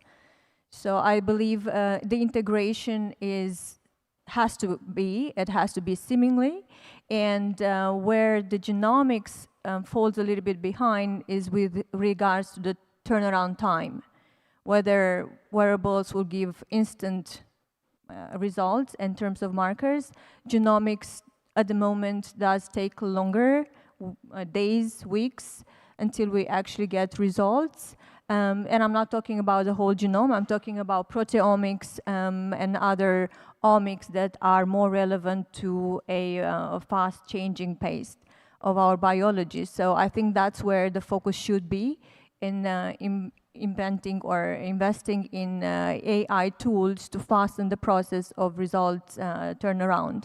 Yeah, and anyhow, we don't speak about the same, you know, it's complementary. Genomics is not something that you have to redo every week, you know, once you have done it. So I think you can afford to wait the first time to get the full picture, but there are many other things. Wearable is one example, but you know, the gut biome is another one, which is changing based on what you eat. So you know that I did a lot of that stuff myself, biohacking on myself, you know, doing whole genome sequencing, gut biome, skin biome, brain. So let's go to the brain maybe as a next question, because you know we talked about the thyroid, we talked about the gut.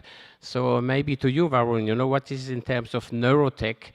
Because I think there's a lot of power in our brain, and everybody talks about the brain gut, but there's much more than the brain gut link.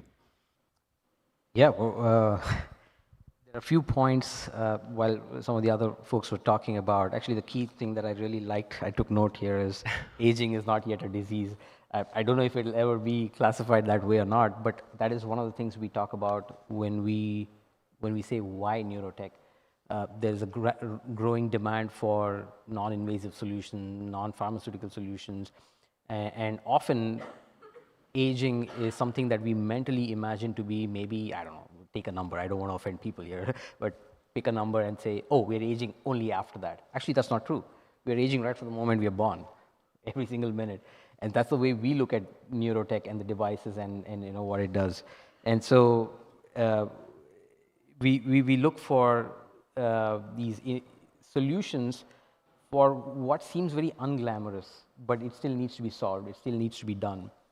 Whether it is treating, preventing, even measuring, sensing, to your previous question, at least if we can get a clear handle on what we measure, then there could be a potential to solve that problem.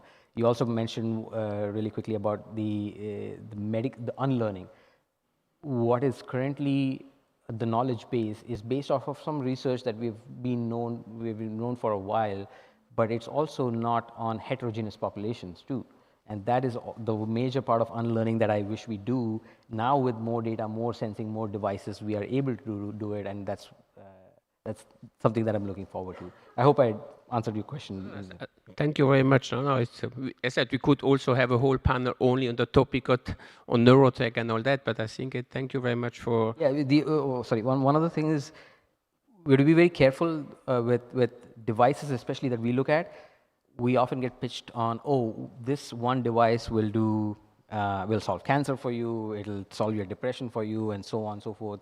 While at the heart of it, you talked about brain gut, we understand that neurons, nervous system can be tapped into. You cannot just go straight out with that sort of an ambition without doing the rigor of testing, and I think that is the key challenge. So maybe to use Zaire, I'm sorry, if you have checked the questions, I jump in a question, I go to the next one because I think it's more, I started a discussion about the longevity GPS, so indirectly that's the question, do you think that longevity could become like a co-pilot? I don't even know what longevity actually means, to be honest, besides the formal definition, but, with one thing I tend to think about, it reminds me of Tupac's line in a song. He said, "Why am I dying to live when I'm just living to die?" And that's the conundrum here, right? So the way I think about the GPS and all that thing is that first of all, we need the 3 Rs. The last 100 years, the semiconductor world had a major rise because we actually if you think about what's happened in the tech and what's happening in biology today, that's why Craig Vetter, who was the human genome pioneer, said, we're living in the century of biology. So last century, to me, was a century of electricity. I mean, people say physics, but at the end of the day, what we did as humanity, we took electron, and we created abstraction layers, physical abstractions to control and manipulate electron the way we want. I touch my phone, there's a manipulation of electrons. From the silicon wafer all the way to what AI today, it's all just about us having the ability to manipulate and control electrons. How does that actually tie into what's happening in biology today? About 140 years ago, we learned that disease manifests at the cell level, right? The cellular pathology. But what have we done over time to control the cell? Not much. We've been targeting it through natural products and then synthetic chemistry and all of that. But since what's happened with this omics technology, we're starting to finally develop the 3 Rs that we saw with electron: read, write, and reprogram. And so same thing is happening with the cell. So we can able to read the omics within the cell, the genomics, the proteomics, the transcriptomics. We've started to see those technologies come along. The right part is we see these tools that can do cellular reprogramming. So CRISPR, prime-based editing, gene vectors, viral vectors, the cell and gene therapy space. These are technologies that are actually editing the cells and are delivering things not just in a traditional drug manners. And the third layer, which I call the reprogramming, this is where I think AI comes in. When you have digital data, you have ability to edit something, you can have sort of artificial intelligence collapse this multimodality of data. Today, there's no human that can actually look at genomics data and then look at the proteomics data and say, I'll make sense of it. So that multimodality is an unmet space. It's a complete different space of data that today we don't even do much with. So if we can combine this sort of 3R framing, read, write, and reprogram, I think that's where I can start to see what can we do to tackle what we call disease. And you can call aging as a disease, you can call oncology. The last point I want to make is that actually, if you look at the cellular pathology when it came about 140 years ago, it's a very simple chart. Human disease comes down to 2 fundamental things. Cells are being lost, cells are being malfunctioning. If cells are being lost, we have an amazing, beautiful technology called iPS stem cells. You can use them to sort of go to an embryonic stage and sort of create these things. We're early stage, but we now have a tool. And if cells are being malfunctioning, we have edit technology. So ultimately, that's how I think about it. But this biohacking and all of that, I think it's good to measure today and do all of that. But ultimately, we don't fully have evidence of what all happened. So that's how I think about it. And these 3 structured areas is where I'm investing, just to close the loop. No, I think there was a lot in your message, but I think that's the point. There are a lot of opportunities. Things are going quicker. And where we go, but you also touch, the ethical and regulatory. So first, a quick one from my point of view. In terms of ethical, we already talk much more to things that were forbidden years ago. It was taboo. So at least the doors start to open, we talk and we start to do. And we see the results, Of course, I'm not talking, about Dolly and things like that, which was taboo things. But now we have the technology to do good with that. So I think, and the UAE is of course one of the examples. We had Dr. Hulud Al-Zayek this morning. They actually going to issue, the regulation for genomics. And I think that's the point. The key point in regulatory is that we need to be adaptable. It's not anymore a define a law and it's for 10 years. And that's what is happening here in the UAE. They sit together with the genomic expert, because Dr. Hulud, she's not here, but she said herself, she's a family medicine doctor. She's not a genomic expert. They bring the right people to the table together, so you have the government, the private companies, and the academia together to define the rules for that. And the next step is also, they have some documentation they call live documentation, because again, you have to be adaptable as you move on. So things like that are happening here in the UAE, and that's why it is a country, they are in front of all the other discussion when it comes to that. So another question to you, So Jung,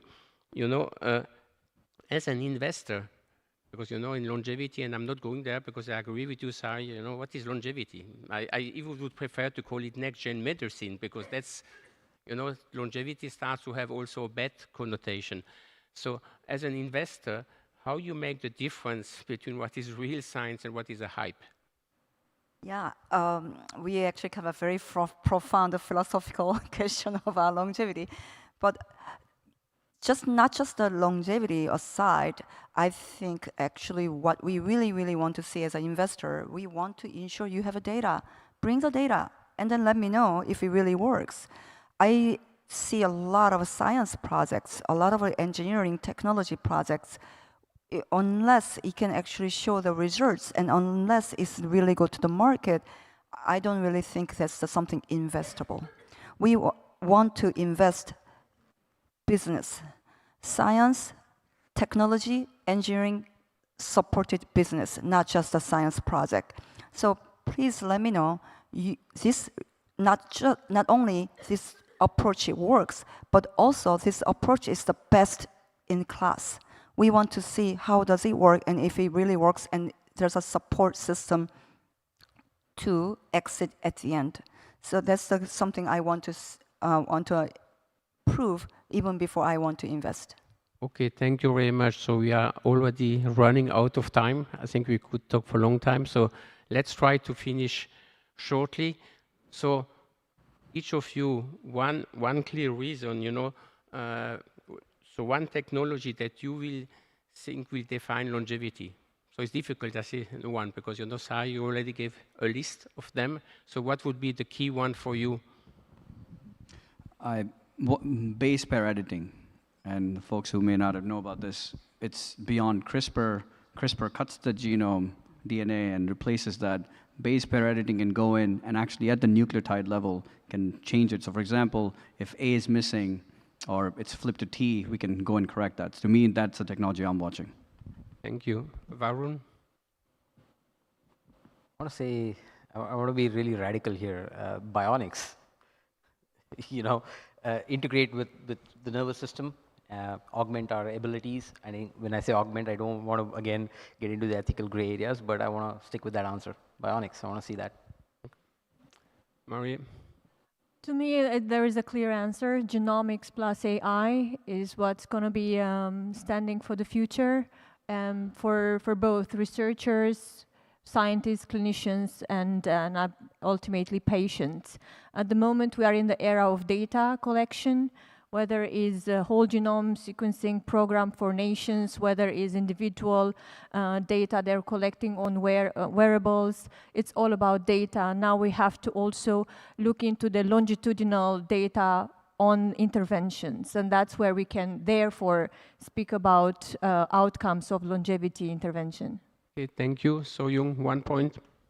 Well, I cannot decide which one will be the lead, but right now we are entering a little bit more consumer health sector. So Eli Lilly become $1 trillion company in history.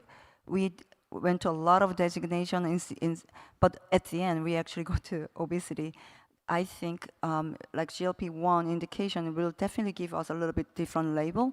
And once we actually kind of perfected that, I think that technology will really hit the market and probably will last for a while. And once we reduce obesity, especially in the United States, I think it'll solve a lot of problem at this moment. That's what we are hoping for. Okay, thank you very much. So big applause to the amazing panel and thank you.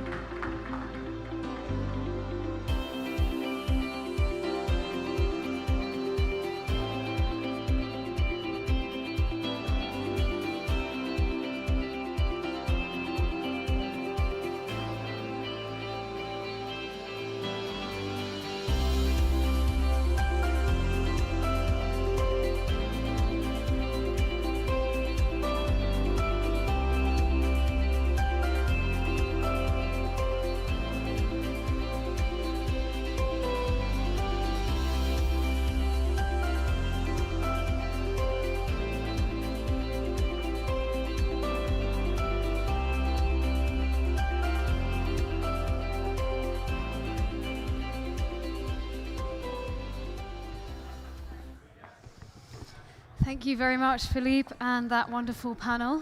Hope you all enjoyed. And it leads us very nicely into our final panel of the day, the human side of MedTech. So moderating this panel will be Dr. Alice McGee, Senior Medical Advisor at Flow Health. Joining Alice will be Dr. Karima Al-Sarari, Director of Primary Healthcare at Emirates Health Services. Michelle Tarnot, founder and CEO of Alliance Care Technologies. Passan El Khatib, Global Healthcare Corporate Affairs Director. And Dr. Saleh Faiz Al Ali, President of the International Federation for Emergency Medicine. Please give it up for our final panel of the day. Enjoy.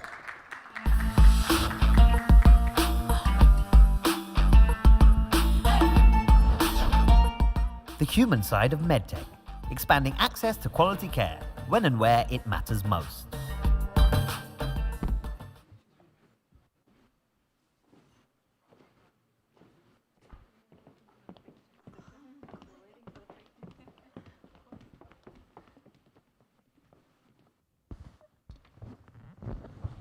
Hello everyone, and thank you so much for staying on for this panel. I like to think we're saving the best to last. I'm joined today by some amazing panelists. My name is Dr. Alice McGee. I'm Senior Medical Advisor at Flow, and I'm a clinician by background. The focus of this panel is on the human side of MedTech, and that framing is deliberate. We're really going to think about the human factors that come in that make MedTech accessible or not accessible, and how can we increase equity. We're going to look at the policy that needs to be in place, the people that are using MedTech, and what we can do to optimize that. We've got great perspectives here, and I'm really looking forward to diving in further. I'll let the panelists introduce themselves. Dr. Karima, if you can go first. Hello, good afternoon, everyone. I'm Dr. Karima Raisi. I'm family physician consultant and professional, and I'm Director of Primary Healthcare. Hello, I'm Michelle Tarnot, founder and CEO of Alliance Care Technologies, a local MedTech company. And if Dr. Yassine is still here, all of our R&D is local.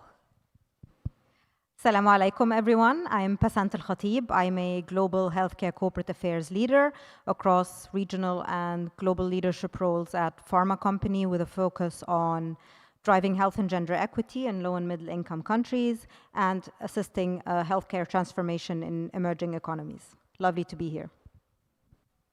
Assalamu alaikum and good afternoon, everyone. Thank you for the invitation.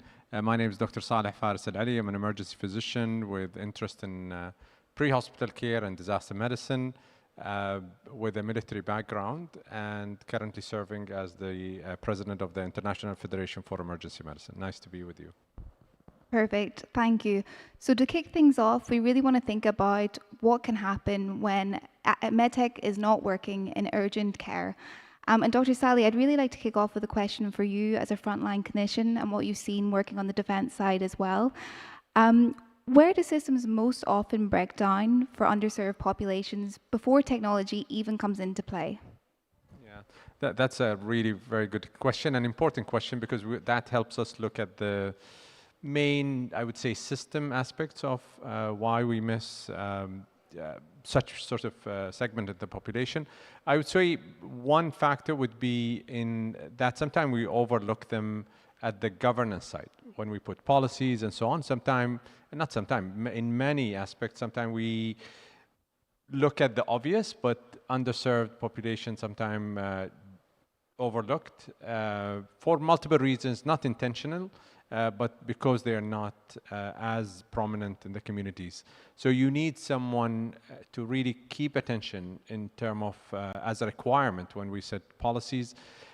We're also missing them when we fund programs, even before technology as well. Just how we fund them, different segments of the population. So you will see a lot of the, maybe MedTech companies won't invest in that aspect. They want to go into of course, where the biggest investment can happen. So I see those are important two bigger aspects. And of course, thinking of as a within the pathway of the patients. How do we take them? How do we serve those patients? How do we interconnect them? Technology comes later once we define all of those aspects. So I would say governance aspect, funding aspect, operational aspect could be a bigger obstacles or missing gaps in the system currently. Thank you for that, Dr. Salih. That's really, really helpful. And Dr. Karima, from a primary care perspective, where do you most often see patients falling through the cracks between primary care and emergency care access? And why do you think that happens and what's behind it? As a clinician, allow me to share this brief story about one of our patients that left a powerful lesson for all of us. We have received a middle range father who seek the intervention from our remotely, the urgent care from our remotely PHC because of severe chest pain. When we came through his file, reviewing the file, we came to know that he has diagnosed as diabetic and hypertension, but he wasn't consistently following up in a PHC. He felt he's unwell because of stress of work, and he just navigated through the web for his symptoms, and they shows that it's just as a result of stress. That's why he delayed the care and he didn't seek the medical care earlier. So at that time when we received him, it wasn't the time for prevention, it was time for rescue. So this is a great example of people who fall in between the crack, in between the urgent care and primary health care. Most of causes is because of lack of continuity of care. Actually, without the continuous care, the patient and the care gonna be like episodic rather than relevant. And without continuous follow-up, it's gonna be reactive without proactive. And the other cause is system-driven care. Most of people, they are seeking the care when they feel the symptoms start appearing. So that thing that delay the care and delay taking a proactive approach rather than reactive approach, and where the symptom, like warning symptoms, we missed. The other thing is health literacy, and nowadays web role and treating some cases. Usually the patient now are consulting the platform, then they are consulting the physicians. So this delay the care, and it cause false reassurance for our patients. So that's why this is most probably the reasons why the patient fall and crack in between. Yeah. Yeah, absolutely. Thank you for that, Dr. Karima. That's really, really interesting, and something we see at Flow Health as well. When you talk there about the website and social media side, we see so much health misinformation, disinformation that can lead to patients presenting later. And Michelle and Basant, I saw you both were nodding along a lot with Karima's kind of final points. Anything that you want to add or any perspective you have on that point in particular? So just particularly to health literacy, I think it's misperceived as a soft intervention. And it is, in fact, as Dr. Karima was just mentioning, it is one of the most critical and powerful way to enhance a healthcare system strength and to make it more efficient and to avoid duplication, because essentially equity is about a timing exercise. The earlier you intervene, the better the health and patient outcomes, and also the more the cost effectiveness or cost efficiency you put back into the system. And this is why I was nodding. It's one of the most underrated mechanisms of healthcare system strengthening. 100%, totally agree. Obviously, a lot of innovations in this space, there's a lot of hype around them, there's a lot of excitement, but when it comes to real world impact, sometimes that's not as reported on and we're not as aware of how the hype actually translates into practice.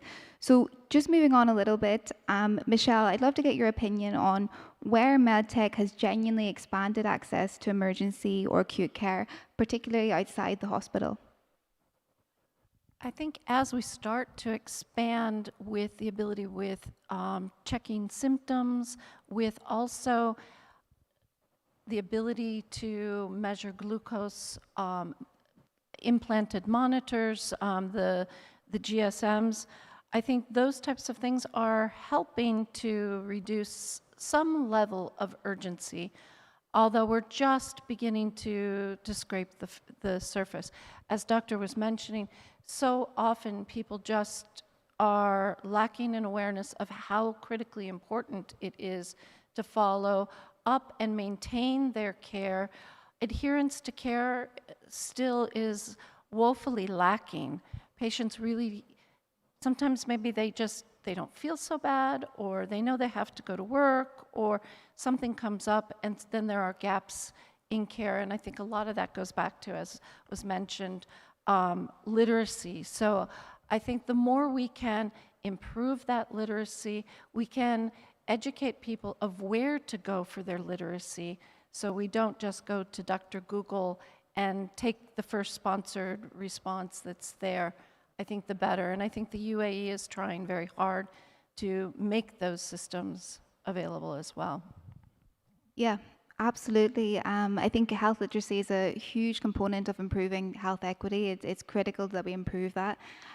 We've talked a lot about the patient side and improving access and being proactive from that perspective.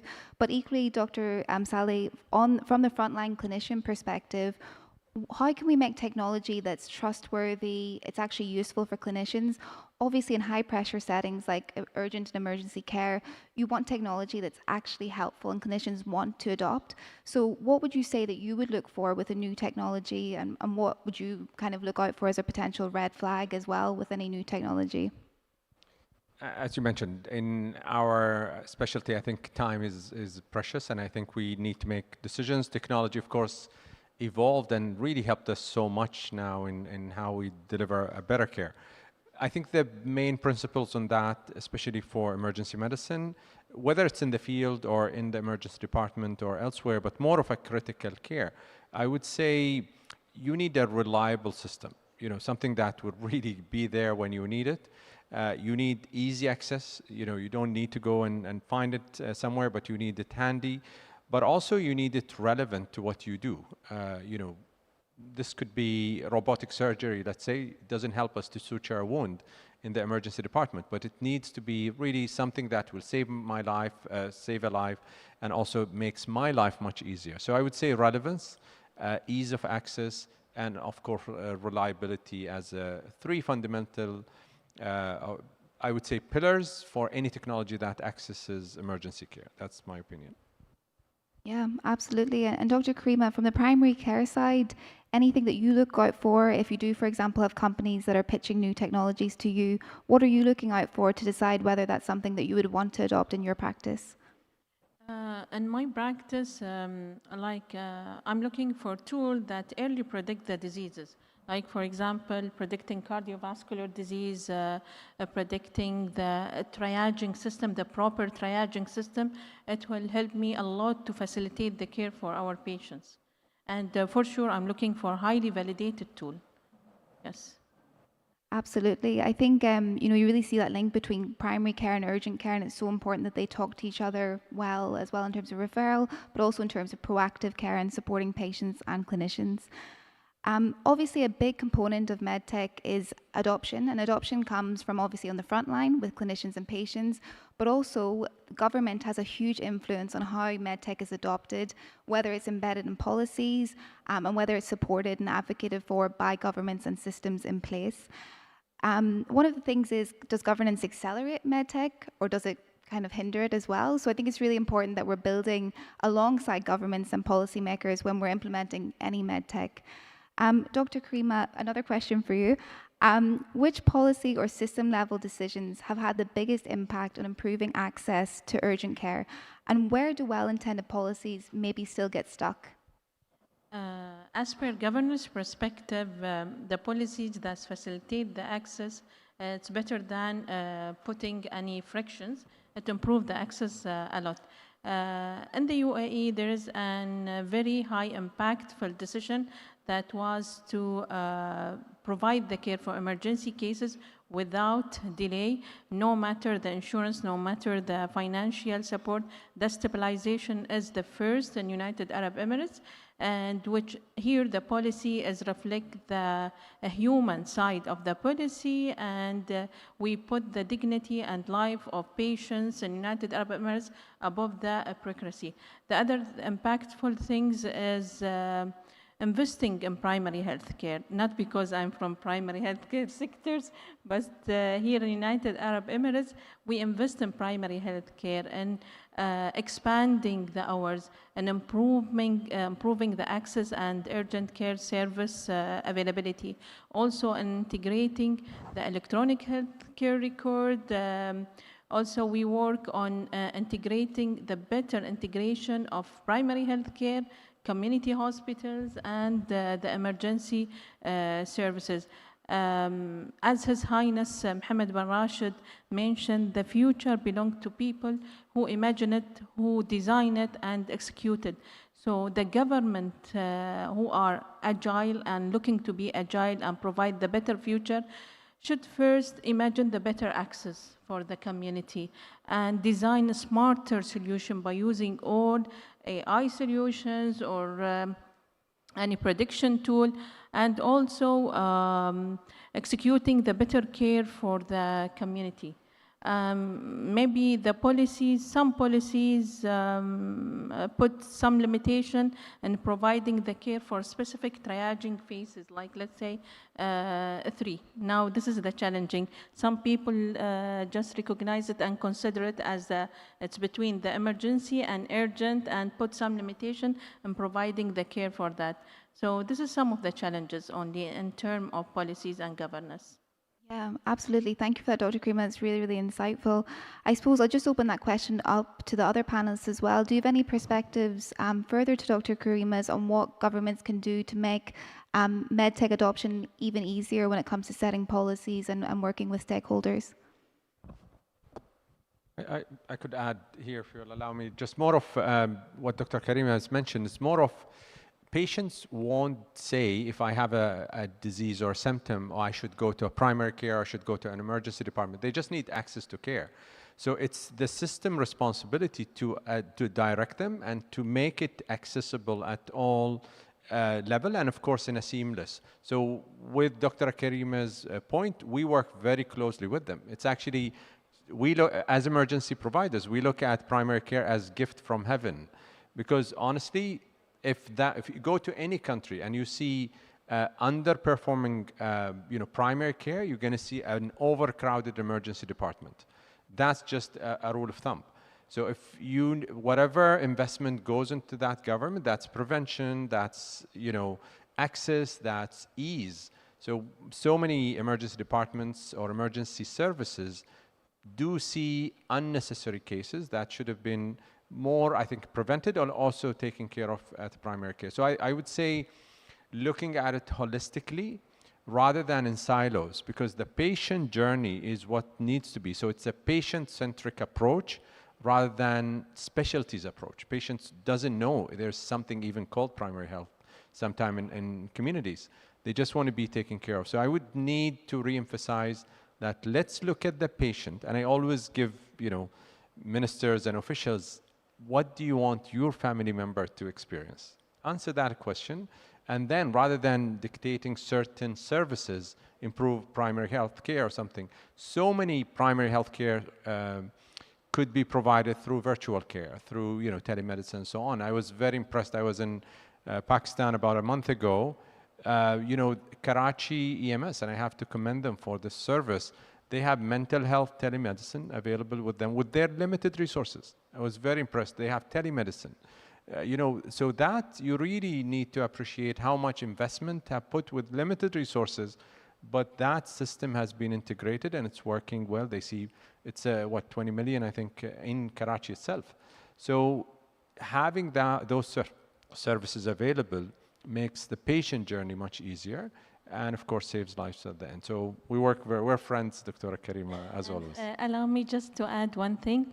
I don't want to market for our service and Emirates Health Services, but we introduced recently the e-Rapid Care. In e-Rapid Care, we involve our patient in self-assessing their cases. As Dr. Saleh mentioned, the people, they doesn't know how to recognize their cases. Is it urgent, is emergency? They need to seek the medical care or not. So our system has enabled the patient through a specific set of questions to assess their case. Is it urgent or not? Then also we embed the health education part in the system itself. If it is not urgent case, so then you have to follow 1, 2, 3. Your case most probably to be 1, 2, 3. And if it is urgent, he gonna be within the he will receive the physician consultation within 20 minutes.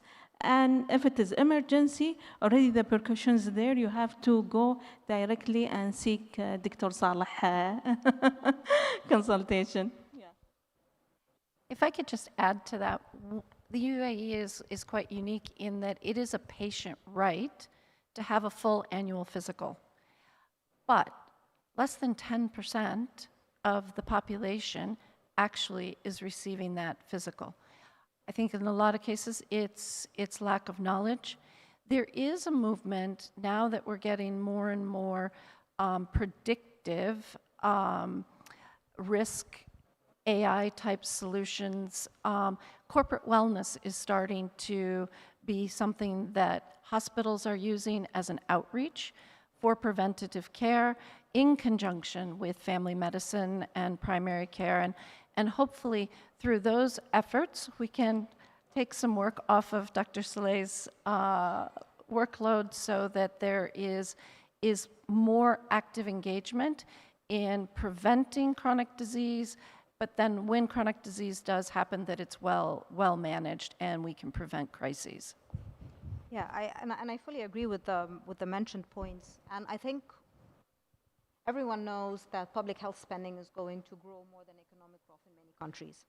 And what I think we need to stop doing is stop viewing healthcare as a social cost.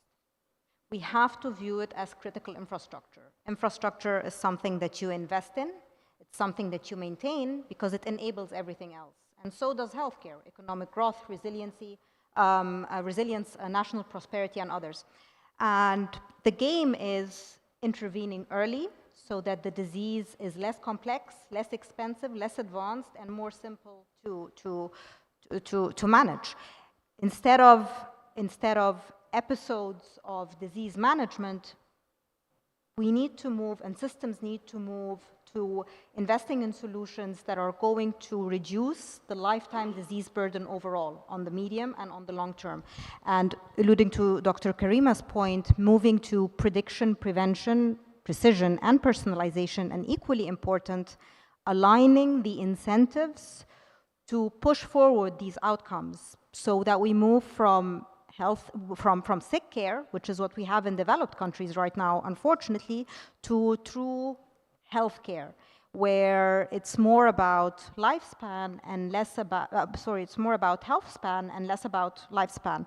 And the UAE provides two incredible examples here about that infrastructure upward investment mindset, which is the Emirati Genome Program, which we've heard about in the previous session, but also the newborn genetic screening program, which is so forward-looking. It tries to screen for 815 or more than 815 treatable, preventable genetic diseases or genetic conditions. And I think this shift from a social cost to a critical infrastructure mindset is what is going to, in the long run, make the system more resilient, but equally important, it will make it more cost efficient, and it will make the population at large much more healthy and will be able to live more productive and fulfilling lives. And I think this is very impressive here in the UAE.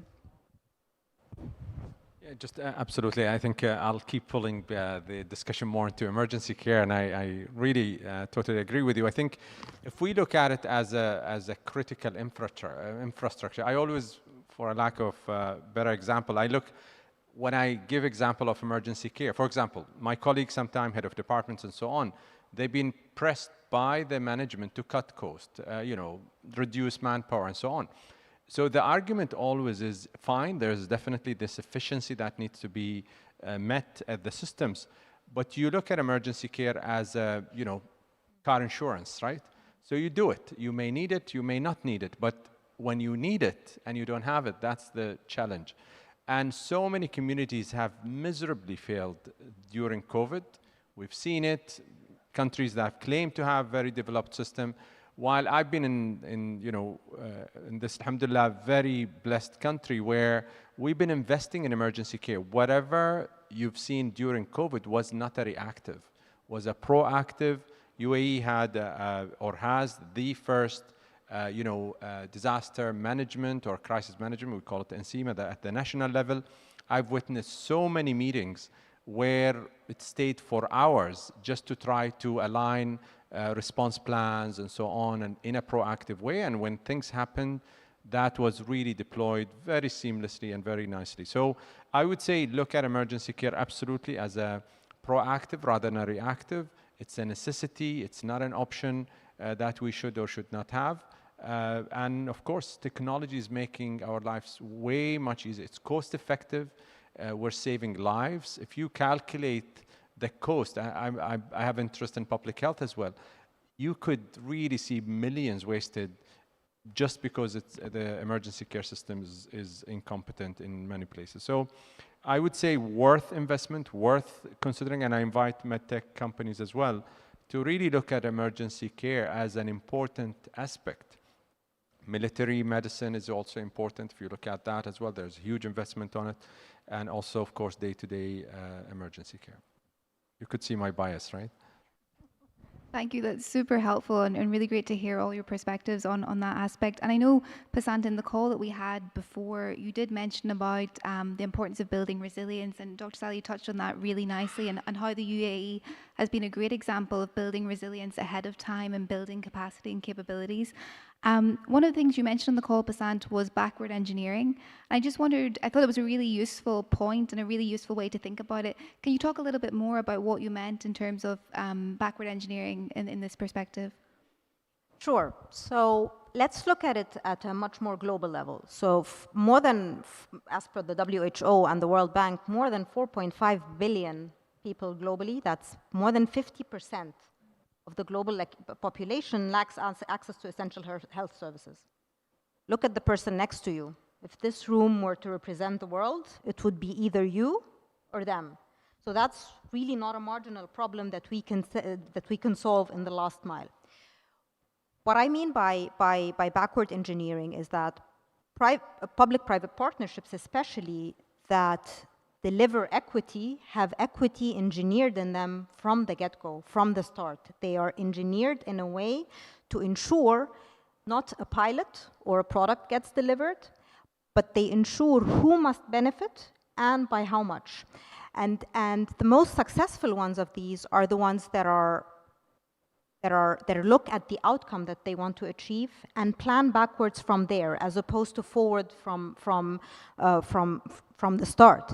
Obviously, these partnerships need to be anchored in a shared public outcome. Again, not a product or a pilot. They need to be aligned to national health agendas. And equally important, they need to fit into existing health systems and patient journeys, not imported or Western standards. And this is a really critical point. Additionally, and those that work to deliver equity always have very clearly articulated explicit equity KPIs, meaning which underserved communities or underserved populations or high-risk patients are we trying to save. And they also usually somehow blend this with or combine this with blended financing, because what we see is that many partnerships fail at the financing level. They fail once the proof of concept is achieved. So how do you create blended financing where the public or philanthropic capital absorbs the equity risk, the public capital moves the delivery, and equally important, the last mile delivery or the last mile access is subsidized in a way that you actually measure and reward reach and impact and not media headlines, basically. Yeah, absolutely, absolutely. And moving forward a little bit more, just thinking about how we actually move forward and lead to, proper collaboration and then moving forward towards action. Michelle, from your perspective, obviously speed and coordination are critical. What does a functional partnership look like in practice? And have you seen any models or examples that have worked well? Yeah, coordination, collaboration. I think the future of healthcare in solving the most pressing problems is all about collaboration. Working with quality data that can be shared across systems.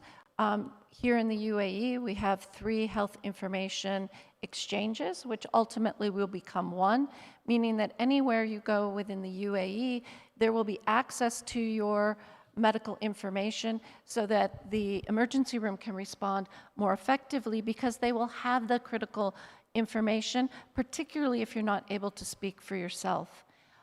We also see expansions in emerging economies. So there's a lot of leapfrogging that will take place in the coming years, particularly in the continent of Africa, where they have recognized that healthcare is a human right.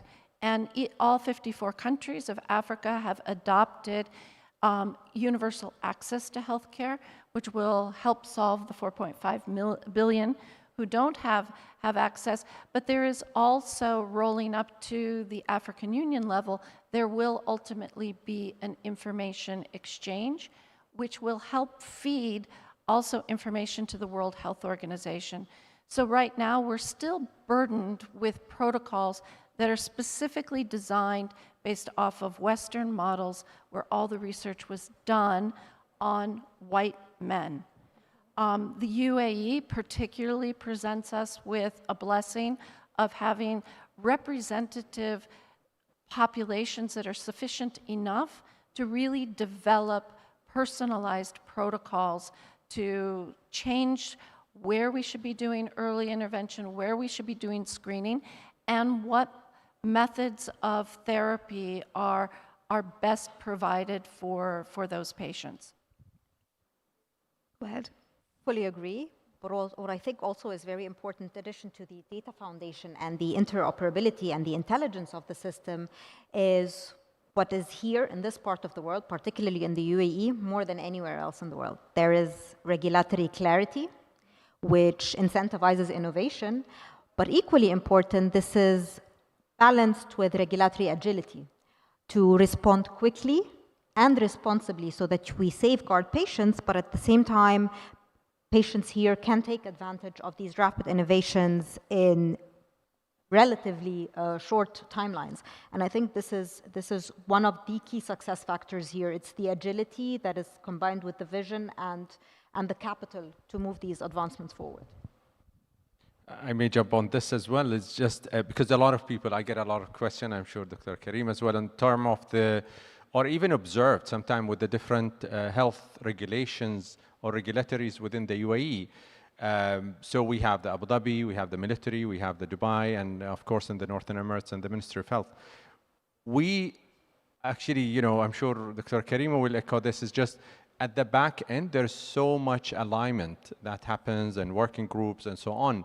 Of course, given the federal model that the UAE established on, which been there for years, of course, there are local authorities that governs each. But if you see, we look at it as, again, another blessing of how do we complement and align with each other. Like, what EHS is doing as an initiative, you will see it after a while replicated at the rest of the country. The Prime Minister is very into like nationalizing. His Highness Sheikh Mohammed bin Zayed, the President, bless him, also looks at this as a priority. We've been instructed as government, when I was working at the government at the time, to really align and make sure that you speak as a national initiatives, make sure that you don't contradict each other. Whatever goes first, learn from each other and go. So that's been a very clear system, and you see it implemented. Future Health was or UAE Health or Emirates Health at WHX was very clear that you see that synergy along them. Great initiatives, but at the end it's one umbrella, speaks for the country's vision. If I could just add, as an insider outsider, if I can be, is that we're really blessed that first and foremost is the public good. Doing good in the regulatory is the aim. There is a regulatory sandbox that we can go to if there are things that seem to need to be adjusted, and there is no politics really in healthcare here, which is so refreshing and empowering. I believe the secret here in United Arab Emirates is government-private partnership. Usually here in government, our power and regulation and policy setting, and our colleague in private, they help us and their resilience and applying the innovative projects, helping us also to implement those policies. Also, all of us under one umbrella, which is Ministry of Health and Prevention, implementing the same key performance, following the same key performance indicators, which in the origin coming from the SDG and WHO, essential needs of the community, either local or citizens, and we welcome you all as a part of our community as well.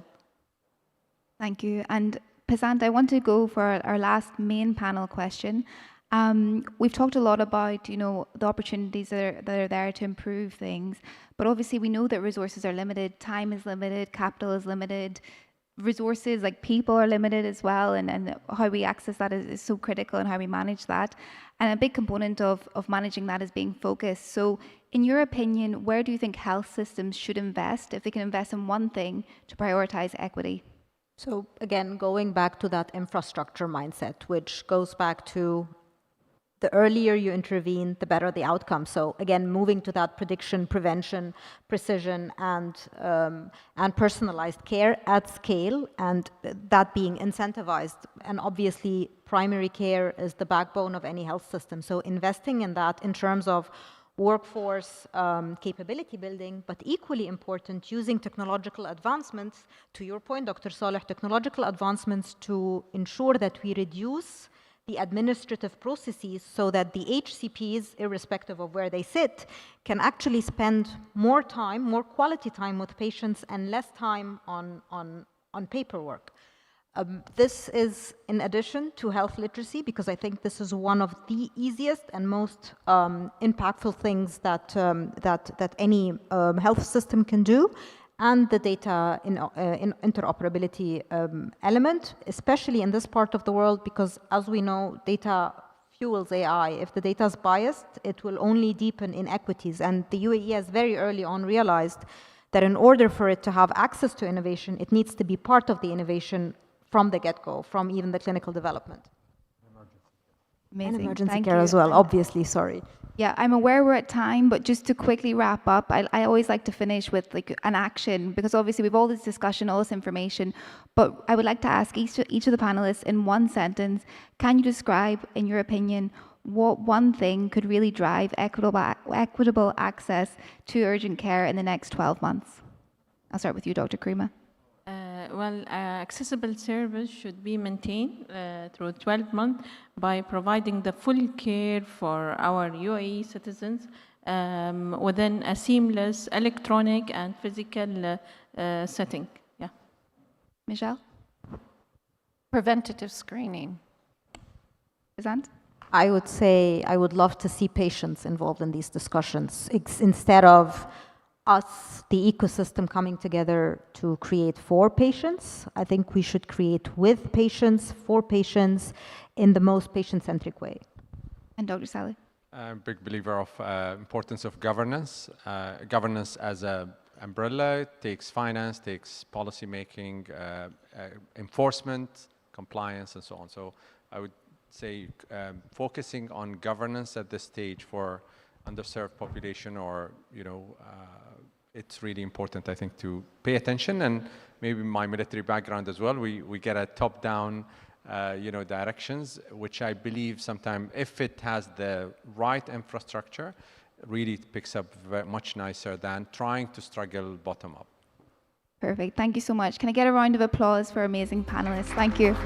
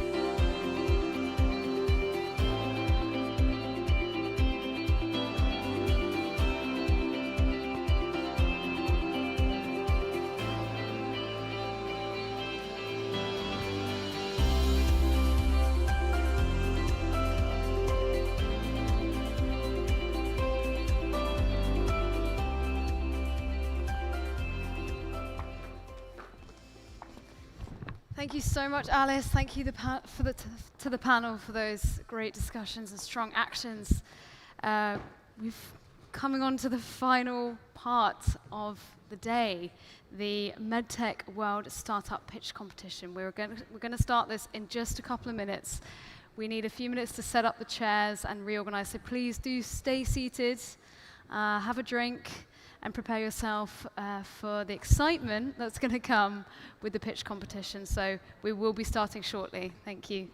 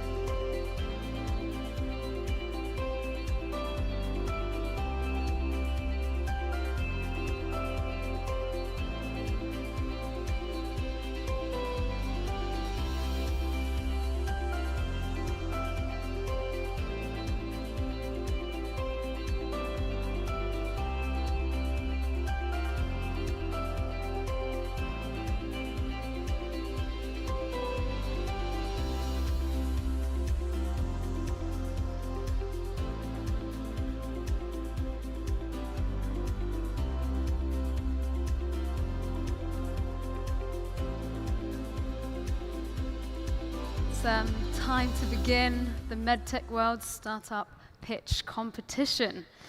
Before we start, I'd like to share what's at stake for today's winner. So the winner's prize includes a startup package for Malta 2026, media exposure, a MedTech World yearly PR coverage, and a Blue Goat Cyber Prize of 10 hours of tailored consulting on cybersecurity and regulatory strategy. So thank you again to our award sponsors, Blue Goat Cyber and Ascend CRO, for sponsoring these awards and offering the prizes. It's a great prize. So may I please direct your attention to the screen, which is going to introduce our judging panel. And then after that, we'll go ahead with the competition. So please, introducing our judges.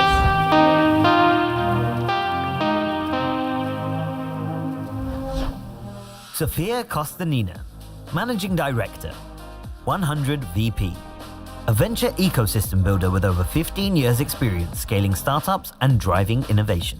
Sofia specializes in AI, entrepreneurship, and internal expansion, with deep experience supporting startups across healthcare, fintech, and emerging technologies in the MENA region. Dr. George Sirmalis, CEO, Bioscience Equity Partners. A medical doctor and PhD trained in nuclear medicine, Dr. Sirmalis is now a biotech and medtech entrepreneur and investor. He is founder of multiple life science companies and CEO of IQX Investments, with over 10 IPOs led across global markets since 1995. Remy Lavastre, founder and managing principal, Inomocare Advisory. A healthcare digital leader with 19 years at GE Healthcare, driving growth across the Middle East and Africa. Remy is now founder of Inomocare Advisory in Dubai, advising investors and scale-ups on healthcare, digital health, and AI expansion. Joe Hawaii, CEO, Diginova Healthcare Solutions Limited. CEO of Diginova Health and a digital health leader with over 20 years experience across healthcare and insurance. Joe is focused on preventative care and AI-enabled platforms, advising providers, payers, and governments across the MENA region. Ashraf Kaleem Ahmed, founding partner, Magnus Ventures. An early-stage venture firm focused on the MENAP region, Magnus Ventures supports promising founders by bridging early funding gaps and accelerating startup growth. Sophia Agweni, co-founder, HealthSeed. Co-founder and CEO of HealthSeed, a global venture studio scaling medtech and digital health across Europe and MENA. Sophia brings 20 years experience across pharma and AI-driven medicine, helping startups navigate regulation and expansion. Vikash Sharma, Group CEO, IC1101 Holdings. Vikash, an entrepreneur and healthcare strategist, is founder and Group CEO of IC1101 Holdings. He leads a diversified healthcare and technology ecosystem with deep experience in business turnarounds, expansion, and IPO-ready growth. Maher Abuzid, Operating Partner, TVM Capital Healthcare. A medtech executive with over 30 years experience across emerging markets. Maher is the former president and CEO of GE Healthcare's Eastern Growth Markets and is now an operating partner at TVM Healthcare Private Equity, focusing on investment, digital transformation, and AI-driven care. Anand Govindaluri, Group CEO, Govind Capital. One of Asia's leading healthcare and biotech investors, Anand is focused on early-stage growth and mentorship. He is former investment professional at Temasek Holdings and is the former head of incubation at Singapore's A-Star Commercialization Arm. Nicholas S. Bingham, founding partner and CEO, Taranis Capital Limited. Nicholas is founding partner and CEO of Taranis Capital Limited, a regulated investment platform operating across the UAE and Saudi Arabia. He leads investments in data centers, biotechnology, fintech, and disruptive technologies aligned with regional growth strategies.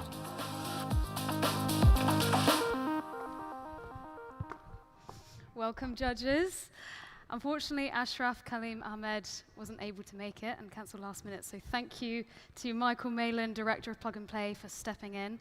And if I could please, I know you've just sat down comfortably, invite all the judges onto the stage so you can say hello and that we can take a photo. So please, onto the stage, and thank you very much.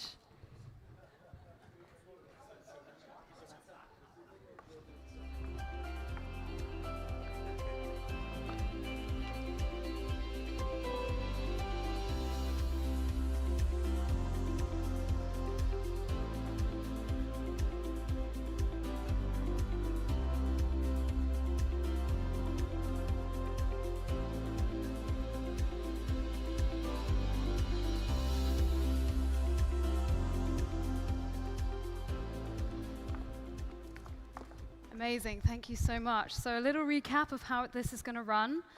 Each startup has 3 minutes to pitch, followed by 3 minutes of Q&A with the judges, 6 minutes in total. The judges are going to score each pitch across 4 categories. 1, product and technology. 2, founder and team competence. C, the market opportunity. And 4, the financials and revenue model. So, without further ado, let's begin the pitches, back to back. So first up, we have Allotex. So please welcome Michael Mockran, co-founder and CEO.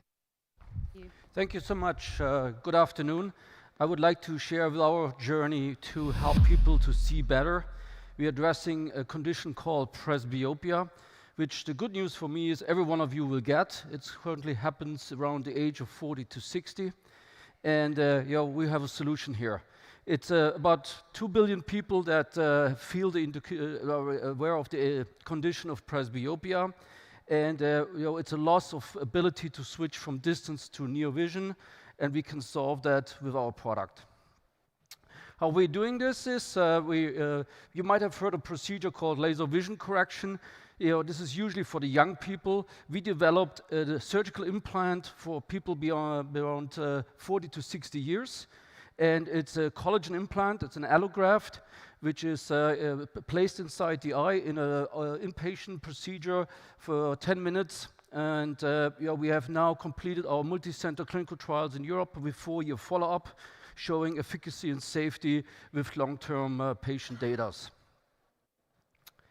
We're commercial in Europe, Middle East. We started here in UAE. We just on Monday, Tuesday did surgeries here in the region. And we're in South Africa and Canada. We're launching in a couple of other countries. We have growing revenue. We have recurring sales. We launched a product last year in April in Europe. And we're going to see more and more solid reorders from our customers. Patients usually pay for such a procedure around $4,000. And we charge the surgeon around $1,000 for our implant. The tissue cost, the material cost is about $30. Regulatory-wise, in Europe, we are cleared for sales, as we are most other regions around the world. We have developed a very strong strategy for the US market, and we just got our IDE approval for clinical trials in the United States. And in China, we are classified as a Class 3 medical device, and we are commencing to build out our partnerships in China, as this is number 3 market in our industry and growing because eye surgery is very popular in the Chinese and Asian market. So far, we have 40 million invested in the company. We're currently raising another 25 million. The investors are top-tier MedTech investors from Europe, US, and from Asia. We're expanding our addressable market. We're going to progress on our regulatory strategy, and we have the scale-up activities to assure operation is working. Maybe important, the team is not very junior. Most of the people involved have about 30 years in the industry, in particular in laser vision correction, and have built the whole category over the last decades. We have clinicians working with us very close, as well as the operation team in sales, marketing, and operations. Thank you very much.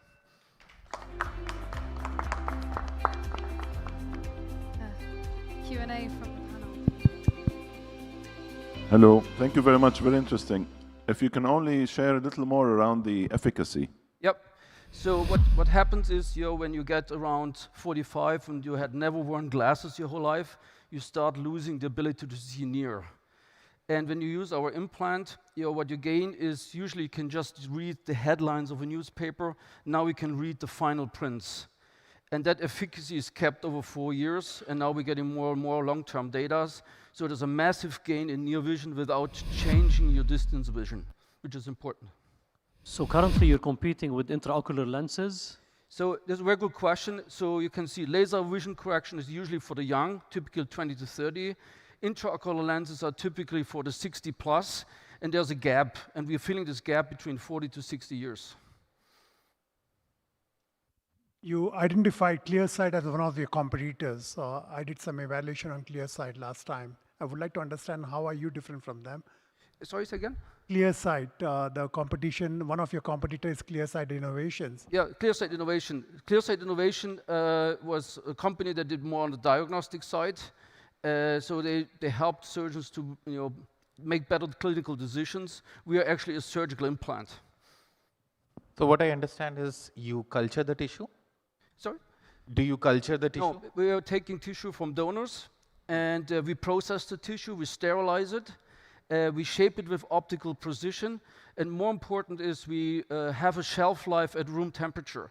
So when we ship the tissue, when we ship the product, it's shipped by FedEx, no cooling chain, easy storage for the surgeon. So what's the turnaround time? Sorry? Turnaround time. Turnaround time, the complete procedure. No. The process, how much time it takes? Sorry, I couldn't hear. From tissue, yeah, implementation. So how much time it takes? From tissue to surgery? Yeah. Oh, we have a storage of 1 year shelf life, so it doesn't matter. No, you didn't get my question. So if at all a patient comes in and wanted... Okay. Patient come in, it's a 2-hour exam, detailed eye exam, and the procedure, patient into the room and out in 10 minutes. Oh, that's good. Yeah. So what's your go-to-market strategy? So in Europe, we're currently focusing really on key opinion leaders. We're integrating the product into key opinion leaders, and then we're expanding into, in Europe we have more and more chains that are clinic groups, and then we're expanding into the clinic groups. Some regions we go with distributors, for example, South Africa and Canada, and here in this region we also work with a distributor.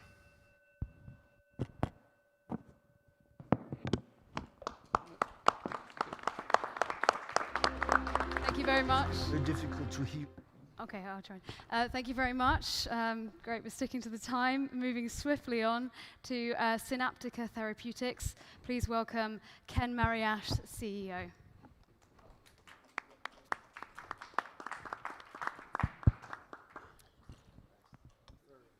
I will. Okay. Oh, sorry, yes. Sorry, just forgive me on that. That's the next one is actually Calla Lilly Clinical Care. Thang Von Ta, CEO. Over to you.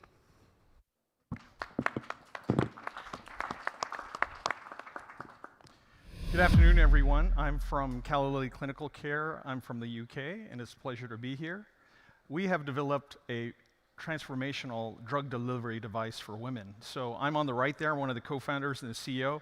I'm formerly from Goldman Sachs in investment banking and private equity, trained at MIT and Oxford. But I've teamed up with a phenomenal physician, Dr. Laura Zibners. She's got an MBA, Master's of Education. She's a published author, a very successful woman, but she has a backstory of infertility. She's had 7 cycles of IVF, and they all failed.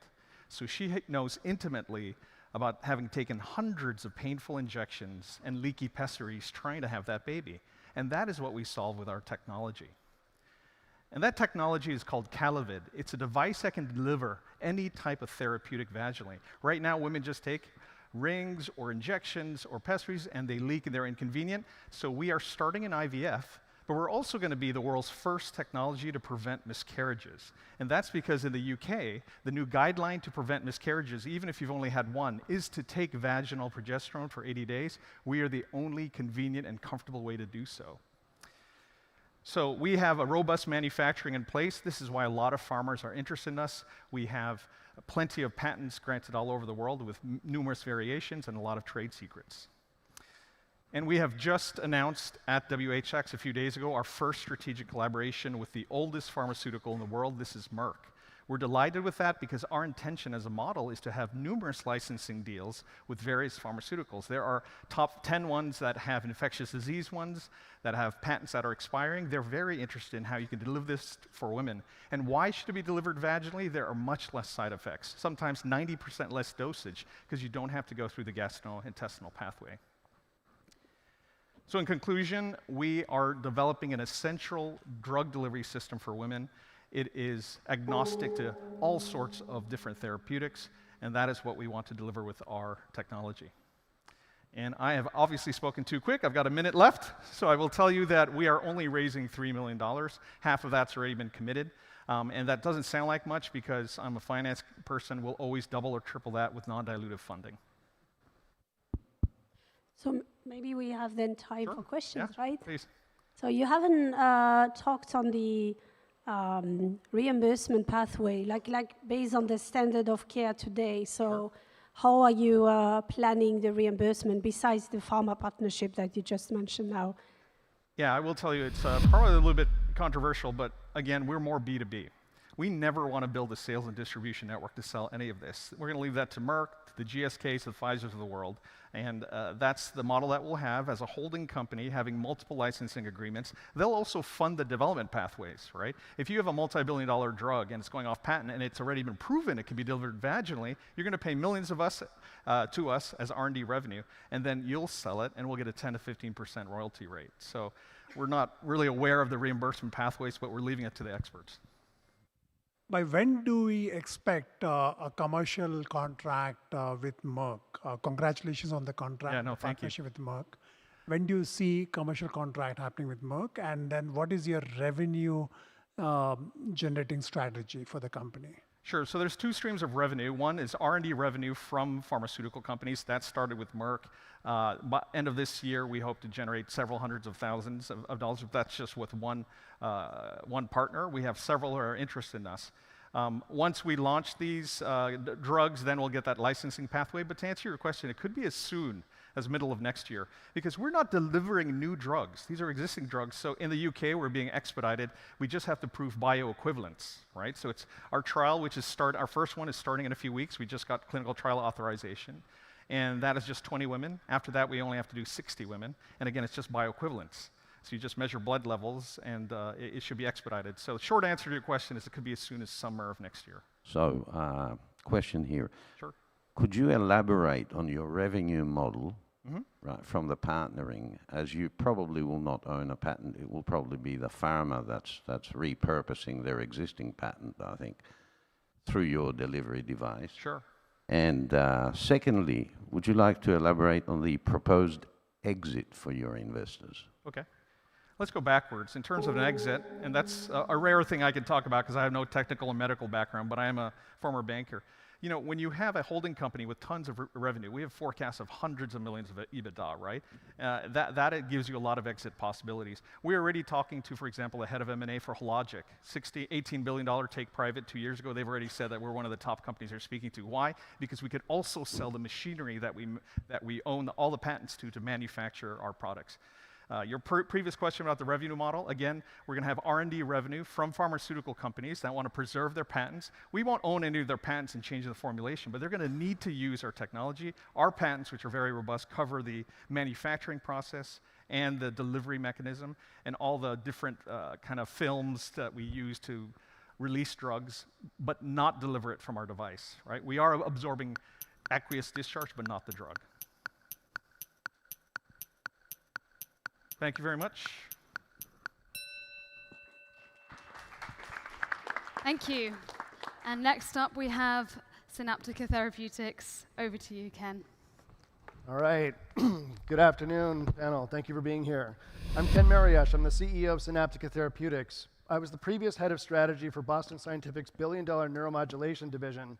I came aboard when I saw Synaptica's phenomenal phase 2 data, which was successful in slowing down Alzheimer's with a precision medicine approach to brain stimulation. Alzheimer's is the most feared disease. It swallows the lives of caregivers in a way no other disease state does. There's over 100,000 people in the GCC that have Alzheimer's that could be affected by this, and there's nothing for them. And you might say, isn't it a graveyard of failures? And we would say yes, because we've been focused on the wrong target. Amyloid is not the cause of Alzheimer's. Billions have been spent cleaning up amyloid, and there's 2 drugs that do just that, and yet the disease continues relentlessly. We need to find other causes, other suspects that are closer to the cause.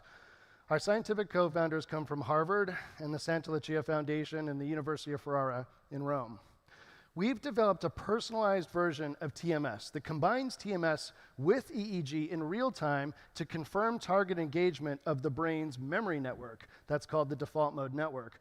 We have a closed loop process that allows us to confirm that we're hitting the right target at a safe but effective dose, which is calibrated uniquely to every brain, and we repeat the recalibration process every 3 months. The idea is to induce neuroplasticity network-wide. We've published an MOA paper in a top journal just last year.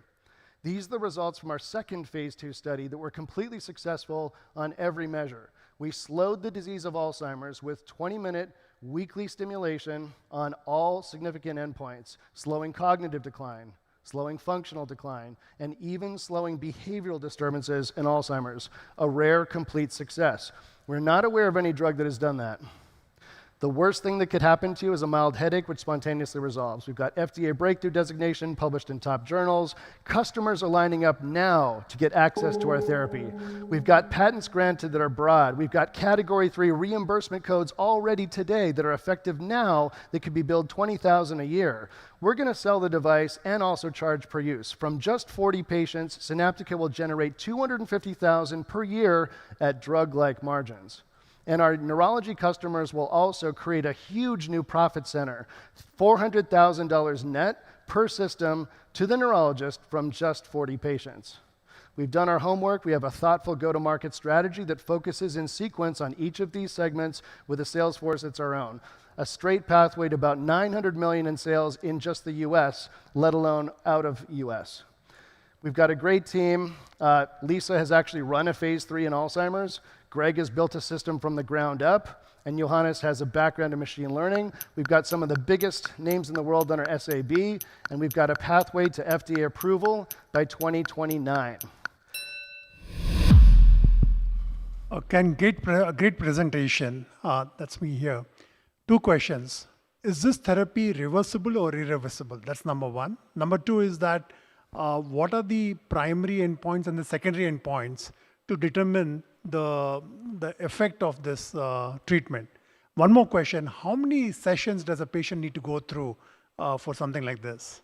Is it reversible or not reversible? So we're slowing down a freight train of a disease. It's like cancer. We can slow it down, but we can't stop it. 82% slowing, though, is pretty good at our 6-month endpoint. The endpoint is the global measure of dementia, the clinical dementia rating, sum of boxes. That's what the FDA requires for drug approvals today. And by that measure, we slowed the disease by 82% at 6 months. That's phenomenal slowing. Now, what happens when people stop stimulating? It's not like they drop like a rock. They go back to their normal rate of decline. They need to come in for weekly stimulation chronically as long as they can. So we're going to be with these patients for years, but we're going to give them years of additional quality life, more memories, more birthdays, more holidays that they can remember with their family. That is what we're promising patients, and they have almost no option today.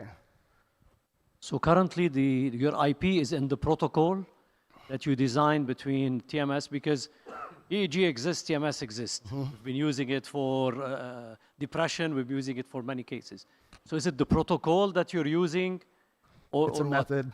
Yeah, we patented the method of combining TMS with EEG together, so we can now see where the evoked potentials travel in the brain, and that is like dropping a pebble into the pond. It reveals the topology. It reveals the networks we're stimulating. That concept, that method, is broadly patented. The patents were issued, and they cover any brain disease, not just Alzheimer's. So stroke, TBI, Parkinson's, not to mention depression, OCD, ADHD. It would cover all of those brain diseases. We're going to start with Alzheimer's and go from there. Mention approval in 2029, I believe it was. How do you suggest funding yourself at least to 2029, if not longer? The last part of your question? How do you suggest getting the funding needed to get to there? Because I assume not a commercial pathway We're in the prior, middle of a $25 million round. We've just completed a convertible note that gets us pivotal ready. I'm happy to say that as of today, the prototype is ready. The pathway has been exhaustively negotiated with FDA. The codes are there. The sites are there. The vendors are there. We are pivotal ready. And it's 120 patients, randomized 2-to-1 on a 6-month endpoint. We've negotiated every aspect of our phase 3 plan, and it's $25 million to get us to FDA approval. That also enables us to make progress on the commercial device, obviously not launch the product. That would take another round of capital, but $25 million is an absurdly small bet given the upside here. Thank you for your time. Thank you very much. Next up, we have Surge Omni QX. So please welcome Dr. Siddharthan Rajagopal, founder and CEO. Good evening, everyone. I hope everybody's able to hear me. And thank you, organizers, for this wonderful platform to talk about my company and what we're doing. I'm a surgeon by background, and my company, Surgeomnics, is the first artificial intelligence augmented autonomous surgical access platform, which primarily focuses on increasing or elevating the experiences of minimally invasive surgery. Now, what compelled me to do that? The most dangerous and inefficient phase of minimally invasive surgery occurs even before the visualization. Pneumosufflation and port entry remain blind, manual, and highly variable. Namely, the stage 3 and 4, as I like to call it, the pneumosufflation and port entry, largely unaddressed by none of the existing robotic companies. And they all begin only after stage 5. Now, why this matters? Patient harm by means of bowel and vascular injury. It's a recorded complication. And the surgeon burnout, the peak cognitive and physical stress begins even before we get to the actual phase of surgery. So this results in a lot of loss. The OR workflow and the economics is all lost. It results in a loss of about $300 to $3,000 US. Why now? Real-time sensing and AI safety frameworks have never been stronger than now.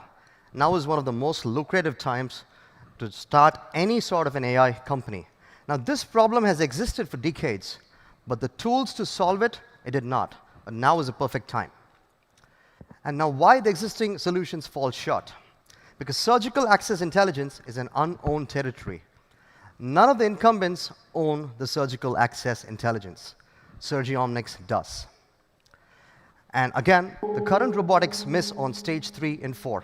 They only go after stage 5. Our solution is a seamless integration of stage 3, 4, and 5 using artificial intelligence. We use preoperative data, real-time sensing, and the surgeon remains in full supervisory control. We target the root cause of surgical access-related complications. We are focusing on standardizing the access, which reduces the variability of pneumosufflation. And this directly enables a projected 30 to 50% reduction in the complications within the OR. And they improve the efficiency of the OR economics and surgeon workload. At 2032, it's known to go beyond $40 billion US. It's a very lucrative time. We are currently members of the NVIDIA Inception program. We have surgeon-led access workflows, and the pilot protocols are ready.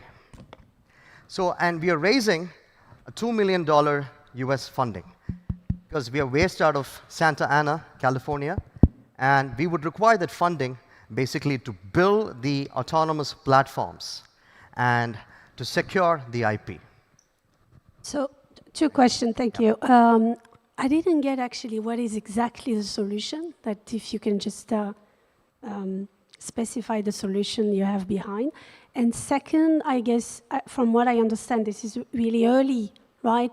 Where are you in the stage? Are you prototype or? So we are a very early stage company. And as I highlighted, none of the surgical robots focus on what is to be done outside the abdomen. They all focus on the tissue dissection once you're inside the abdomen. So Surgeomics owns the surgical access intelligence.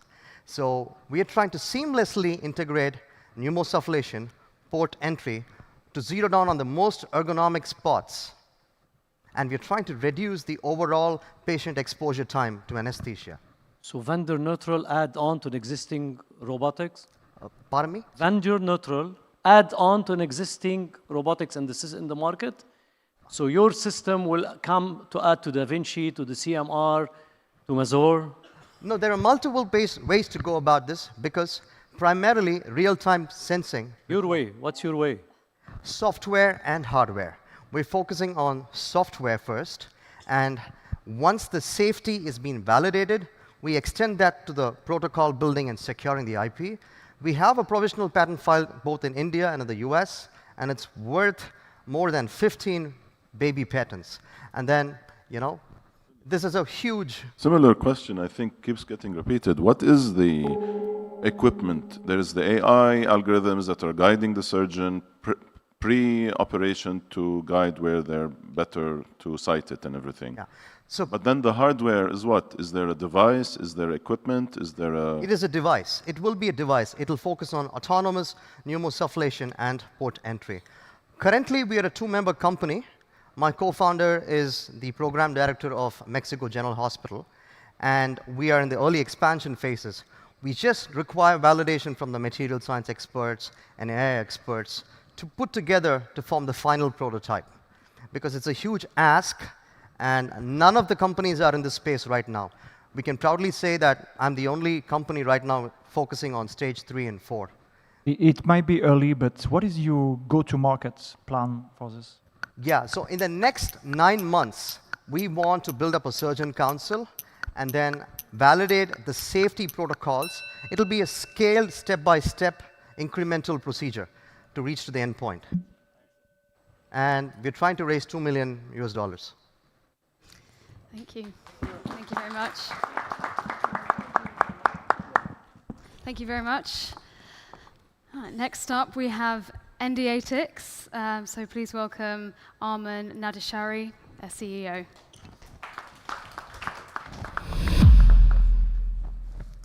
So imagine you have an elderly parent or relative.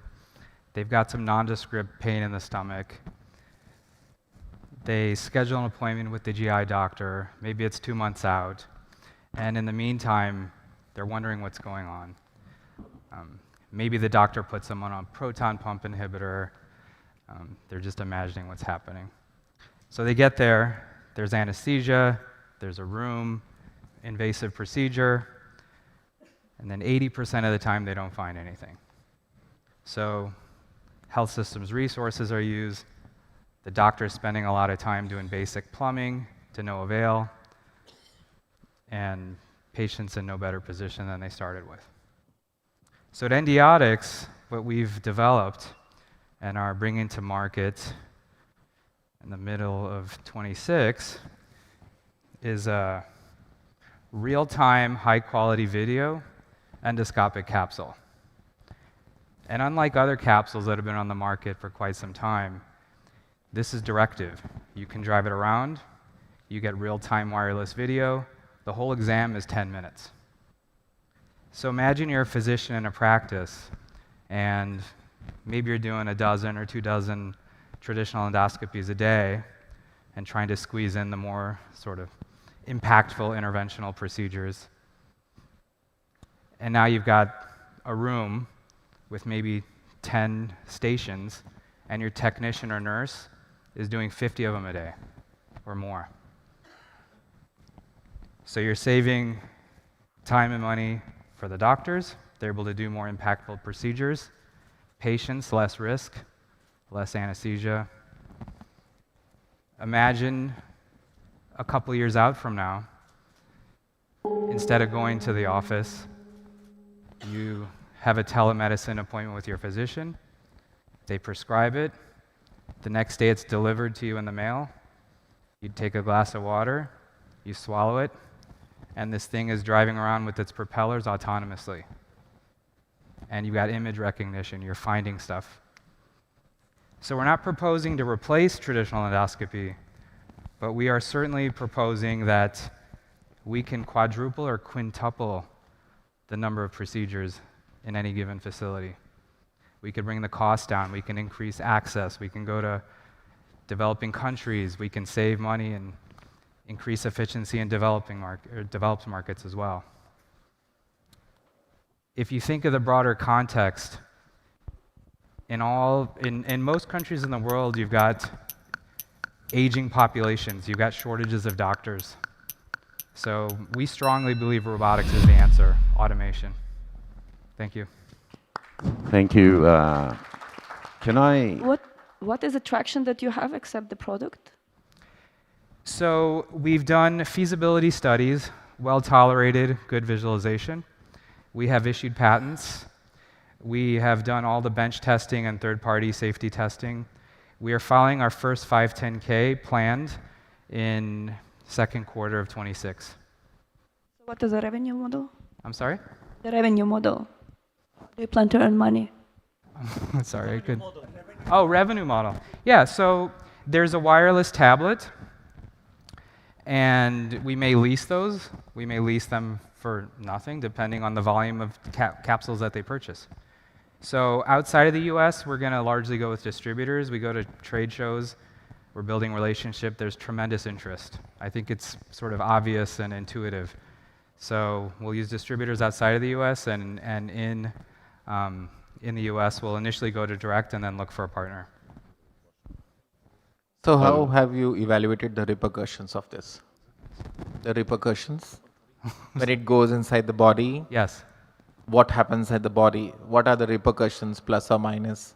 So you take it out of the package, you activate it with light, you swallow it, you drink water, 700 ml of water.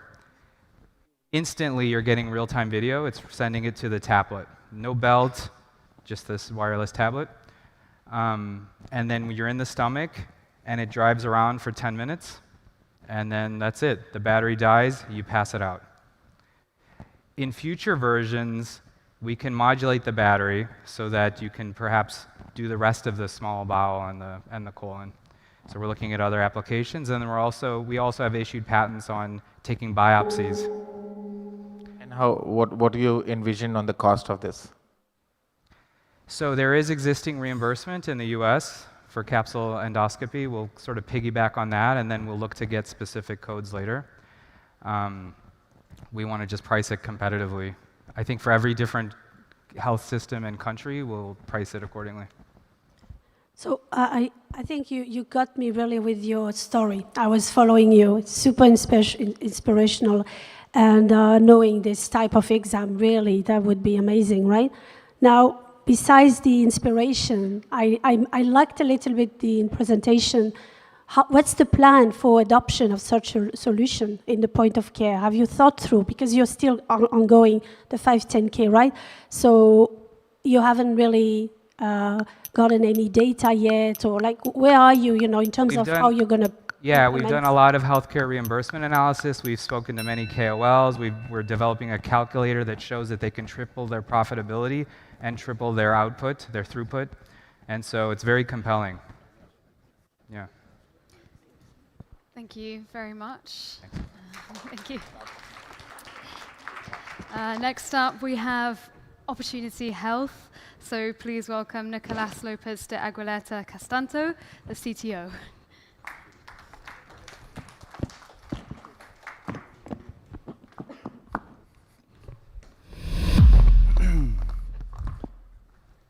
Okay, good afternoon. I'm Nicolas Lopez de Aguileta, CTO of Opportunity Health.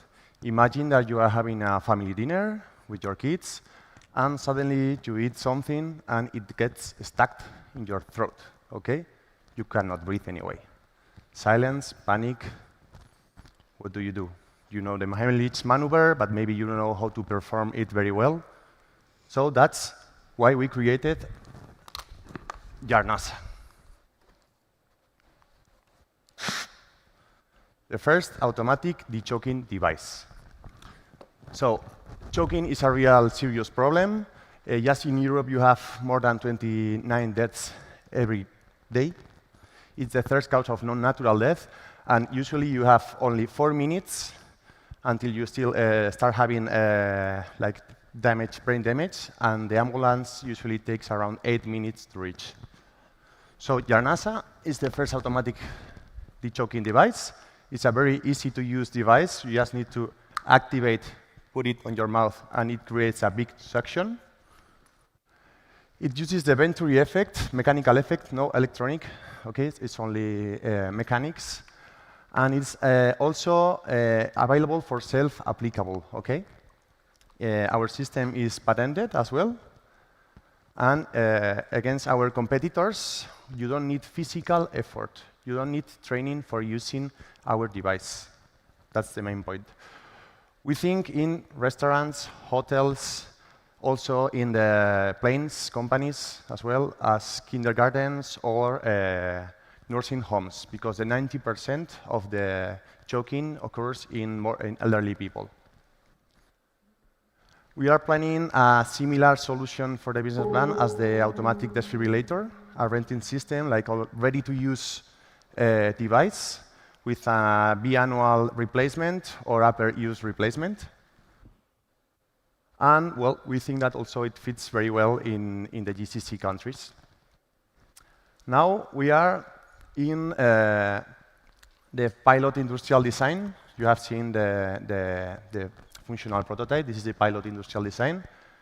We are manufacturing in Spain. We are a Spanish-based company, and we are applying for the CE mark as well as the FDA in ongoing months.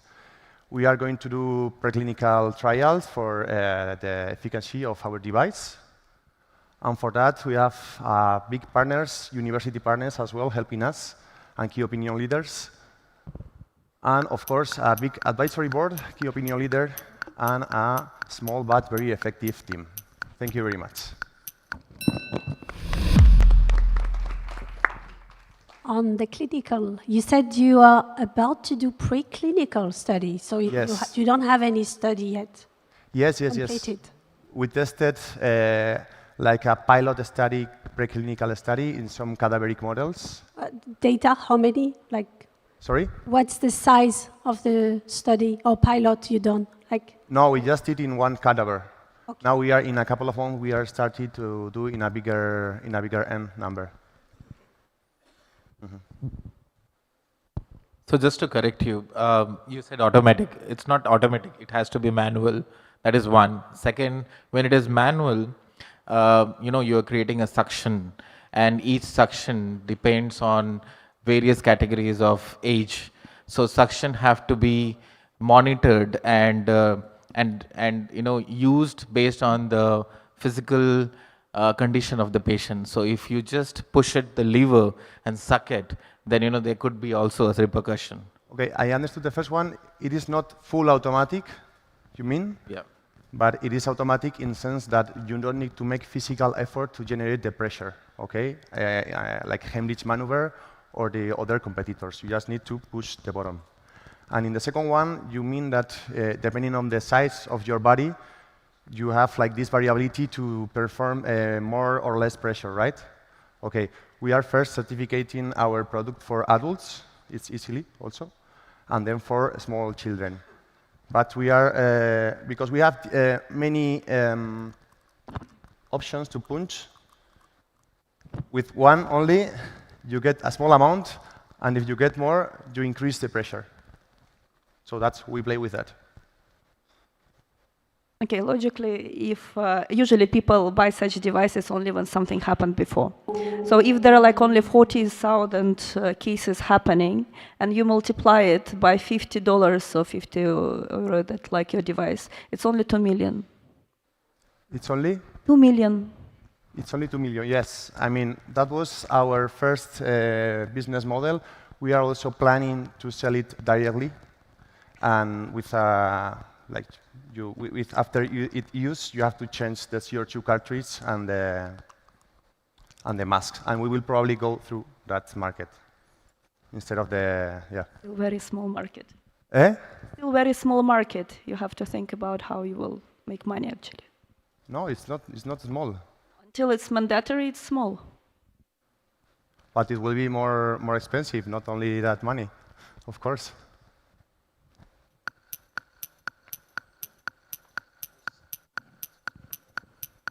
Okay. Thank you very much.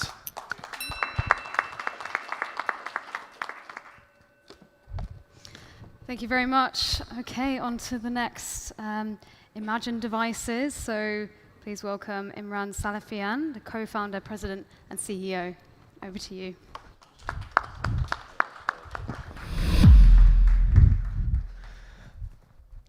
Hello, everyone. My name is Imran Salafian, co-founder and CEO of Imagine Devices. Every year, over 15 million babies are born premature. Prematurity is the #1 cause of mortality in neonates, and it's been increasing consistently in the past decade. But what does it mean to be a premature infant for the parents, for the patients themselves, and the clinical team? To answer that question, I'd like to invite you to the neonatal intensive care unit just for 1 minute to meet Ward. Ward is a premature infant born 3.5 months early, under 1.5 pounds. This is the first time that his mother, Lindsay, is holding him to provide a skin-to-skin care. As you can see, there are multiple wires and tubes attached to this baby, making it almost impossible to provide optimal care. Unfortunately, the respiratory care that is provided through CPAP or nasal cannula is imprecise. We don't know exactly how much pressure is generated inside the baby's respiratory system. On top of that, skin-mounted sensors create a skin breakdown, irritations, and infections, and they may not stick very well due to body liquids. We know that each infant also gets a very simple nasogastric feeding tube that stays with that patient in the entire period of being in the NICU, and we believe we can make this device smarter. So our technology, Trinity Tube, is a multifunction feeding tube that not only does the feeding perfectly as it is right now, but we can do vital sign monitoring internally from the esophagus and also measure the air pressure from baby's nasopharynx. So a baby look like this in the NICU right now with all the patches and wires and the bulky CPAP mask, and tomorrow they're going to only receive a very simple nasal prong and our Trinity Tube to do all the monitoring and feeding. And they can receive effective skin-to-skin care when they're handed over to their parents. We received over 50 awards and grants and $700,000 of non-dilutive in the last 3 years. We have our patent nationalized in 5 jurisdictions. We met with FDA 2 times. We are a Class 2 510K product, and we have contract manufacturer and a strategic partner to move this forward. We've been building partnership with hospitals, and we are funded by FDA Pediatric Device Consortium to move this technology into market. We have a strategic partner that is investing in our technology to bring this technology in 125 countries. We are currently raising $1.1 million as part of our phase 1 seed round to get this product ready to do all the FDA testing. Thank you very much, and join us to bring a more effective and safer critical care to the infants in the NICU. Thank you. Very powerful presentation. Thank you very much. Sure. Just a couple of questions. One is, what is the manufacturing pipeline strategy that you have? Is it a single product company or you have multiple products? That's my first question. Second question is, you spoke about fundraising. What would be the valuation that you're offering to investors for $1.1 million? Of course. Thank you. So what we are producing a Trinity Tube product family. This product is a disposable device getting replaced every 1 to 2 weeks. So it replaces the other disposable devices that patients are getting. So we are upfront cheaper in the direct comparison of the device that is being replaced. And the current instrument that we are offering is a convertible note. So that a strategic partner invested in our technology because they're building that nasal prong that is selling over 400,000 units just in the US. And we will be coupled with that product to be in the market. So this is a University of Texas IP that we license, and the University of Texas is also investing in this. Can you talk to us more about the team behind this innovation? Yes, so the idea came from a neonatologist globally recognized with 30 years of experience in the NICU in the US and Europe. He came with a vague idea of what he wanted. Our engineering team that has over 20 years of biomedical engineering, we have spent the last 3 years doing 2 rounds of clinical studies, testing all of these different features internally in babies in the NICU, and multiple rounds of prototypes. So we have a team of clinical nurses that give us first-hand insight from the NICU. So can you help me understand what the main challenge you're solving is? That you are, besides, of course, the comfort, and do you have data points showing that with this device you're actually improving or having better monitoring on the vitals for the baby? So 2 things. A skin injury is one of the main factors in the NICU because these babies don't have really a skin developed. Their skin is like jelly. It's very, adhesives are very dangerous to their skin integrity. The second thing is respiratory care. So we don't know exactly how much air pressure the babies are getting that leads into the lung collapse.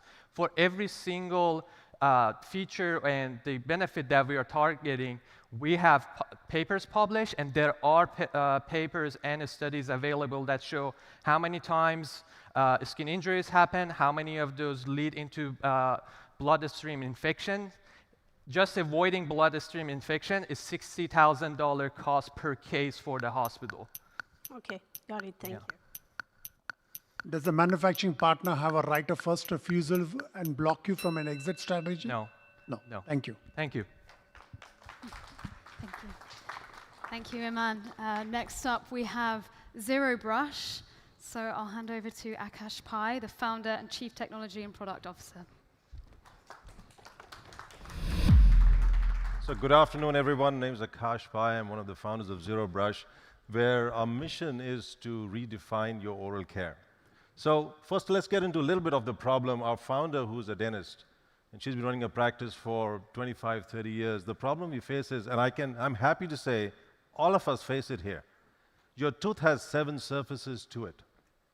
If you have to articulate your at-home oral care device, which is your toothbrush, needless to say, you don't do a good job at it. And if you look at me, I have various dental problems with me. Over the years, they have built. And think about it. Your mouth is unique to you. How come your oral care device, which is your toothbrush, is not? I want you to keep that in your mind. So this is the state of innovation that's happened in the oral care industry today. We have gone from a stick and a thread 100 years ago to a great innovation of stick and a thread with a motor. And I think the market has seen minimal disruptions. It's time to change it. So what we present to you is Zero Brush, a device which is custom fitted to your mouth. It goes into each nook and cranny of your mouth, every surface, perfectly, all at once, using, may I tell you, AI and personalization, because I had to say it, and it's all done in 30 seconds. So at the time you took to run this video, you've got a perfect clean. All the surfaces have been cleaned, especially the hard-to-reach surfaces. And we have run clinical trials with it with great success in plaque removal. In fact, in hard-to-reach places, we are doing 5 times more plaque removal versus a brush. So we use extensive use of technology here. One thing to keep in mind, our core is we have a digital twin. We start with a digital twin and use that to create this device. And it's patent protected. We have 11 issued patents and 3 pending. So quickly, I don't want to spend too much time on the business model, but needless to say, we are looking at different business models. The core one is B2B2C, which basically means is we want to sell it through the dentist. We have a very robust team with clinicians, with people from, we have a consumer research from Procter & Gamble. We have technologists from HP who have joined our team to bring this to market. And we have price tested this very extensively. So we have a clear understanding of what price points work, what market reach is going to be there, and on the mouthpiece refills, it's a subscription model, so it's a kind of razor blade model at $25 to $30. There are various models we could experiment with. So we start with B2B2C and then go. So quickly, we are looking at $5 million to launch it. We have strategics talking to us today. Join us to change oral care. One of the challenges in this industry is basically, are you going to position it as a lifestyle product, or are you going to position it as something which is required for those who are having oral health issues? How is the positioning of the product going to be? That's number one. Number two is you mentioned about pricing. Yes. The good thing about a simple toothbrush is that even if it gets misplaced, you can buy another toothbrush. Yes. It hardly costs anything, right? But in your case, it's not going to be that easy, right? So what's your strategy there for pricing? Thank you. Yeah, so from a pricing strategy, you can think of this as a higher-end electric toothbrush model, like the IO and Oral-B Sonic Care. But I think what we have found in our studies is it actually does improve gum health as well, which is a very rare thing to achieve, and which I didn't talk too much about it. But what happens is when you use your brush, you actually abrade your gums. We don't want to do that. So I think that is very key. Your first question on the product, this is a product to replace your at-home oral care device. We say a toothbrush, but with the data that we have with us, we can bring other consumables in the market. So we are looking at a different paradigm of cleaning your teeth. And we don't want to call it brushing, because think about it, you brush your bathroom. Why do you want to brush your teeth? So I think out of the pocket, that's clear. You have really a compelling narrative here. What I'm maybe linked to this question is really, you have a strategy for like reimbursement if you have this data point, in terms of the improvements you have on the gum. You said you have data about that, and Yes. you have a strategy for reimbursement maybe, payers? Yeah, so we do have data. So we have published clinical studies on gum improvement. Now, this is, I just want to mention, this is a class 1 exempt, and we want to keep it at a class 1 exempt device, which necessitates that we don't clinically claim gum health improvement, because that makes it class 2. So we're going to claim plaque improvement to begin with, because a lot of the strategics we are talking to, like Procter & Gamble and Philips, wanted to replace a toothbrush. Yeah. You mentioned digital twin in your presentation. How do you use, what does it mean for you? So the first step in digital twin is we need a digital impression of your mouth to create this device, through right now intraoral camera, let's say. So we take that intraoral scan, that's the first time, and as and when you are using this device, we capture additional information on your usage. First of all, on the usage, then we can get into other things on microbiome as well. So once we start capturing that data, it allows us to me, eventually the strategy is give the device up for free, keep the data. The data is the richness in this product.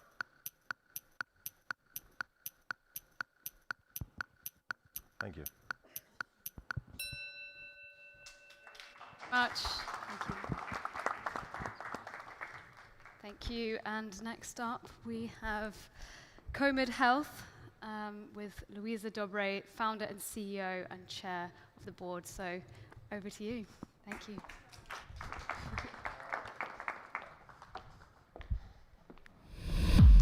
Hello, everyone. I'm Louisa Dobre. I'm CEO and founder of COMED Health, a company from Switzerland. And I spent my last year in hospitals with doctors, with nurses, with operation leadership team to understand how care delivery happens when things get complicated, when things are under pressure. And what I've learned really surprised me. Hospitals don't fail because they lack data or they lack systems. Hospitals fail because coordination happens between humans, and well, humans are humans.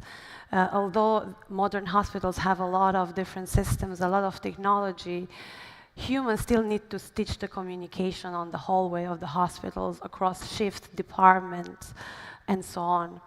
So you can see here coordination gaps in care delivery happens because communication happens on the hallway of the hospital, in consumer chat apps like WhatsApp, pagers, DACT phone, and all that conversation is fragmented, very siloed. And there is not one coordination system, although hospitals run on coordination. So at COMED Health, we are actually creating that coordination execution layer. We are not a chat app, we are not an EMR, we are not an end AI point, we are an orchestration layer along clinical information systems. And we have a very easy way for the user. This is the key endpoint to a user, to a nurse, to a doctor. They are all used with a secure messaging or a non-secure messaging like WhatsApp. This is the key to this operating system we have developed on top of the AHR on clinical system to pull real-time data to empower the doctor, the nurse, with real-time data whenever they need it so they take decisions fast. We are not just an idea. We have been deployed in 29 hospitals in Switzerland and Germany. We have over 25,000 users, and we have 5 years contracts with modules that are upscaling.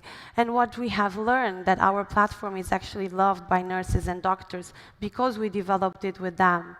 And we help them save time. So of course, even if our doctors and nurses love what we do, also it's very important that this drives operational efficiencies for hospitals. So we have proved how a nurse saves with our platform up to 2.5 hours per shift, and a doctor up to 1.5 hours, and reducing the number of interruptions by up to 80%. Also reducing the discharge time of a patient 1.4 days.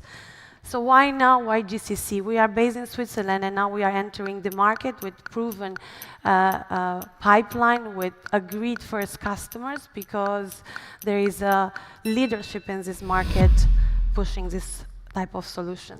So yeah, we have built the backbone. Now we are here to build the engine, the rocket. So how much does the hospital pay? Like, I mean, what is the revenue, current revenue right now per hospital?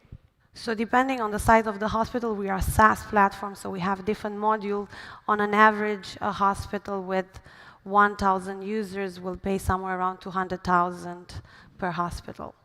But it always depends on what modules they take, and also the size of the hospital, of course. So what I understand is that you integrate with HIS, EMR, and then create a layer and then give the access to people. So with these solutions, one of the challenges which comes out is that getting the APIs from existing Epic and Cerners and all, and that becomes a roadblock for you, right? So this even stops you to scale. So how you are overcoming this? So actually, we have built the application together with HIS system and hospital IT teams and doctors and nurses. So the core, that's why I said we have built the engine. We have the expertise to integrate into all these different systems. And companies like Cerner actually would like to integrate with us because we are one of the other applications on top of their portfolio, which also drive usage of what they already have. So we do not see any resistance from the EHRs, but of course what we see resistance sometimes is leadership. Are we actually going to be behind this full rollout? Because in our case, everyone has to use our application, because in the end, we build these execution layers on top of an EMR. Do you have patents? If we have patent, yes. We have a copyright software in Europe is not patented because it's not a medical device. Okay. But we have our copyright, of course. So currently, Cerner, Epic of this world, they are designing something similar with AI enabled. How are you differentiating yourself from what these guys, they are already existing in the hospital, realizing the need for further integration, and they're doing it on their system as an add-on? So I am aware of Epic, and I also know what Cerner has in US. So with Epic, there are some functionalities of what we have, but quite limited, I would say. And what we are building is an orchestration layer on top of that, which is really functional in pulling information from the HIS, but also pushing back information, including documentation, including AI agents on basically on the word when the doctor and the nurse go. So we are aware of what is in the market. To coordinate between different doctors is a big challenge. They've got massive egos, and also they are lousy users of technology. How do you ensure that your technology is mobile friendly and actually being used by doctors? So our technology looks like WhatsApp. That's why I'm trying to always kind of push the fact that our application looks like WhatsApp. If you see my application, you say, oh, this is WhatsApp. But that is only the gateway to the orchestration layer behind. The value of the company of what we produce is behind by pushing the right data, the right information, and also pushing back into the EMR in a structured way what needed. Thank you.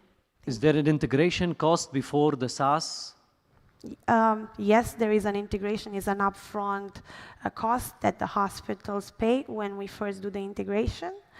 But as well, we can provide user guidelines and APIs to the hospital, so they're doing the integration themselves. How many hospitals have you actually empaneled so far? We have implemented in 29 sites in Switzerland and Germany, and we are in the process in this region. What's your plan for international expansion? I think I'm out of time, long time ago, but my plan is to basically enter in Saudi Arabia and in GCC, in Emirates and in Saudi Arabia and in the whole region of the GCC, but as well in Europe, because we have a mother company in Switzerland. Thank you. Thank you very much. Sorry. Thank you so much, everyone. Thank you, Louisa. And sorry, I had to stop you there. We're on to our final pitch. session of the day. I've been so impressed so far. We're moving on to TT3A. So please welcome Alessandro Pizzo, their CEO, for the final presentation of the day. Over to you. Dulcis in fundo. Good afternoon. My name is Alessandro Pizzo, CEO of TT3A, and we are developing a minimal invasive device for the aorta. Most people don't know that the aorta was recognized as an organ, given its vital function in our body and indeed the life-threatening nature of its pathologies. Our focus is the ascending segment, the most proximal, and complex because of the presence of the aortic valve and coronaries and its challenging anatomy.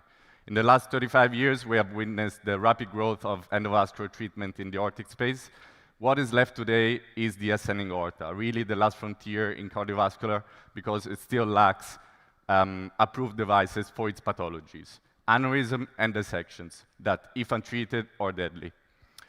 The only option today is open heart surgery. These are procedures that on average last between 4 to 6 hours, are highly invasive and complex. That's why up to a significant 30% of patients are inoperable and left with no viable option today. The gold standard is the bento procedure, where a surgeon replaces simultaneously the aortic valve and the ascending segment of the aorta in a very delicate operation. And our goal at TT3A is really to translate this operation in a fully endovascular way with a transcatheter device that combines a valve and a stent graft into a single structure designed to cut mortality and hospitalization by 50%. Here's a quick video of our procedure. We access the body via a peripheral route, in this case transfemoral, with the introduction of guide wires over which the catheter that hosts the implant is advanced. Once reached target site, we start releasing the device in a partial way to allow the catheterization of the coronaries, and then complete the full deployment of the device in a bottom-up fashion. So releasing first the valve at the bottom to anchor, and then the stent graft portion on the top to exclude the pathology. Only US and EU, there are about 50,000 patients per year, which means a market of 1.3 billion today and expected to reach 2.5 billion in 2030 when solutions like ours become the gold standard. We have completed our first acute in vivo model that demonstrated feasibility and functionality of proprietary features.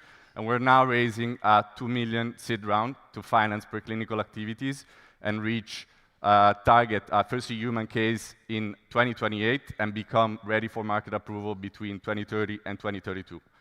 Lastly, you should invest in us because we represent the last frontier in cardiovascular, a 2.5 billion unmet need, transforming one of the most complex cardiac procedures, enabling treatment to inoperable patients, tackling life-threatening conditions that have an enormous social impact on families, doing all of this on a clear exit pathway.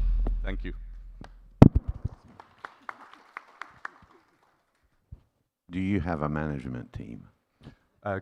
Could you say that again? Do you have a management team?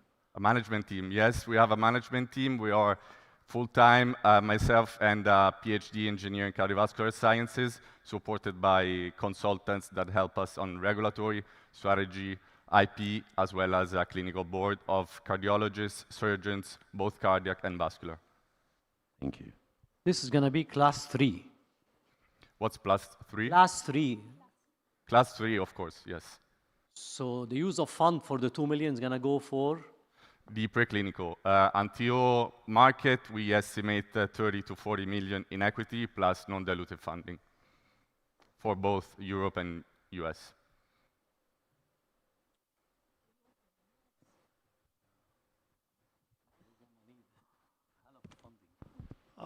So I have invested in a similar company in Singapore, and it got acquired by Guidant for $200 million. One of the strategies that we put in place was to file broad patents, and that's not something what you mentioned in your presentation. I want to understand what exactly is your status of intellectual property? I'm not sure I got the question. What is your patent landscape? What does it cover? How strong, how robust is it? Do you have a patent opinion letter on your technology? Yeah, so we have filed 2 patent applications on the device, prosthesis, delivery system, as well as method of implantation. There's no competition at the moment because there are no approved devices. Basically, the predicate is surgery, but again, for many patients is not suitable. And in doing this, it's really defining a new space. So in terms of regulatory, in terms of technology, in terms of on which bed, on which table will the patient land? Right, yeah. So what kind of animal studies have you done? Have you done it in rabbits or pigs? We have done a big ram of 90 kilos because it's an interesting, very interesting question. Which animal? A ram, a big sheep. Oh, big sheep, you've done it in big. Where is that? Where? Which country? In Paris. In Paris? Yeah. Okay, good. And so, and you've got positive data? We've got positive data. It's non-GLP, still first animal, so that's why we're raising capital now and investing in preclinical, targeting after human then. Thank you.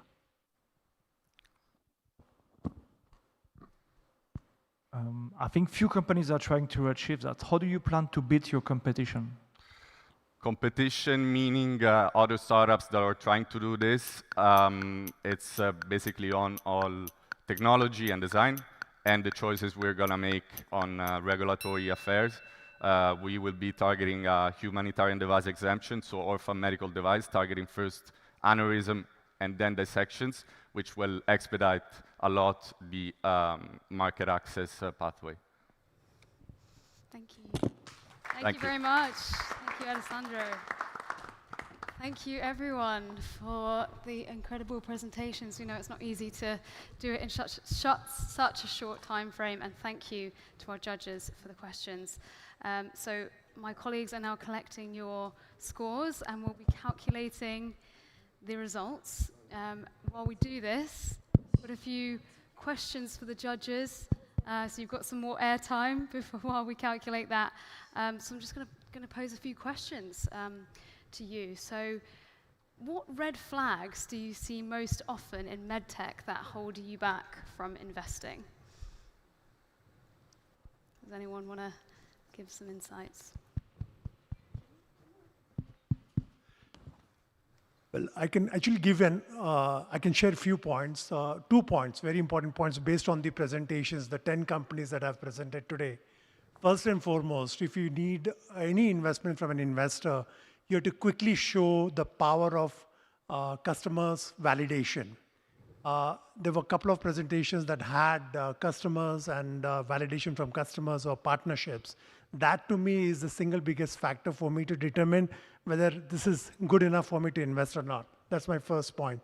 The second point is, while all the startups are very early stage, you should try to attempt to understand or to assess how your peer group landscape looks like, what kind of exit valuations could probably be there, though it's a bit early stage, but make an attempt to understand and to answer that. That to me, these are the 2 points. Because for an investor, he wants to know what is it that he's going to get at the end of that 5 years, 6 years, or 7 years of having stayed invested in that company. So a peer group analysis would have helped, which I didn't see in many of the presentations. Thank you. Thank you so much. And anyone else? Any big major red flags that might stop you from investing?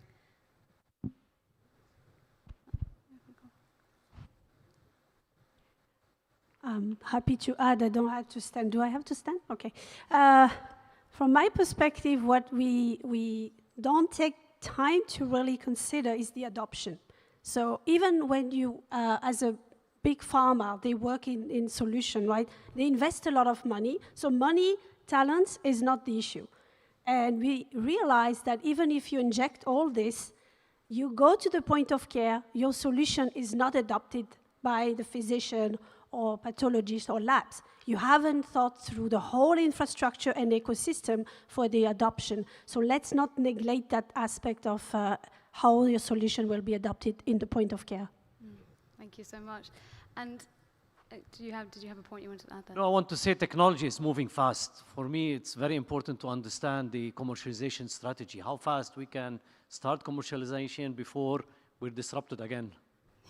Very good point. Yeah. Andrew. I think I agree with Maher. Like, what is your IP? What is your patent? What is a unique value and value creation you have in your company? Is it easy to copy? Is it? I mean, especially when you go to digital side of it. And I think, you know, as an investor, it's still some, what we try to do is de-risk, right? To understand how much of risk is that to put money in. But, yeah. Yes, risks. I think you over there brought up risks a few times in the discussions, asking for what are the repercussions, what are the risks. Is that something that's important to you? Yeah, so we have been working with many research companies, with J&J Labs and Thermo Fisher, and also we understand this market very well.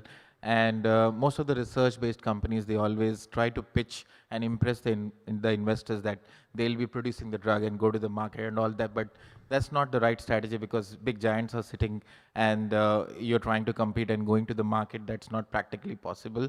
So you need to be very clear on your exit strategy.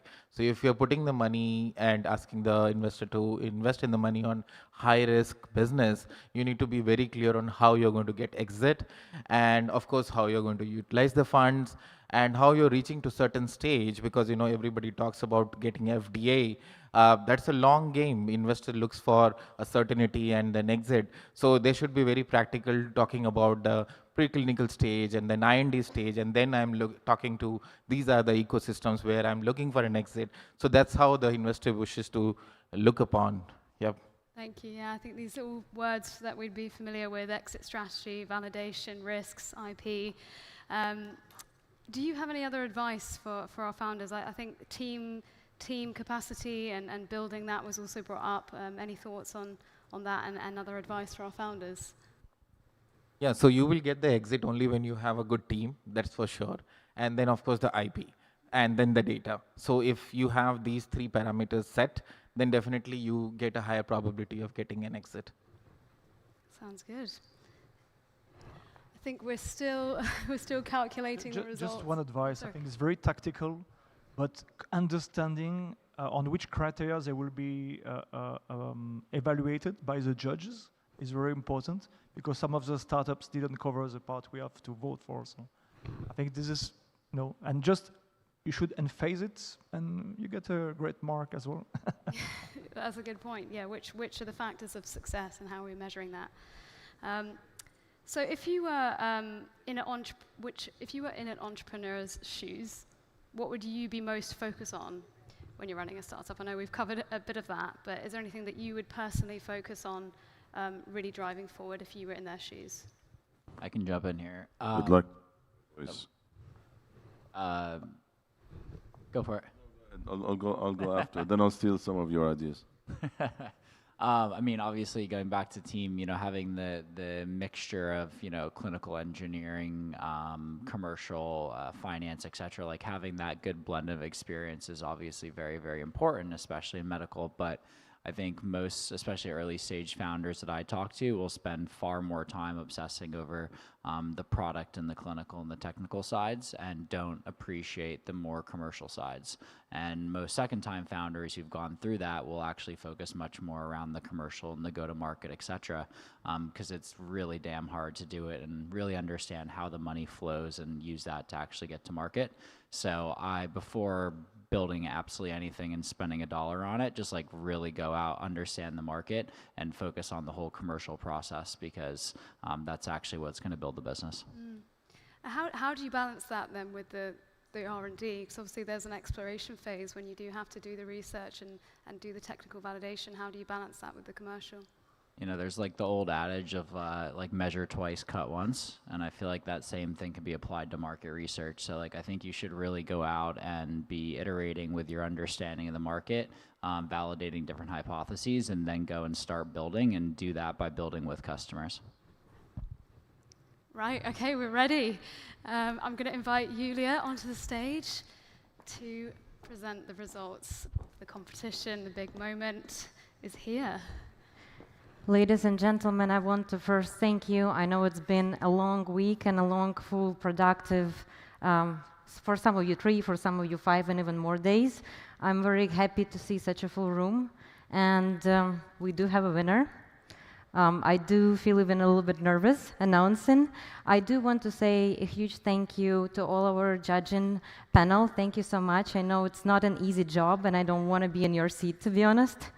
I do also want to say thank you to all the startups that participated for your courage, get it on stage here and showcasing your technologies.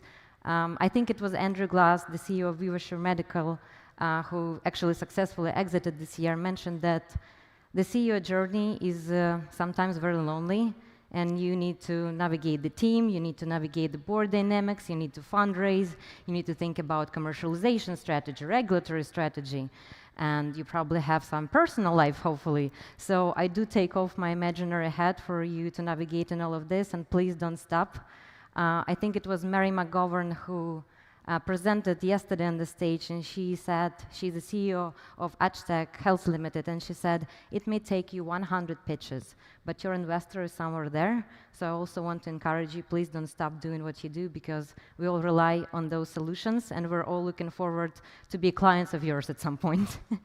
And also, I want to say a special thank you for our sponsors to make it happen. Blue Goat Cyber, who kindly also contributed to the pitch prize, and the winner is going to have 10 hours of tailored consultancy on cybersecurity and regulatory strategy. And also to Asen CRO, who kindly sponsored and enabled our startups to have a presence on the expo floor and have the booth visibility. So thank you so much for that. I want to remind the prize, so in addition to 10 hours of consultancy services by Blue Goat, MedTech World is also given to the winner startup pass to MedTech Malta 2026 this year, and also a yearly PR coverage. So whenever you have any existing exciting milestones to announce, we're going to be there covering it for you. And now if I can kindly ask all our judging panel and the sponsors, if they're here in the room, join me on stage so we can all announce the winner. Would be my pleasure to share it with you.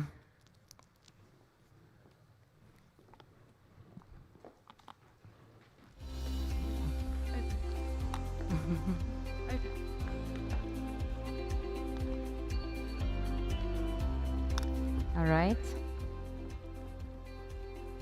I'm gonna wait for a green sign from a photographer before we can announce that. Ladies and gentlemen, it's my honor and pleasure to... Okay, not yet.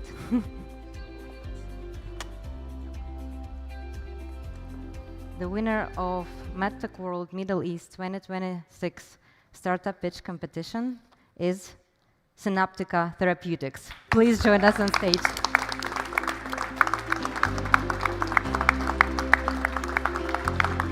Congratulations, Ken. Very well deserved.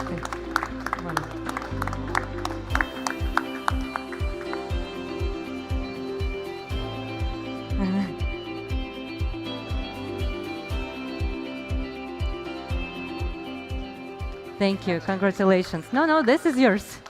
This is yours. Congratulations. I just wanted to say thank you to the organizers of the conference and to the judges. I am not the neuroscientist who invented this technology, but I am the guy selling it. And this is a breakthrough of planetary proportions if it works. If we're able to replicate this phase 2 data, we could be the only option for millions of patients who face a horrific end and the caregivers who take care of them. And if we can get this to patients by 2029 with all of your help and all of your support, it will be worth my lifetime doing it. Thank you so much. Congratulations.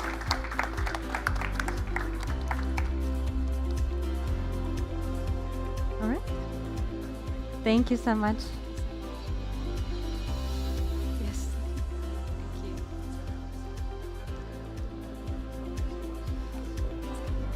Is it okay?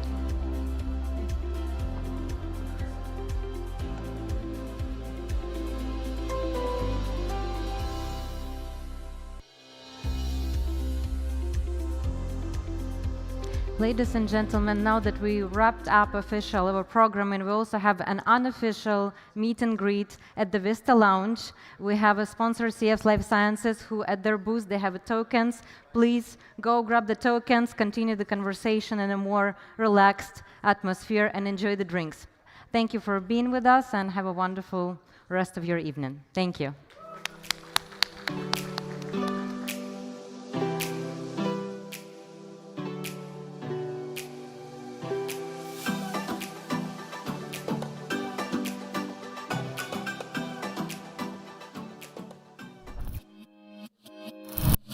Thank you. MedTech World lands in North America, a curated gathering spanning the MedTech and HealthTech landscape, connecting regulation, adoption, and capital to accelerate real-world impact. From the 11th of May till the 13th, MedTech World North America 2026, where strategy turns into action.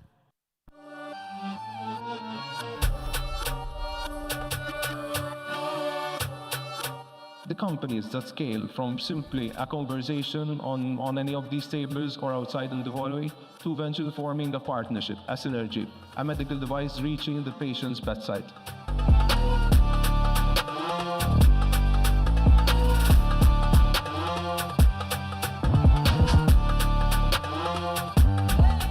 Here in the MedTech world is really exciting. I think everybody's thinking innovation, collaboration is the word I think that everybody is thinking about, and it really is great atmosphere, very invigorating.